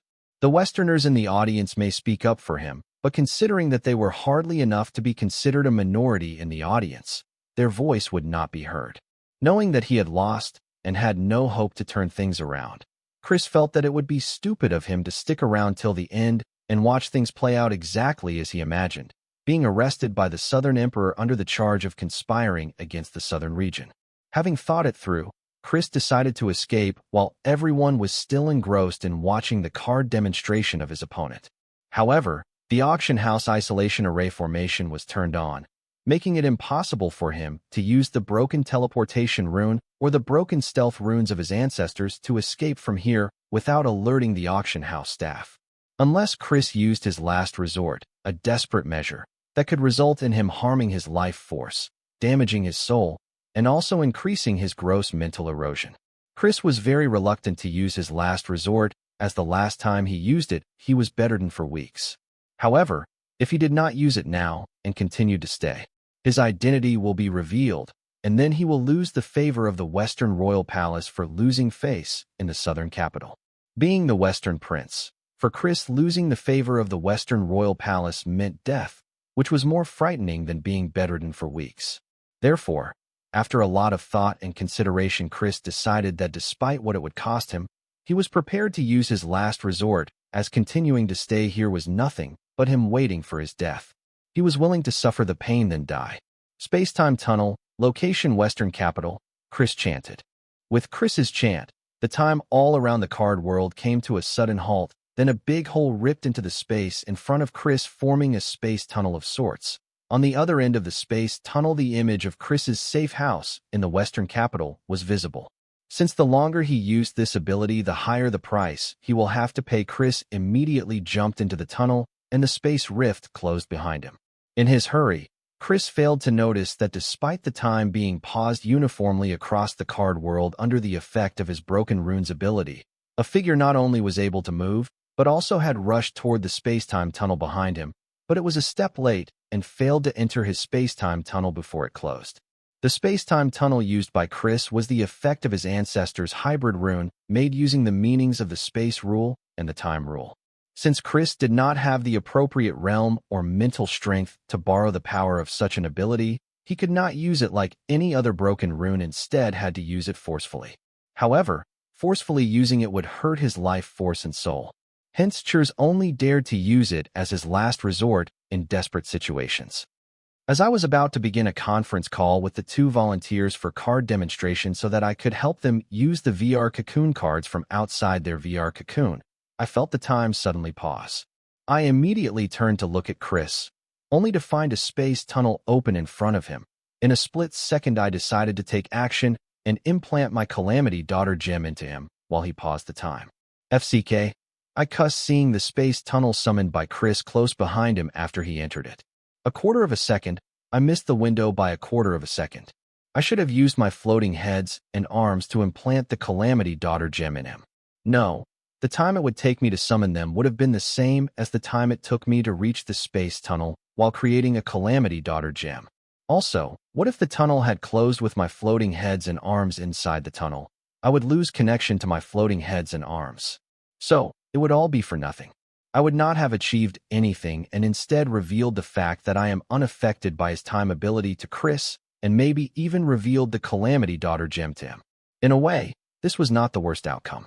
However, I let the candidate who could have become the strongest Calamity Daughter gem so far slip away. This pissed me off. I don't know when I will see Chris next.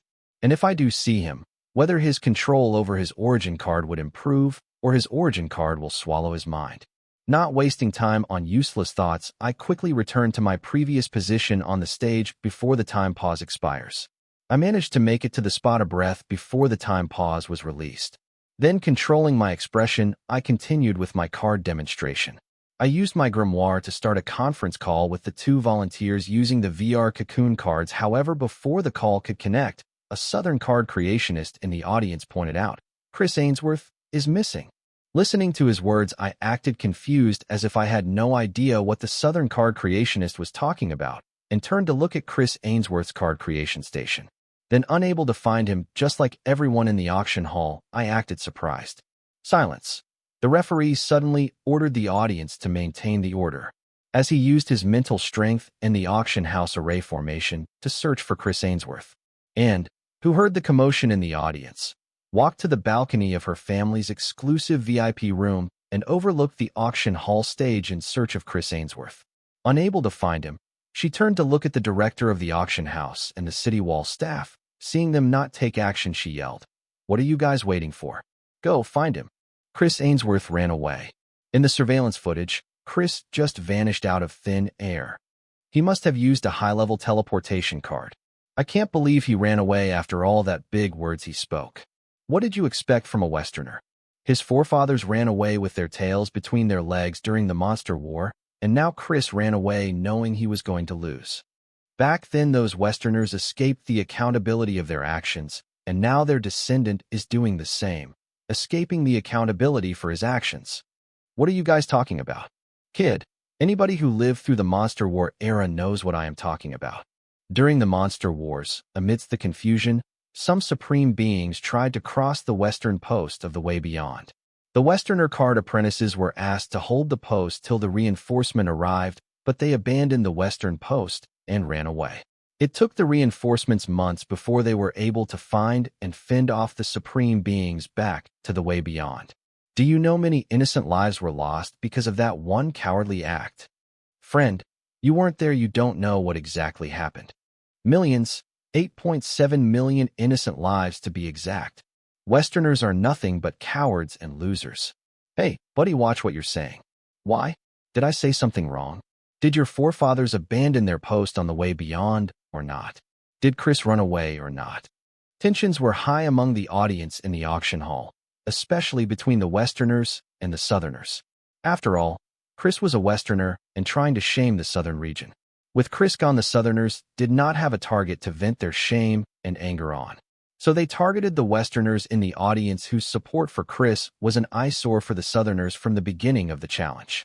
Considering the ratio of Southerners to Westerners in the audience, if a fight were to break out, then the Westerners would be butchered. Now that would be a political scandal that neither the Southern Card Creationist Association nor and wants on their hands. With the auction house director busy tracking Chris Ainsworth, and flew from the balcony of her family's exclusive VIP box and landed on the auction hall stage. Feeling its presence on the stage, the Southerners in the audience immediately started to behave without her having to ask them. For the Westerners, they were outnumbered in a foreign land. They had no choice but to behave if they planned to return home in one piece. Thank you, and thank the audience for the respect they showed her, and proceed to say, now let us continue with Master Wyatt's card demonstration. I bet most of you are curious about this item card VR cocoon.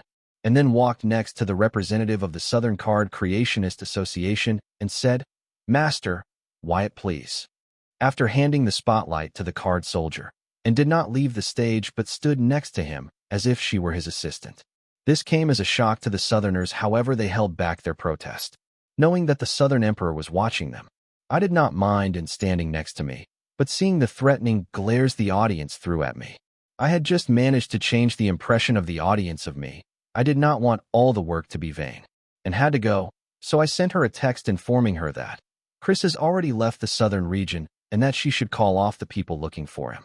Reading my text, and nodded, and then continued to stand next. Seeing Anne's reaction, I could only sigh exasperatedly, which only brought another wave of threatening glares. Ignoring them, I continued with my card demonstration.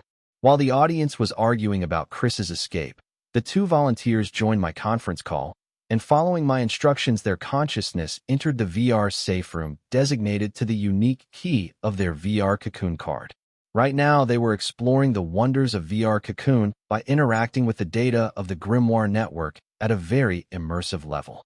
So, I directly skipped the part on how to use VR cocoon and displayed the video of what the two volunteers were doing in their respective VR safe room on the display formation of the auction hall. The audience was confused, so I went ahead and explained. What you are seeing right now is the consciousness of these two card lords in their respective VR safe room interacting with data of the Grimoire network at a 3D level. As you can see, volunteer number 1 is watching the live stream of this very card demonstration in 3 dimensions inside his VR safe room, which is way more advanced and immersive compared to the rest of the viewers who are watching the live stream in 2 dimensions because of the limitations of a grimoire. And volunteer number 2 is watching some adult content in 3 dimensions inside his VR safe room. Yes, he knows we are watching him. And to quote him, "I don't care, this is freaking awesome." If additional data is provided, the way we can consume content will change forever. You can not only hear and see a video, but feel and smell it. I am not just saying that it is possible, and the VR City is proof of that. But I will get back to that later. For now, let us explore the VR safe room. Volunteer no. 1 and 2, please switch to the video call function of the grimoire. Yes, volunteer number 1 complied without any complaint, but volunteer number 2 reluctantly paused the adult video and switched the call to video call, saying, fine. Soon a full-body hologram of volunteer number 2 and a partial hologram of me appeared in volunteer number 1's VR safe room. The same thing happened in volunteer number 2's VR safe room. Seeing this, both the volunteers and the audience gasped in shock. "It is like you are right here. Get out of my VR safe room," volunteer number 2 yelled at volunteer number 1, believing he was invading his VR safe room. "Friend, relax. My image in your VR safe room is just an illusion." Volunteer number 1 seemed to be getting the hang of the VR cocoon card. "Volunteer number 1, why don't you invite volunteer number 2 into your VR safe room and together watch the live stream of the card demonstration?" I ordered volunteer number 1 and addressed the audience. Multiple consciousnesses can enter a VR safe room as long as they have the permission of the admin of the said VR safe room. Entering the VR safe room of the volunteer number 1, volunteer number 2 was surprised and said, "Wait, you can watch a video while on a video call? FCK, isn't this awesome? Friend, language.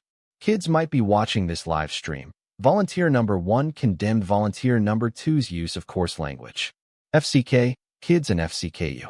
I am going back to my VR safe room and continue watching my video." Now that he knew he could watch a video while on a video call, volunteer number 2 immediately returned to his VR safe room to watch the happy ending of his adult video. Ignoring the spat between the two volunteers, I continued to address the audience. If the grimoire were to be upgraded to collect the data on smell and touch along with vision and sound, then one can not only see the full body of their caller, but see and smell it. Now, let us move on to VR City. But before that, I will take some questions from the audience. Some people in the audience were still puzzled. The card creationists and array masters among the audience watching the display immediately understood what a VR cocoon was and did, as they have heard of a similar concept in the creation of illusion-type cards and array formations. Still, it was for the best that I cleared everyone's doubt to ensure that we were all on the same page before I proceed to talk about VR City, which, unlike VR Safe Room, could allow the user to feel and smell, use their other senses, as it had achieved full immersion, the peak of virtual reality. Listening that I will be taking questions from the audience, everyone raised their hands indicating that they had something they would like me to answer about the VR cocoon card. But before I could pick someone, the referee appeared on the stage like a ghost and asked, "I understand that this VR safe room is a sort of high-level illusion. I want to know where it is located." The VR safe room and the VR City are located in the Grimoire network, just like the sites, videos, and other files on the network, I replied.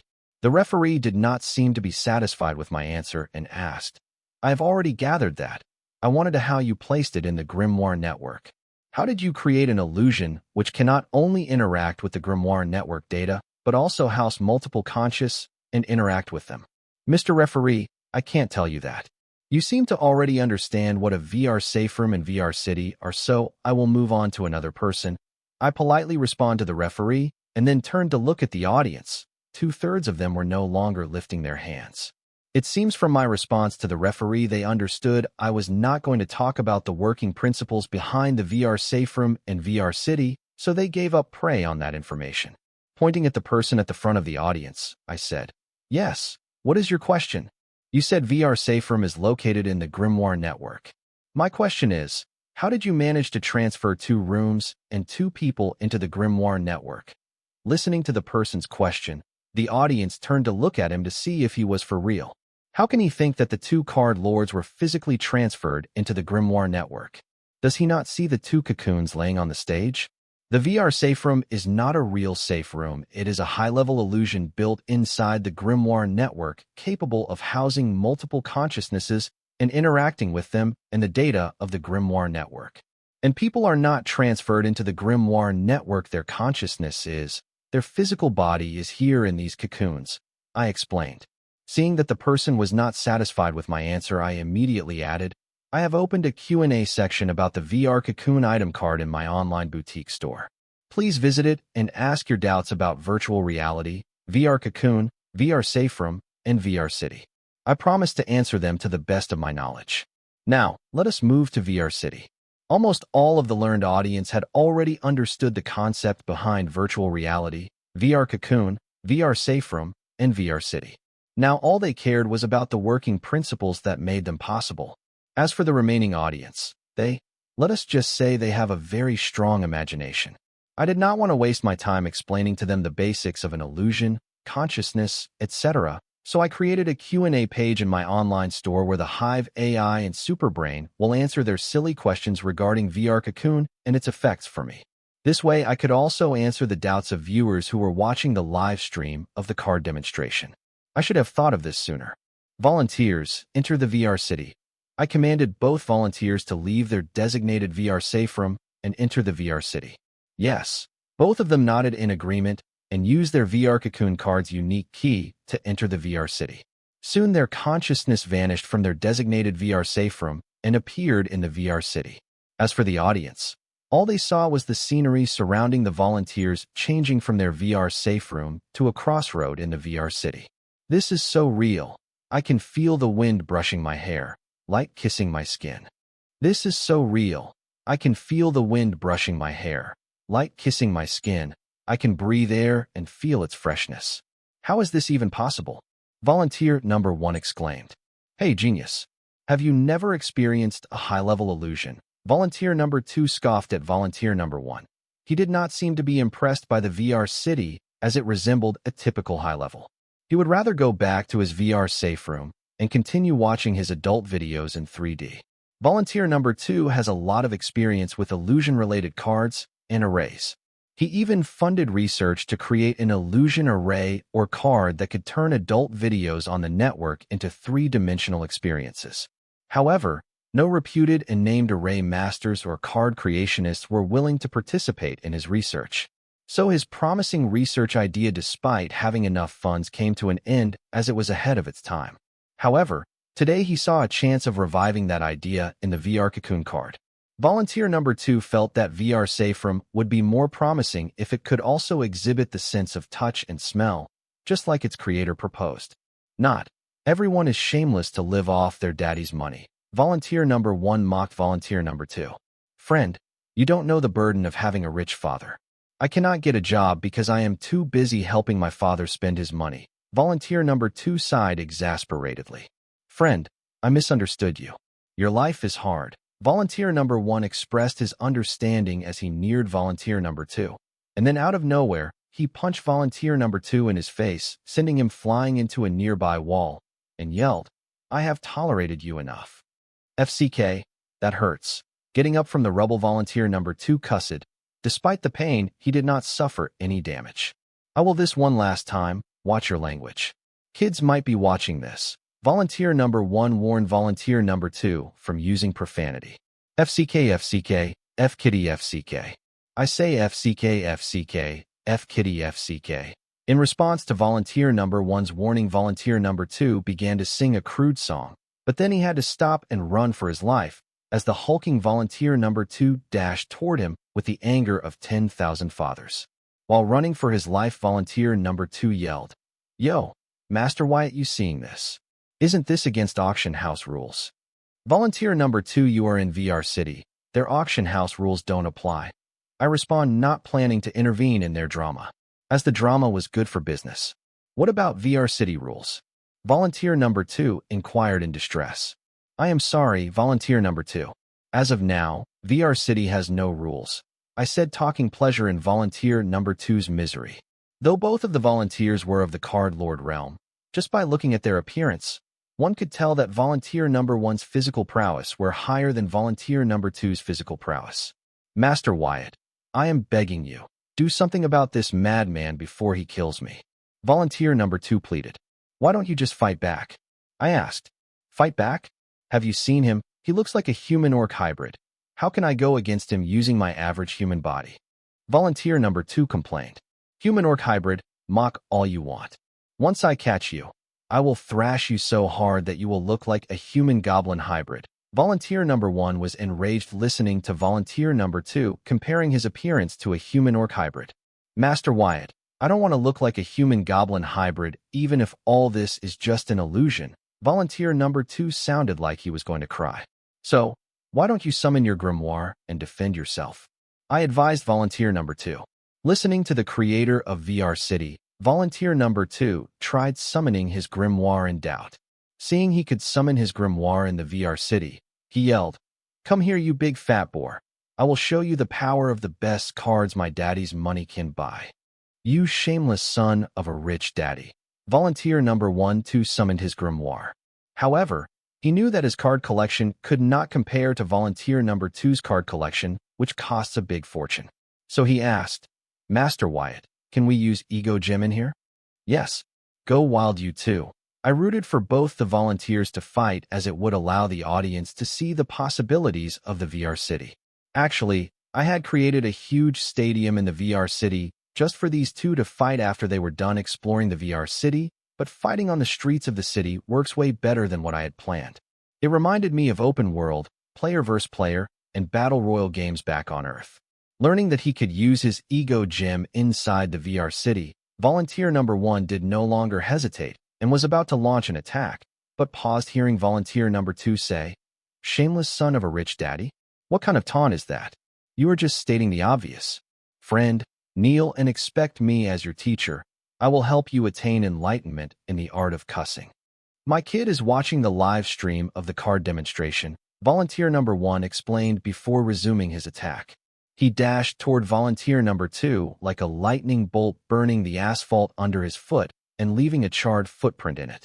Earth escape. Seeing volunteer number one dash toward him with his entire covered in the lightning rule power, volunteer number two used an escape skill card to dig into the asphalt, burrow into the groan, and escape in a direction only he and the creator of VR City knew. He was proud of the cards his daddy's money can buy him, but he would be foolish to use soul energy against rule power, not just any rule power, but lightning rule power. Seeing volunteer number two use his Earth Escape card, the audience thought the fight in the VR City will become a cat-and-mouse chase, but to their surprise, volunteer number one, whose body was covered in lightning rule, suddenly morphed into a bolt of lightning and followed volunteer number two into the tunnel he had burrowed. In a second, a huge explosion sounded, the ground burst open, a sinkhole appeared in the middle of the road, and rumbles flew across the street, damaging the surrounding infrastructure. Soon two figures can be seen jumping out of the sinkhole. Volunteer number one frowned and asked, "How come you don't have a single scratch on you when you took the full brunt of my lightning bolt?" "I don't know, but I did feel the pain of being burned alive by a bolt of lightning." Volunteer number two replied, and checked his body. It hadn't taken any damage. Even his clothes did not have a single scratch on them. It was as if he wasn't recently bombarded by a bolt of lightning rule power. You don't die in the VR City. However, the more damage your consciousness sustains in the VR City, the more mentally exhausted you will be when you wake up in the real world. As a precaution to hurt the user's mind, When the user's consciousness sustained a lot of damage, you will be forced out of the VR city. I explained to the volunteer in the audience while adding a large number of NPC to the VR city and added the gore function. Seeing the two volunteers fight, I realized an important reason for the popularity of open-world games was realistic NPC and gore. Wow, where did all these people come from? Volunteer number 2 asked, looking at the streets, and the airspace of the city that was previously empty was now filled with people, vehicles, and floaters. Ignore them. They are interactive illusions I added to the VR city. You guys continue with your fight. Go wild. The sky is your limit. I encouraged the volunteers to continue their fight in the recently populated VR city. Master Wyatt, are you saying no matter how hard I hit him in here, he will not die, but only be a little mentally exhausted at best?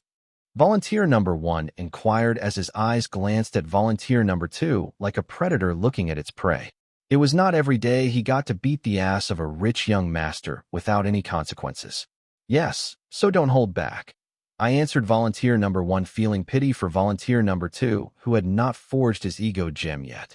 His daddy's money can buy him the best cards, but not help him forge his ego gem. Looking at his soul pathways, it was clear volunteer number 2 never practiced active soul control seriously, yet thanks to the best external help his father's money could buy, he has reached the card lord realm at such a young age. He might have even broken through to card overlord rank if not for the fact that he had to forge an ego gem before breaking through to a higher realm. FCK, this is not an illusionary city, it is a torture machine, volunteer number 2 exclaimed as ran for his life, chanting. Pixie wings activate. Wind escape activate. Soon a pair of dragonfly-type wings appear on the back of volunteer number 2. Then taking off, he escaped in a random direction at an insane speed.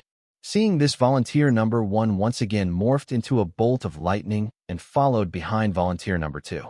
As volunteer number 1 passed by the surrounding infrastructure and people were hit by his lightning rule power, screams of dying people and the smell of human meat being burnt filled the atmosphere. All of this was so vivid that the sensitive people in the audience and viewers looked away. They almost felt bad for the NPC. However, the rest of the audience and viewers were at the precipice of discovering the rush and adrenaline of modern gaming. Volunteer number 1, who had morphed into a bolt of lightning, wanted to ignore the illusionary people and catch volunteer number 2, but their screams and the smell of human barbecue made it hard for him to ignore them. Stealing his heart and mind, he slowly gained on volunteer number 2. Dark Obistin form. Seeing that volunteer number 1 was about to catch him, volunteer number 2 activated his defense card and morphed into a humanoid statue of Obistin to avoid the pain of being burned alive by a bolt of lightning rule power. Soon a bolt of lightning struck the dark Obistin statue, resulting in a huge explosion of energy. Lightning rule power dispersed in the surrounding, unable to harm the obsidian statue. However, volunteer number 1 wasn't done. He used his Master of Lightning rule. He excited the clouds covering the VR city, and soon lightning started to rain down on the dark obsidian statue. Lightning rule. Lightning shower. Being struck by multiple lightning, cracks began to appear on the dark Obistin statue. And finally, the statue exploded, spreading dark obsidian shrapnels in the surrounding. The infrastructure in the surrounding crumbled down, while the people had turned into stains of blood and chunks of meat. Volunteer number 1 did not see this coming. As a result, chunks of the dark obsidian were embedded in the front of his body. Enduring the pain, he removed the shrapnels only to see his body heal at a visible speed without him making use of soul energy. It hurts, doesn't it? Volunteer number 2 walked out of the huge hole in the middle of the road and celebrated the fact that he finally managed to inflict some pain on volunteer number 1. The dark obsidian form card only encased him in a dark obsidian shell. So when the statue exploded, the shell exploded outwards while he was safe at the core. Don't be happy too soon, kid. Damage like this is just another Monday to me. A spoiled kid like you. I am afraid my beating will turn you into a mental patient in the real world. Volunteer number 1 mocked as his body once again covered in blue lightning rule power. Old fool, don't get cocky. I did not want to use this, but behold the power of my daddy's money. Volunteer number 2 yelled as red fire rule power covered his body. Seeing this, volunteer number 1, the audience and viewers were shocked, Volunteer number 2 did not have an ego gem, yet somehow, he was using the fire rule power. Trying hard to cover his shock, volunteer number 1 uttered, "One-time use rune item card. You used something so precious for an illusionary fight?" A platinum-grade card creationist in the audience complained, "FCK, this prodigal son. I pity the fool who was unlucky to have a son like him. I tried to do a network search, but I cannot find any information on him. His information must be restricted. Does this mean his father is someone influential? More influential than the Southern Emperor? Obviously not. Southern Emperor is a national treasure. This F-tard must be the son of some corrupt bureaucrat or greedy merchant at best. Whatever. Do you know how much an A-rank one-time use rune item card costs? I think I have found son-in-law. Old man, as if he will fall for your daughter. Whoa, she is hot. Old gentleman, are you sure she is your daughter? I guess she takes after her mother. Boy, are you implying that I am ugly? I am sorry for my rude words, old gentleman. Recently I was lucky enough to get my hands on a 150-year-old spirit rice wine. As an apology, why don't you and I get together at your place tonight and crack it open? In your dreams, you ugly mutt. Old man, don't act arrogant just because your wife gave birth to a beautiful daughter. Friend, that is not the way to talk to an elder. Senior, I apologize for my friend over here. FCK, you simp. Whose is your friend? Soon all there of them were thrown out of the auction house by the referee for causing a commotion in the auction hall. Inside the VR city, a stream of red energy and steam of blue energy were entangling and twisting across the city skyline, as if two huge snakes were mating in the air. Tall skyscrapers and buildings were knocked down due to their aggressive collusion, while in the background screams of the people being crushed by the falling rubble of the buildings played. Soon the stream of red energy separated from the stream of blue energy and started to get bloated like a balloon and turned into a miniature sun of a 70-meter radius, while the stream of blue energy turned into a 150 meters wide river of blue energy. The leaking energy from the miniature red sun and the miniature blue lightning river began to burn the surrounding city and everything in it. Soon the miniature fire sun collided with the miniature lightning river, resulting in a huge explosion that evaporated the whole city and leaving behind circular pattern charred marks in its place. In the center of the circular charred marks stood two humanoid figures, appearing to be completely unharmed. That was awesome, volunteer number 2 yelled. I got to admit it, it felt pretty good going all out without worrying about any consequences. I think can go all out a few more times before being fully mentally exhausted. Volunteer number 1 agreed with volunteer number 2. Then they noticed the evaporated city materialize itself again at incredible speed. While volunteer number 1 was mesmerized by the sight of the city rebuilding itself, he was distracted by the sudden scream of volunteer number 2. What happened? I can't believe it.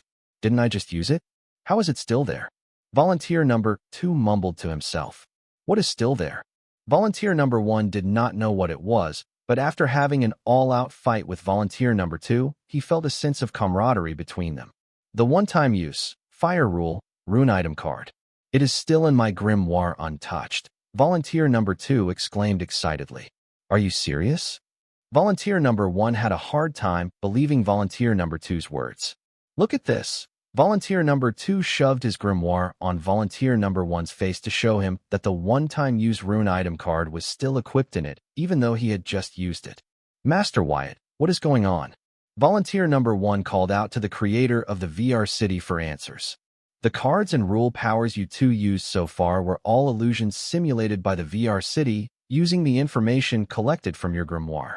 This is the reason why you guys don't suffer any physical and mental damage in the VR city, except for mental exhaustion on prolonged use of the card. Everything in the VR city is a fully immersive illusion. That is why I asked you two to go all out. I hope you two enjoyed it. Now you can come out. As for those of you who want a VR Cocoon card, please follow my online store for updates about it. I explained to the two volunteers, the audience, and the viewers watching the live stream on the network. Then, after concluding the VR Cocoon item card demonstration, I did not forget to create hype about it hitting the market soon. As the demonstration concluded, the audience burst into a huge round of applause praising the representative of the Southern Card Creationist Association for his ingenuity in card creation.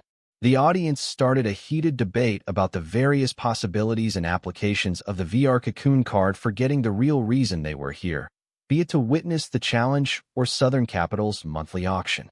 However, the staff of the Southern Card Creationist Association had not forgotten about the challenge. The shame and embarrassment they were subjected to would not be washed away. With the disappearance of Chris Ainsworth and the winner of the challenge being obvious to everyone, it would be easier for them to do so. Here's your 2-liter of liquid soul energy and 1 liter of S-rank Diamond Ape wine. The referee handed a card and a wine gourd bottle to me. After concluding the demonstration and collecting the VR Cocoon cards from the 2 excited volunteers, I directly flew back to the balcony of the royal family's exclusive VIP box, leaving the staff to deal with rest while and followed beside me. Seeing this, the audience that was singing my praise a second ago was now glaring daggers at me. I wondered if and was doing this on purpose. But considering her zero experience with relationships, I guess that was not the case. Yes, I had already seen that and was interested in me. However, I ignored them as she was Anna's twin sister, and because I am almost driven crazy by Anna and Susan. Arriving in the VIP room, I found the referee waiting for me. Collecting my winnings, I thanked him. "Thank you. You guys order pizza great. Do you mind if I take a slice?" I was famished, so seeing ABA and Laura share large pizza, I ignored the referee and decided to have a slice. "Feel free to do so," ABA offered, and Laura nodded in agreement. "Thank you," I said, taking the slice of pizza with most topping. Before I could take a bit, ABA said, "Say, Wyatt, was the VR Cocoon card a minor version of the origin card you created for Grandma Asong?" Having experienced the life of a dog in Asong's origin card, ABA immediately connected the VR Cocoon item card to Asong's origin card. Taking a bit of the pizza, I nodded in response to ABA's question, only to hear her ask, "Can you lend me the 2 VR Cocoon cards? I want to go to the VR city with Laura." Signaling her to wait, I summoned my grimoire, and taking out the 2 VR Cocoon cards, I hand them to ABA, who exclaimed, "I will order another pizza for you before going to the VR city." Giving her a thumbs up, I continued to enjoy the pizza, only to hear ABA order Agatha. "Agatha, order another pizza for Wyatt.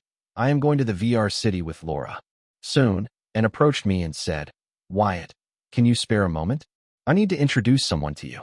"Yes," I agreed, wiping the sauce on the corner of my mouth. Pointing at the referee, and introduced him to me. "Wyatt, this is Leo Lorne, Minster Lorenzo Lawrence Jr. brother. He is one of the world's leading array masters and card creationists.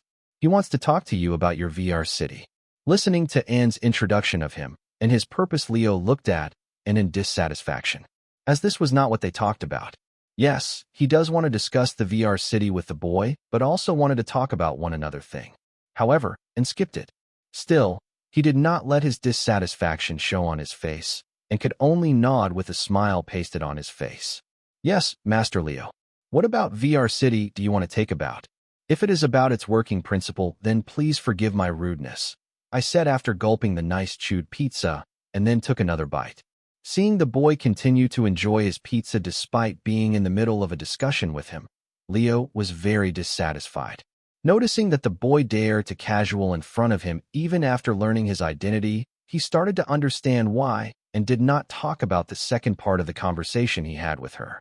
Considering how rude and arrogant this boy was, he would not agree to become his student. Leo had approached, and with the idea of accepting the boy as his disciple, but she did not take his words seriously.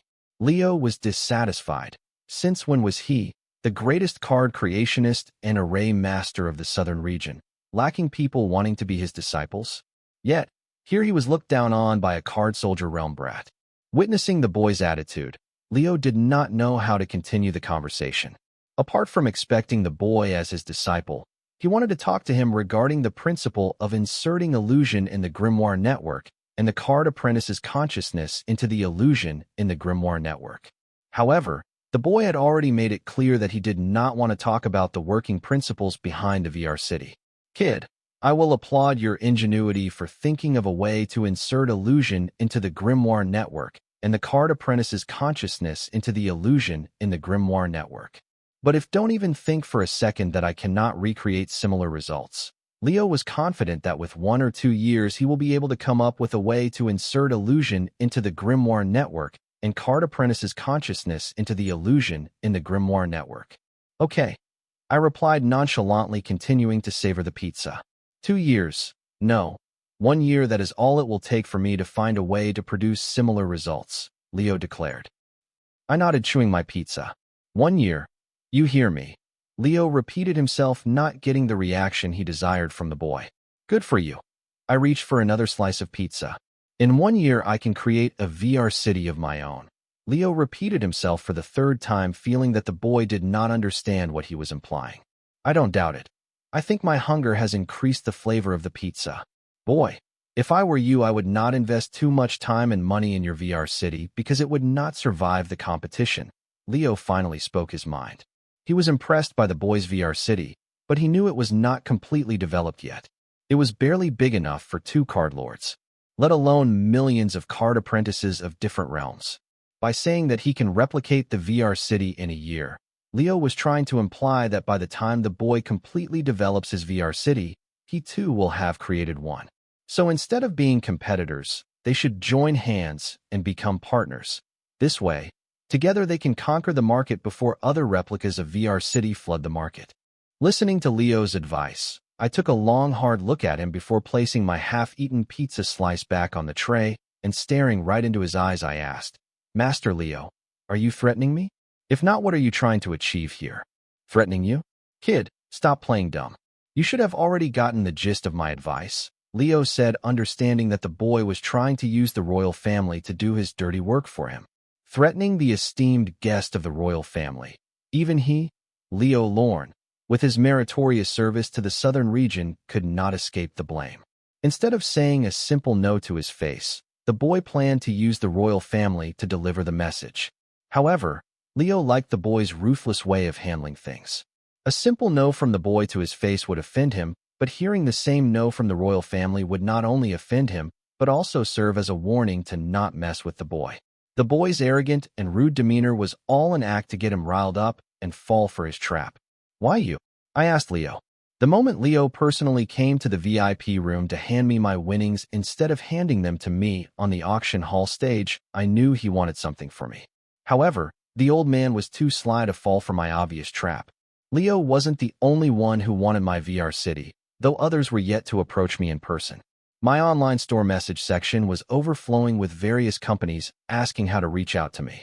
If this was the case with the message section, I felt sorry for Susan, whose contact info was mentioned in the online store. I did have the Superbrain card take it down, but I was a tad bit late.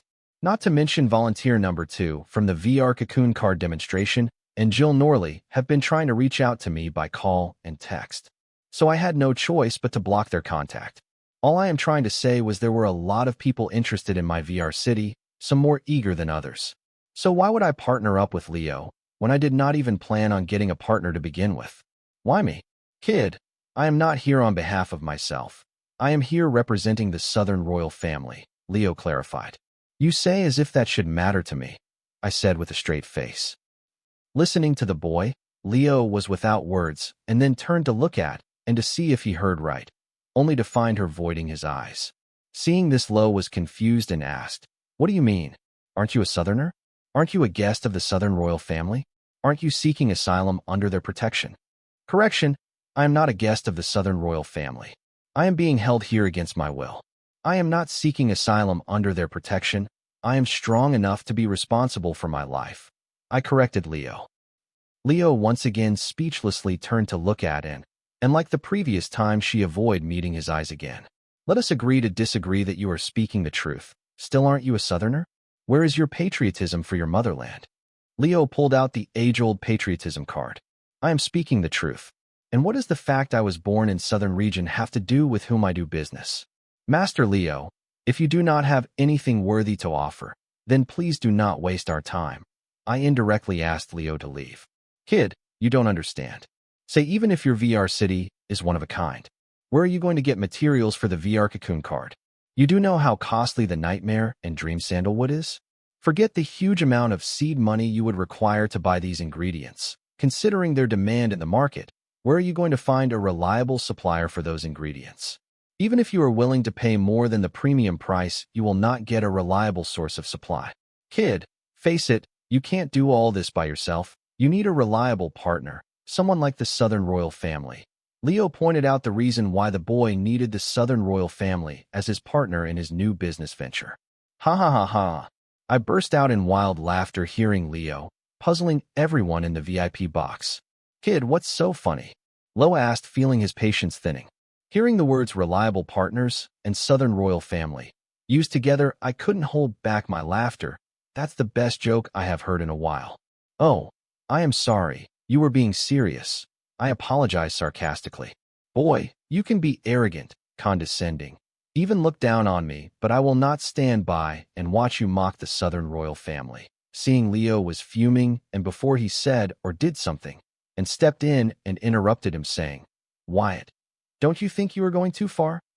Being interrupted by and Leo's rage toward the boy only increased. Seeing how the royal family was being so accommodating, however, the boy did not show an ounce of gratitude towards the royal family and instead dared to mock them. If not for the presence of Anne, Leo would have taken it upon himself to teach the boy some manners. I am going too far. I gave you guys the secret to change the world as we see it and make the southern region the wealthiest region of all 5 regions, but all you did for me in return was turn me into the most hated fraudster in the world. Now, you blame me for taking it too far. How dare you? Wyatt, we all agreed that it was for your good, and defended, pointing out that they were using the fraud cover to protect the boy when in reality, it was just that. They were also using it to keep the hyenas eyeing what they're guessing.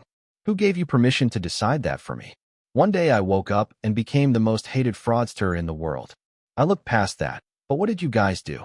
Not only did you lose the only known source of silver milk in the entire world, but you guys could not protect me like you promised to. I had to gamble with the devil to save my ass. I looked past that and still decided to help you guys, and in return you guys imprisoned me. Just because the walls of the guest palace are fancier and cleaner than the walls of the prison doesn't change the fact that I am your prisoner. And now this gentleman over here says that the Southern royal family is a reliable partner. Considering what I going through concerning our previous partnership, I have every right to laugh at those words. Do you understand why? If not, let me help you. The Southern royal family has been the test partner I have ever had. You guys not only did not deliver on your promise, but you also lost the only known source of sliver milk in the world, and then you guys dragged me to the southern capital against my will and cage me. Now that I have another business venture, you guys snoop in like vultures. What is to say that you guys will do anything different this time around? FCK? Where's Anna? I miss her. If Anna were here, I would not have to go through all this. Unlike and who introduced Leo to me despite knowing his intentions, Anna would never put me on the spot like this. She would have immediately rejected Leo's proposal. Forget introducing him to me. Leo stared at the boy dumbfoundedly. As Lorenzo's junior brother, he thought he knew the ins and outs about the Silver Milk Power Project, but listening to the boy, he learned there was more to it. As for Anne, she was devastated hearing the boy say he misses Anna with her right by his side. How was she any less than Anna? They were twins, for goodness sake. She had everything Anna had and more. Unlike Anna, she has never been with a man. With her seal still there, shouldn't her value be more than Anna, whose seal was open long ago? And was frustrated, not understanding what the boy wanted. He had feelings for his manager, who was a prude just like her. In a way, she was the combination of the best of both Susan and Anna, making her the perfect girl for him. So shouldn't the boy fall head over heels for her? But why wasn't he? What was she missing? And despite claiming to be smarter than Anna, could not see what Susan and Anna had, but she did not. It was so obvious. Susan and Anna loved the boy. 10 out of 10 times they both would sacrifice everything, including their lives, for the boy without hesitation. However, and 10 out of 10 times would choose the Southern royal family over the boy. Not to mention, she only wanted the boy because Anna loved him and knew how serious Anna was about the boy. Anna might have had a messy past with many men, but and knew none of them would amount to what the boy meant in Anna's heart, mind, body, and soul. It was because Anna felt about the boy so strongly that, and who has never shown interest in Anna's relationships, was now showing strong interest in Anna and the boy's relationship, knowing that the boy was the one for Anna. Kid, I said what I wanted to say. Take your time and consider it. I know you will make a sound decision. saying that Leo prepared to leave because he did not know half of what was going on between the boy and the Southern royal family. The boy seems to both resent and care for the Southern royal family. He knows that the boy was staying in the Southern Royal Palace's guest palace number 1, but he thought that was only because the boy had discovered the silver milk powder. But now it seems there was more to it. He needs more information before he has any further negotiations with the boy. Seeing Leo take his leave, and sighed thinking that she should have warned Leo about the tension between the boy and the Southern royal family. Then she heard the boy make an unusual offer to Agatha. "Agatha, you said you wanted to make money, right?" "Yes, I do. Tell me what I need to do, boss." Agatha had long since wanted to discuss the VR Cocoon card and VR City with the boy, but then listening to his conversation with Leo Lorne, she decided against it. But hearing the boy bring it up, she was overwhelmed with joy. Her pupils almost turned into dollar signs. She did feel and staring daggers at her, but Agatha did not mind because she needed this opportunity more than the Southern royal family did. Before the boy could respond, and immediately spoke up. "Wyatt, don't take any hasty decisions yet. I know the royal family has let you down these past few days, but give me some time. I will think of something to make it up to you. I promise. So, please don't do anything hasty that both of us will end up regretting." I stared at and was about to tell her off, but the auction house director knocked on the door of the VIP box with a sullied face. "Your Highness, may I come in? Tell me you found that Chris Ainsworth," and did not bother with formalities and small talk, but directly asked if they had found Chris Ainsworth. "I am sorry, Your Highness, we couldn't find him. However, we have tightened the city watch. If he somehow manages to elude them, then Border Patrol will get him. They all are on high alert for anybody suspicious. They will catch him," the auction house director said with his head held down. He himself was not confident about the city watch and Border Patrol catching Chris Ainsworth, so he did not dare to meet In's eyes. After failing In's expectations so many times, he felt aggrieved, and he blamed Chris Ainsworth for this. Right now he hated Chris so much that in his mind, he had already cussed Chris and his 9 generations of family members. How do you expect the City Watch and Border Patrol to catch a card grandmaster who escaped an SSS-rank space isolation array under the watch of so many card emperors and card semi-demigods? Please, tell me how? I cannot wrap my mind around it. And thundered at the auction house director as his words made no sense to her. From Chris Ainsworth's mysterious appearance in the southern capital to his sudden disappearance, and realized that Chris was in possession of knowledge or power that was not known to them. Even with the assistance of Card Demigod, Chris could not have escaped the SSS-rank space isolation array without being noticed by the Card Emperors and Card Semi-Demigods in the same room as him. Yet, Chris Ainsworth somehow managed to do it all by himself, adding merits to Anne's suspicion. Therefore, she believed that it was highly unlikely for the City Watch or Border Patrol to even find him, let alone catch him. "Your Highness, for my incompetent I will resign and am prepared to face punishment fitting the crime." The auction house director directly pleaded incompetence, offered to resign from his position, and begged for punishment because he could not take it anymore. No, not Anne's reprimanding, but the embracement of failing time and again. He was the director of the Southern Card Creationist Association's auction house director. He did not get this position through connections, but by stepping on all his competition and making achievements that people believed were impossible. However, today, because of a little card grandmaster, he failed time and again. "I will ignore the resignation letter that you shared with my grimoire. Go back and think of ways to salvage the monthly auction. It has been delayed too long. Think of ways to convenience the dissatisfied and angry crowd. As for your punishment, we can talk about it later." And would be stupid to fire the auction house director right when it was facing the greatest crisis since its establishment. "Your Highness, thank you for showing mercy." The auction house director bowed, and then glancing at the boy who was eating pizza and the 2 VR cocoon on the floor, he added, "Your Highness, I have already thought of a way to salvage the monthly auction, but I will require Master Wyatt's assistance for that." Seeing neither and nor the boy said anything, the auction house director continued and spoke his mind.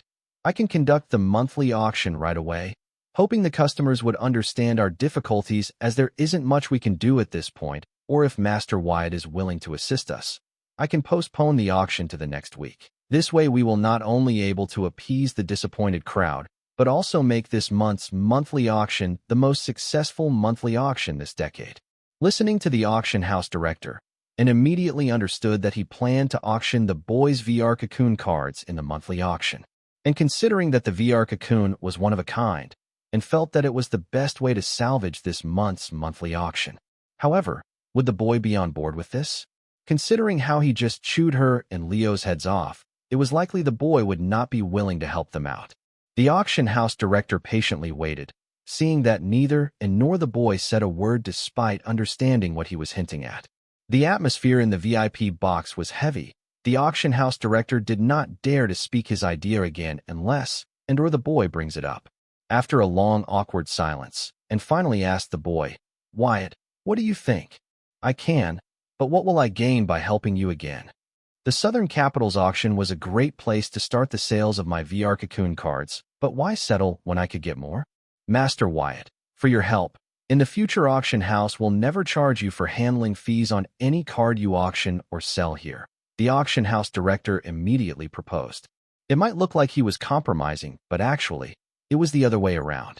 The boy was a capable card creationist. Soon his name will spread throughout the card world, and people would be willing to pay any amount of fortune to collect cards created by him.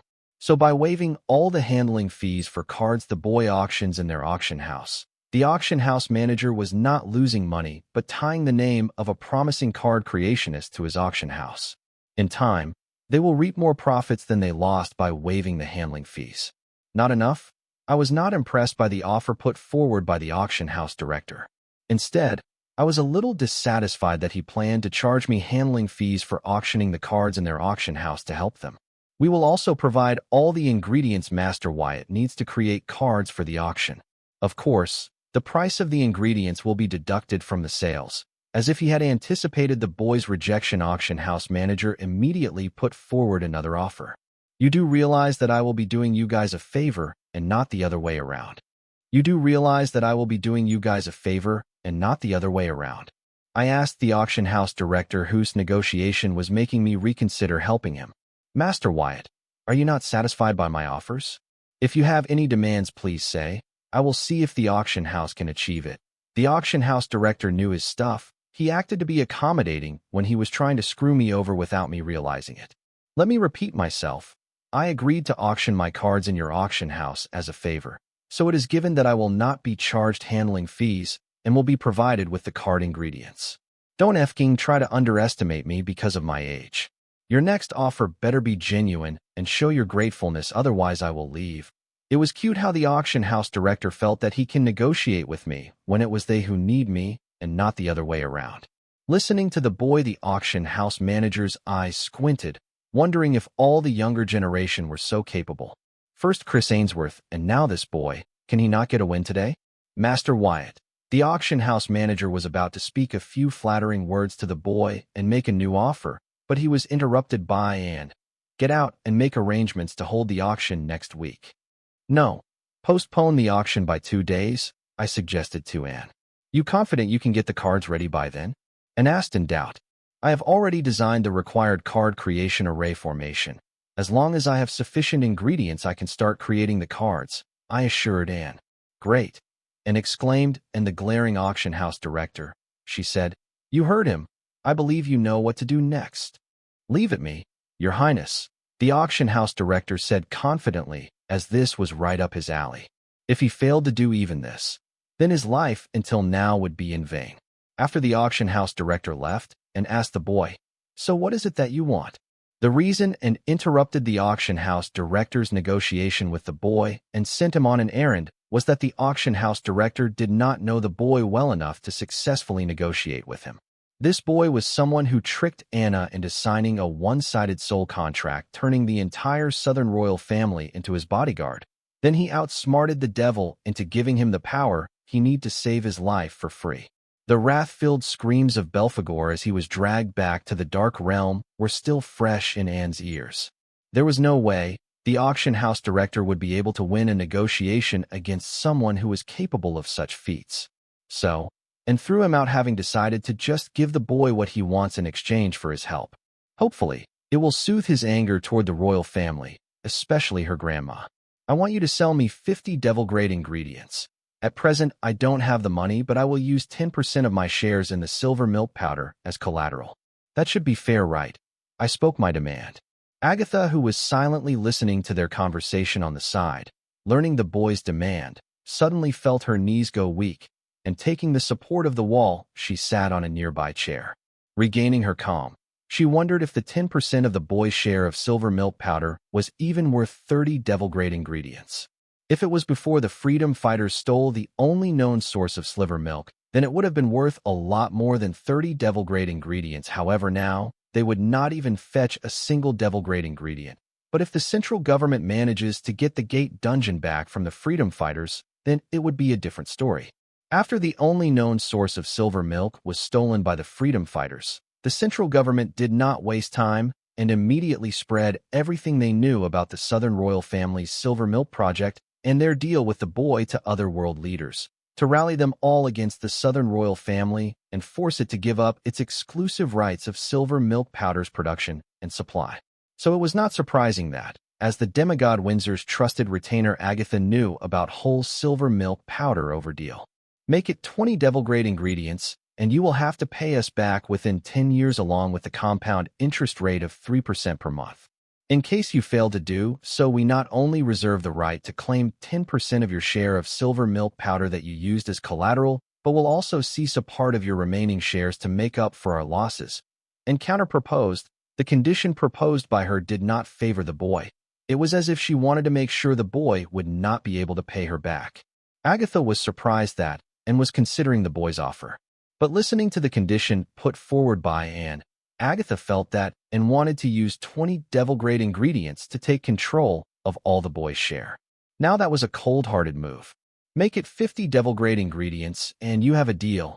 I was not angered by the conditions put forward by Anne, because she used the condition to show Agatha and others who would hear about this deal later to not get any funny idea about silver milk powder project and its shares in my hands. I say this because the Southern royal family was doing everything in its power to ensure that the silver milk powder project was up and running before the central government and the Allies get the only known source of silver milk back from the freedom fighters. That would mean if I managed to deliver on my promise to create a dungeon similar to Silver Beach Gate Dungeon, within a year the silver milk powder will hit the market, and by the next decade, I will be the wealthiest man in this world. Not to mention, I will be able to pay back the Southern royal family within a year after the product enters the market. What Anne was doing was not any different from what I did in Leo's case. I could have politely rejected Leo, but I yelled at him, spoke rudely of the royal family, and created a scene. All this just to give people watching the impression that not everything was good in my partnership with the Southern royal family. Yes, I was a little dissatisfied with the royal family, but not to the point I showed earlier. This should keep the hyenas at bay till I am ready. No, 10% shares aren't enough as collateral for 50 devil-grade ingredients. I will consider it if you raise it to 20%. 40 devil-grade ingredients for 15% shares as collateral, and I get to pick which ingredients I want. Or I will find someone else, I said with a frown as if this was my bottom line. Over the millennia, the royal family has managed to accumulate mountains of devil-grade ingredients enough to fill several storage rooms, because except for the devil core, they had no idea what to do with the rest of the corpses of the devils they slayed other than to harvest the intact parts as ingredients. I plan to take advantage of this to select the 40 most expensive devil-grade ingredients in their warehouse using my Demon Merchant Codex. Deal. And immediately agreed, then added, let us head home. I will draw up the contract and bring you to choose the ingredients. Rich people. Agatha blurted, seeing the boy make a huge deal worth 40 devil-grade ingredients while stuffing himself with pizza. Wait, I am not done yet. I said so because 40 devil-grade ingredients were nowhere near enough for me to bring my plans to fruition. You sure you want to invest so much in this project? And inquired the boy in surprise. She just promised to give him 40 devil-grade ingredients, and he still wanted more. She did not believe building VR City would require that much seed money. But considering that the boy always gave his best, she felt he was going to invest everything he can into the VR City project. Why? Do you two believe that I cannot do this all on my own? I asked Anne. She was not a dreamer like Anna, and would never support any of my ideas so far, so it was not surprising that she did not believe that I could do this. Does it matter what I think? You will do what you want anyway. And avoided answering as she really did not believe in the boy that he would be able to make the VR city a success that people will speak of ages from now. Shaking my head, I used a cleansing array to clean myself and said, I have information that will be of big help to the southern region. I will share it with you for 10 devil-grade ingredients. What is the information? And asked, squinting her eyes. She did not doubt that the boy had some information that would benefit the southern region, but if it was worth 10 devil-grade ingredients. You better than to ask for the goods without paying up, I said in disappointment and urged her. You better hurry because the longer you wait, the closer the information will get to losing its value. Fine, I give you 10 devil-grade ingredients, now tell me the information, and decisively agreed. Have you heard of gate dungeons to gates? I asked, and to create suspense instead of just telling her after all this information was worth 10 devil-grade ingredients. Yes. But whenever a gate dungeon with 2 entrances is found, it is immediately conquered and destroyed by the card apprentice involved, as it will only spark a war over its ownership, and replied with a deep frown as she was not liking what the boy was trying to enunciate. Well, Chris Chase aka Chris Ainsworth has found one connecting the outskirts of the western capital to the outskirts of the southern capital. That was why he was in the southern capital this morning. Don't ask me which dungeon, this is all I know, but you should know that the Western Palace already knows about this dual-gate dungeon and should be making their move by now. I revealed to Anne. When I hacked Chris Chase's grimoire, I had my super brain card bug his grimoire just in case he escapes. And it paid off. A few minutes ago, Chris Chase contacted the Western Palace hoping to use the information on the gate dungeon with 2 gates connecting the Western capital to the southern capital with them in exchange for resources to heal himself. The repercussions of using the space-time tunnel were more than he had expected. If he did not do anything about it, his wounds would only worsen until he finds peace in death's embrace. As soon as the Western Palace heard that Chris had information on a gate dungeon connecting Western Capital with Southern Capital, he immediately turned the call encrypted and swept Chris's grimoire to check if someone was eavesdropping. If not for my Demon Merchant Codex, I would have been caught in the act by them. I can't believe the useless director was right. Chris Ainsworth was Chris Chase, Agatha exclaimed. Don't tell me. Listening to the boy's action and finally understood what Chris Ainsworth was doing in the Dungeon Registration and Allocation Department headquarters early in the morning, and immediately understood how Chris Ainsworth, who had entered a dungeon in the Western Capital, could be seen in the Southern Capital. The dungeon he entered in the Western Capital was the first gate of the 2-gate dungeon, and the dungeon he tried to book in the Southern Capital was the second gate of the 2-gate dungeon. Though this did not explain how Chris was able to escape the SSS rank space isolation array, or how the boy knew about Chris finding the 2-gate dungeon, she had a more pressing issue to attend to. Using an encrypted line, she began to report the information to her mother. Because when it comes to this kind of situation, only her mother was the most reliable one, as the rest of the demigods in the family only liked to take with their muscles. After reporting the matter to her mother, Anne's tense facial expression finally eased a little bit, especially when she heard her mother say, "Don't worry, Anne is still in the southern region. I will call and ask her to personally guard the dual-gate dungeon until I get there." By aunt, Anne's mother obviously meant Field Marshal Heat Send. However, what assured Anne was the fact that her mother would be arriving to handle this matter. While Anne was busy making arrangements for the dual-gate dungeon, I looked at Agatha and asked, "Are you enjoying the show? A deal worth 50 devil-grade ingredients and a dual dungeon connecting the capitals of 2 regions. This is more entertaining than any televised show." Agatha replied honestly. "Do you want to continue watching or pick up where we left off earlier?" I asked Agatha, playfully, knowing fully well that she was dying to ask me about the VR City project. Earlier I was, but now I don't know, Agatha said dejectedly. "Why is that?" I asked her with a frown. "A project with starting capital of 50 devil-grade ingredients is not something I can invest in. My net worth will not even fetch me a devil ingredient, much less a share in your project," Agatha said with self-deprecation. "Who said I was looking for investors? I wanted to ask if you were willing to become my distributor," I clarified. "Distributor? I can do that," Agatha said with newfound confidence. "Good. I need these cards to reach as many people as possible in the fastest way possible," I demanded. "Don't worry, I know people who can sell milk to a cow, but are you sure you can create so many cards in a short time?" I mean, did you find the supplier for the card ingredients? Agatha inquired in concern. She had no doubts about the boy's card creation and array mastery capabilities, but she was not sure if the boy would be able to gather the large quantity of ingredients required to create the cards, even with the help of the Southern royal family. Don't worry about that. I got all that covered. Just focus on your part of the sales, I assured Agatha, not knowing if I convinced her to trust me, because there was no way for me to find a reliable supplier for those card ingredients in this world, but that it was a different story in Devil Merchant Code. My part of the sales? You have other distributors in mind? Agatha asked in surprise, learning that she wasn't the only distributor the boy had in mind. She did not mind sharing, but she worried if the boy could create so many cards. Yes, I do. In a month, I want about 1/10 of the world population to explore the VR city. I revealed my plans. Wyatt, I hate to rain on your dreams, but I don't think the 1/10 of the world can afford this card, Agatha pointed out. Based on her calculation, the cost of the card created by the boy will not be cheap. Even the E-rank version of the card would cost a small fortune. With such a huge price tag, expecting 1/10 of the card world's population to explore the VR city was a fool's dream. Don't worry, I plan to sell the card at the cheapest cost possible. The real price was not the VR Cocoon card, but the VR city. As long as people got hooked on it, I could easily make up the losses and make 100 times that on in-game purchase. Buying a VR Cocoon card would not be enough to enter the VR city. People would have to pay a small amount every month to enter the VR city after the limited time free period was over, something like a monthly, quarterly, half-yearly, or yearly subscription. This way I will have a steady stream of money coming in. How? Agatha looked at the boy in confusion. Because even the lowest rank of the sandalwood tree monster ingredients was expensive. So, how did the boy plan to make these cards cheap?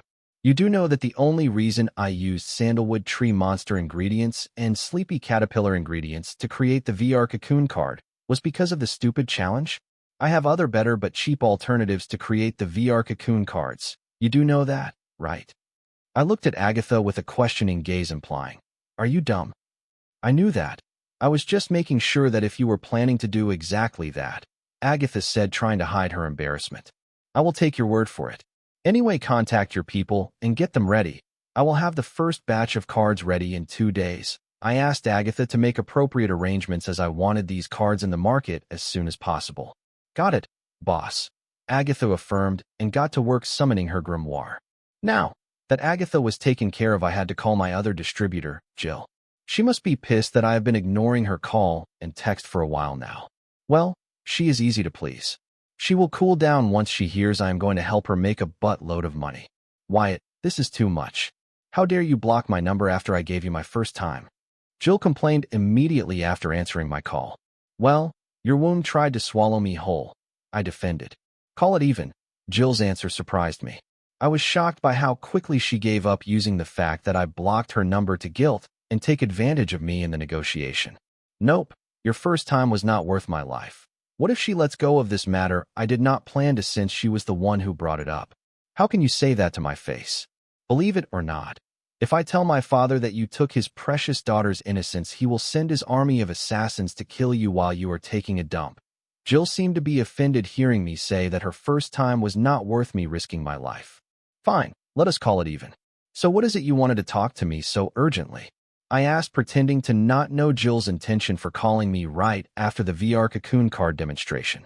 TSK, my dear friend, the question isn't what I want from you, but what I can do for you. Jill said smugly. I don't want you to do anything for me. I uninterestedly replied, not bothering to play along with Jill. Tell that to me after you hear what I can do for you. Jill said, knowing that the boy was playing hard to get. I am pretty sure my answer will be the same after I hear what you have to say, I said confidently, as I would never consider taking a partner in my VR City project. Let me be the judge of that. Get ready to drop your jaws. My father and a few of his friends are interested in your VR City and are willing to invest a lot of money. By a lot of money, I mean enough for you to feed the whole world 3 meals per day for a whole decade. Along with that, they are willing to take full responsibility to provide you with a reliable supply chain for the ingredients required for your VR Cocoon card, Jill revealed. That's a lot of money, but what's in it for you? What do you get to be their spokesperson? Since Jill was not seeking any advantage from me, her greed for money was met somewhere, or by someone else. I get 5% of their combined shares in your VR City project as a commission for brokering this deal. Jill replied to the boy honestly. Now that's a huge commission, enough to turn you from a rich lady to a filthy rich lady. Now I finally knew why Jill was not trying to take advantage of me. She had a bigger whale in sight. I know, right? All it takes to make that happen is your nod. Do I have it? Jill asked the boy with great anticipation. Jill, I consider you as a friend. So, I will be honest with you. I am not searching for investors for my VR City project. However, I have been searching for good distributors for the VR Cocoon card. Do you think your father and his friends will be interested? I answered truthfully to Jill because I still needed her to get me the coordinates of other worlds discovered by the top 10 universities. I see, Jill said in a low tone, and then added, since you are searching distributors for the VR Cocoon card, I take it that you have managed to secure a reliable supplier for the card ingredients, and that you have already completed the creation of the VR City. It is almost a done deal. I did not go into details. Jill went quiet hearing my answer, and after a moment of silence, she spoke. No wonder you dared to show off the VR City to the world. I would like to know when and how did you complete such a big project, but you will not tell me that. I guess my call was also within your plan. You overestimate me, I said humbly, and then reminded her. Don't forget to ask your father and his friend if they are willing to be the VR Cocoon card distributors. I don't need to ask, I already know their answer. They will not, Jill answered. Well, their loss. What about you? I was not disappointed by Jill's answer since the real target I wanted to recruit was Jill, not her father or his friends. Me? Jill asked in surprise. Why are you surprised? You are one of the best saleswomen I know. What do you say will you become the distributor for my VR Cocoon card? I asked Jill again. Sure, since you scraped my dream of becoming a filthy rich woman, I have to hustle to survive in this expensive world, Jill agreed. Good. Can you make it to the Southern Capital in 2 days to collect the cards? I inquired. Do you even have to ask? Jill asked while implying that she will be in the Southern Capital in 2 days. Good. Let us discuss the contract and other stuff after you arrive. I will be looking forward to your arrival. Receiving the confirmation from Jill, I ended the call planning to get started with my plans, as 2 days was not a lot of time to create millions of cards. As I hung up the call, I found Anne glaring at me. Ignoring her glare, I demanded, I want the Southern royal family to become my distributor for the entire Southern region. Why would we agree to that when stand to gain chump change compared to what you will be gaining? And argued, take me to the guest palace. I have to get started now to meet the deadline. I ordered not bothering to argue with, and because I knew the Southern royal family would help me distribute VR Cocoon cards to every corner of the Southern region. How do I know this? Let me just say we have an understanding between us. My relationship with the Southern royal family was strained right now, but that was because of a few differences of opinion, but in the end, they treated me modestly well. Yes, they dropped the ball in the case of Silver Beach Gate Dungeon. However, I believe they can handle the distribution of VR Cocoon cards across the Southern region. What do you mean? How are you going to create the cards when you don't even have the ingredients to create the cards? And asked the boy in confusion. Don't worry, I have everything prepared. Just make sure that by the end of this month, every 1 out of 5 card apprentices in the Southern region has my VR Cocoon card. I did not bother to explain myself to, and just put forward my demands. If the price of the cards is low as you claim, then that is not a challenge, and answered despite having claimed that the royal family might not help because they stood to make less. It was clear, too, and that the royal family will not hesitate to meet the boys' demands, especially when they stood to earn money while they were at it. Don't worry, the price of the cards will be low, while also enough for distributors to make enough profits, I assured Anne. To ensure that the prices of the cards remained as low as possible, while giving the distributors enough profits to be motivated into pushing these cards onto the public, I planned to forego my share of the profits. I wasn't being generous, I was just keeping the bigger picture in mind. I was willing to forego my share of the profits now so that I can have a steady stream of vast revenue in the future. Aside from the money, I stood to gain something else from this. A way to monitor anyone and everyone who uses my VR City, allowing me to form my information network. With this, I will finally be able to spy on the big leagues of this world power. Just like the Supreme Leader and his incarnations, Matron and her Paw clan, and the Emissary of Light and his fanatics. Thinking of this, an unconscious grin formed on my face. Yes, I had Clown Mask's future vision, but it was limited to the date of her death in that timeline, and right now the timeline I am in has diverged a lot from the Clown Mask's future vision's timeline. It would be safer to assume that her future vision was no longer reliable. Take the rays of freedom fighters, for example. If I had not relied on the future vision too much, maybe, just maybe, I could have seen the signs of Luna's betrayal sooner. I could use the Calamity Daughter gem to create my information network, but I did not want to involve innocent people in my struggle for a chill life. If I did that, it would weigh heavily on my conscience. Seeing the grin on the boy's face, a chill ran down his spine, giving her an ominous feeling. So she asked, "What are you scheming, Dalton Wyatt?" Date: April 7th, 2321. Time: 2150. Location: Southern Region, Southern Capital, Southern Royal Palace, Royal Treasury number 007. You sure took your time choosing the 50 devil-grade ingredients, and scoffed, seeing the satisfied look on the boy's face as he walked out of the treasury. What can I say, your family treasure trove was eye-opening, I said, remembering the enormous piles of devil-grade ingredients lying on the floor of the royal treasury. Unfortunately, they are worthless. Nobody except you had ever wanted to trade them, and replied. She was not lying, because there weren't many diamond-grade card creationists who could use devil-grade ingredients. Thanks to my soul pupils, I can easily study the soul pathways of ingredients and uncover their secret. However, the same was not true for other card creationists. It would take them years of research to uncover the secrets of each soul pathways of the ingredients.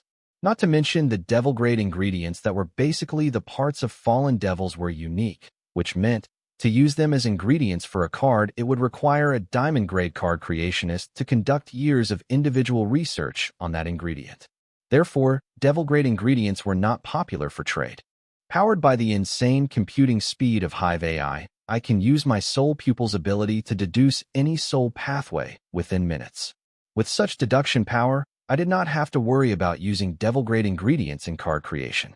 However, I did not borrow 50 devil-grade ingredients from the Southern Royal family for card creation, but as capital to build an insanely sophisticated VR city at an insane speed as possible. Can I ask what you are going to do with these 50 devil-grade ingredients? And asked the boy, not out of curiosity, but suspicion that he was up to something. She had this nagging feeling this moment was the prequel of something bigger than herself. Why ask when you can see the answers you seek in 2 days?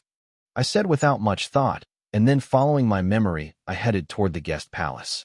Aren't you profound? And mocked, seeing the boy was so tight-lipped about his intentions. And was not bothered by it.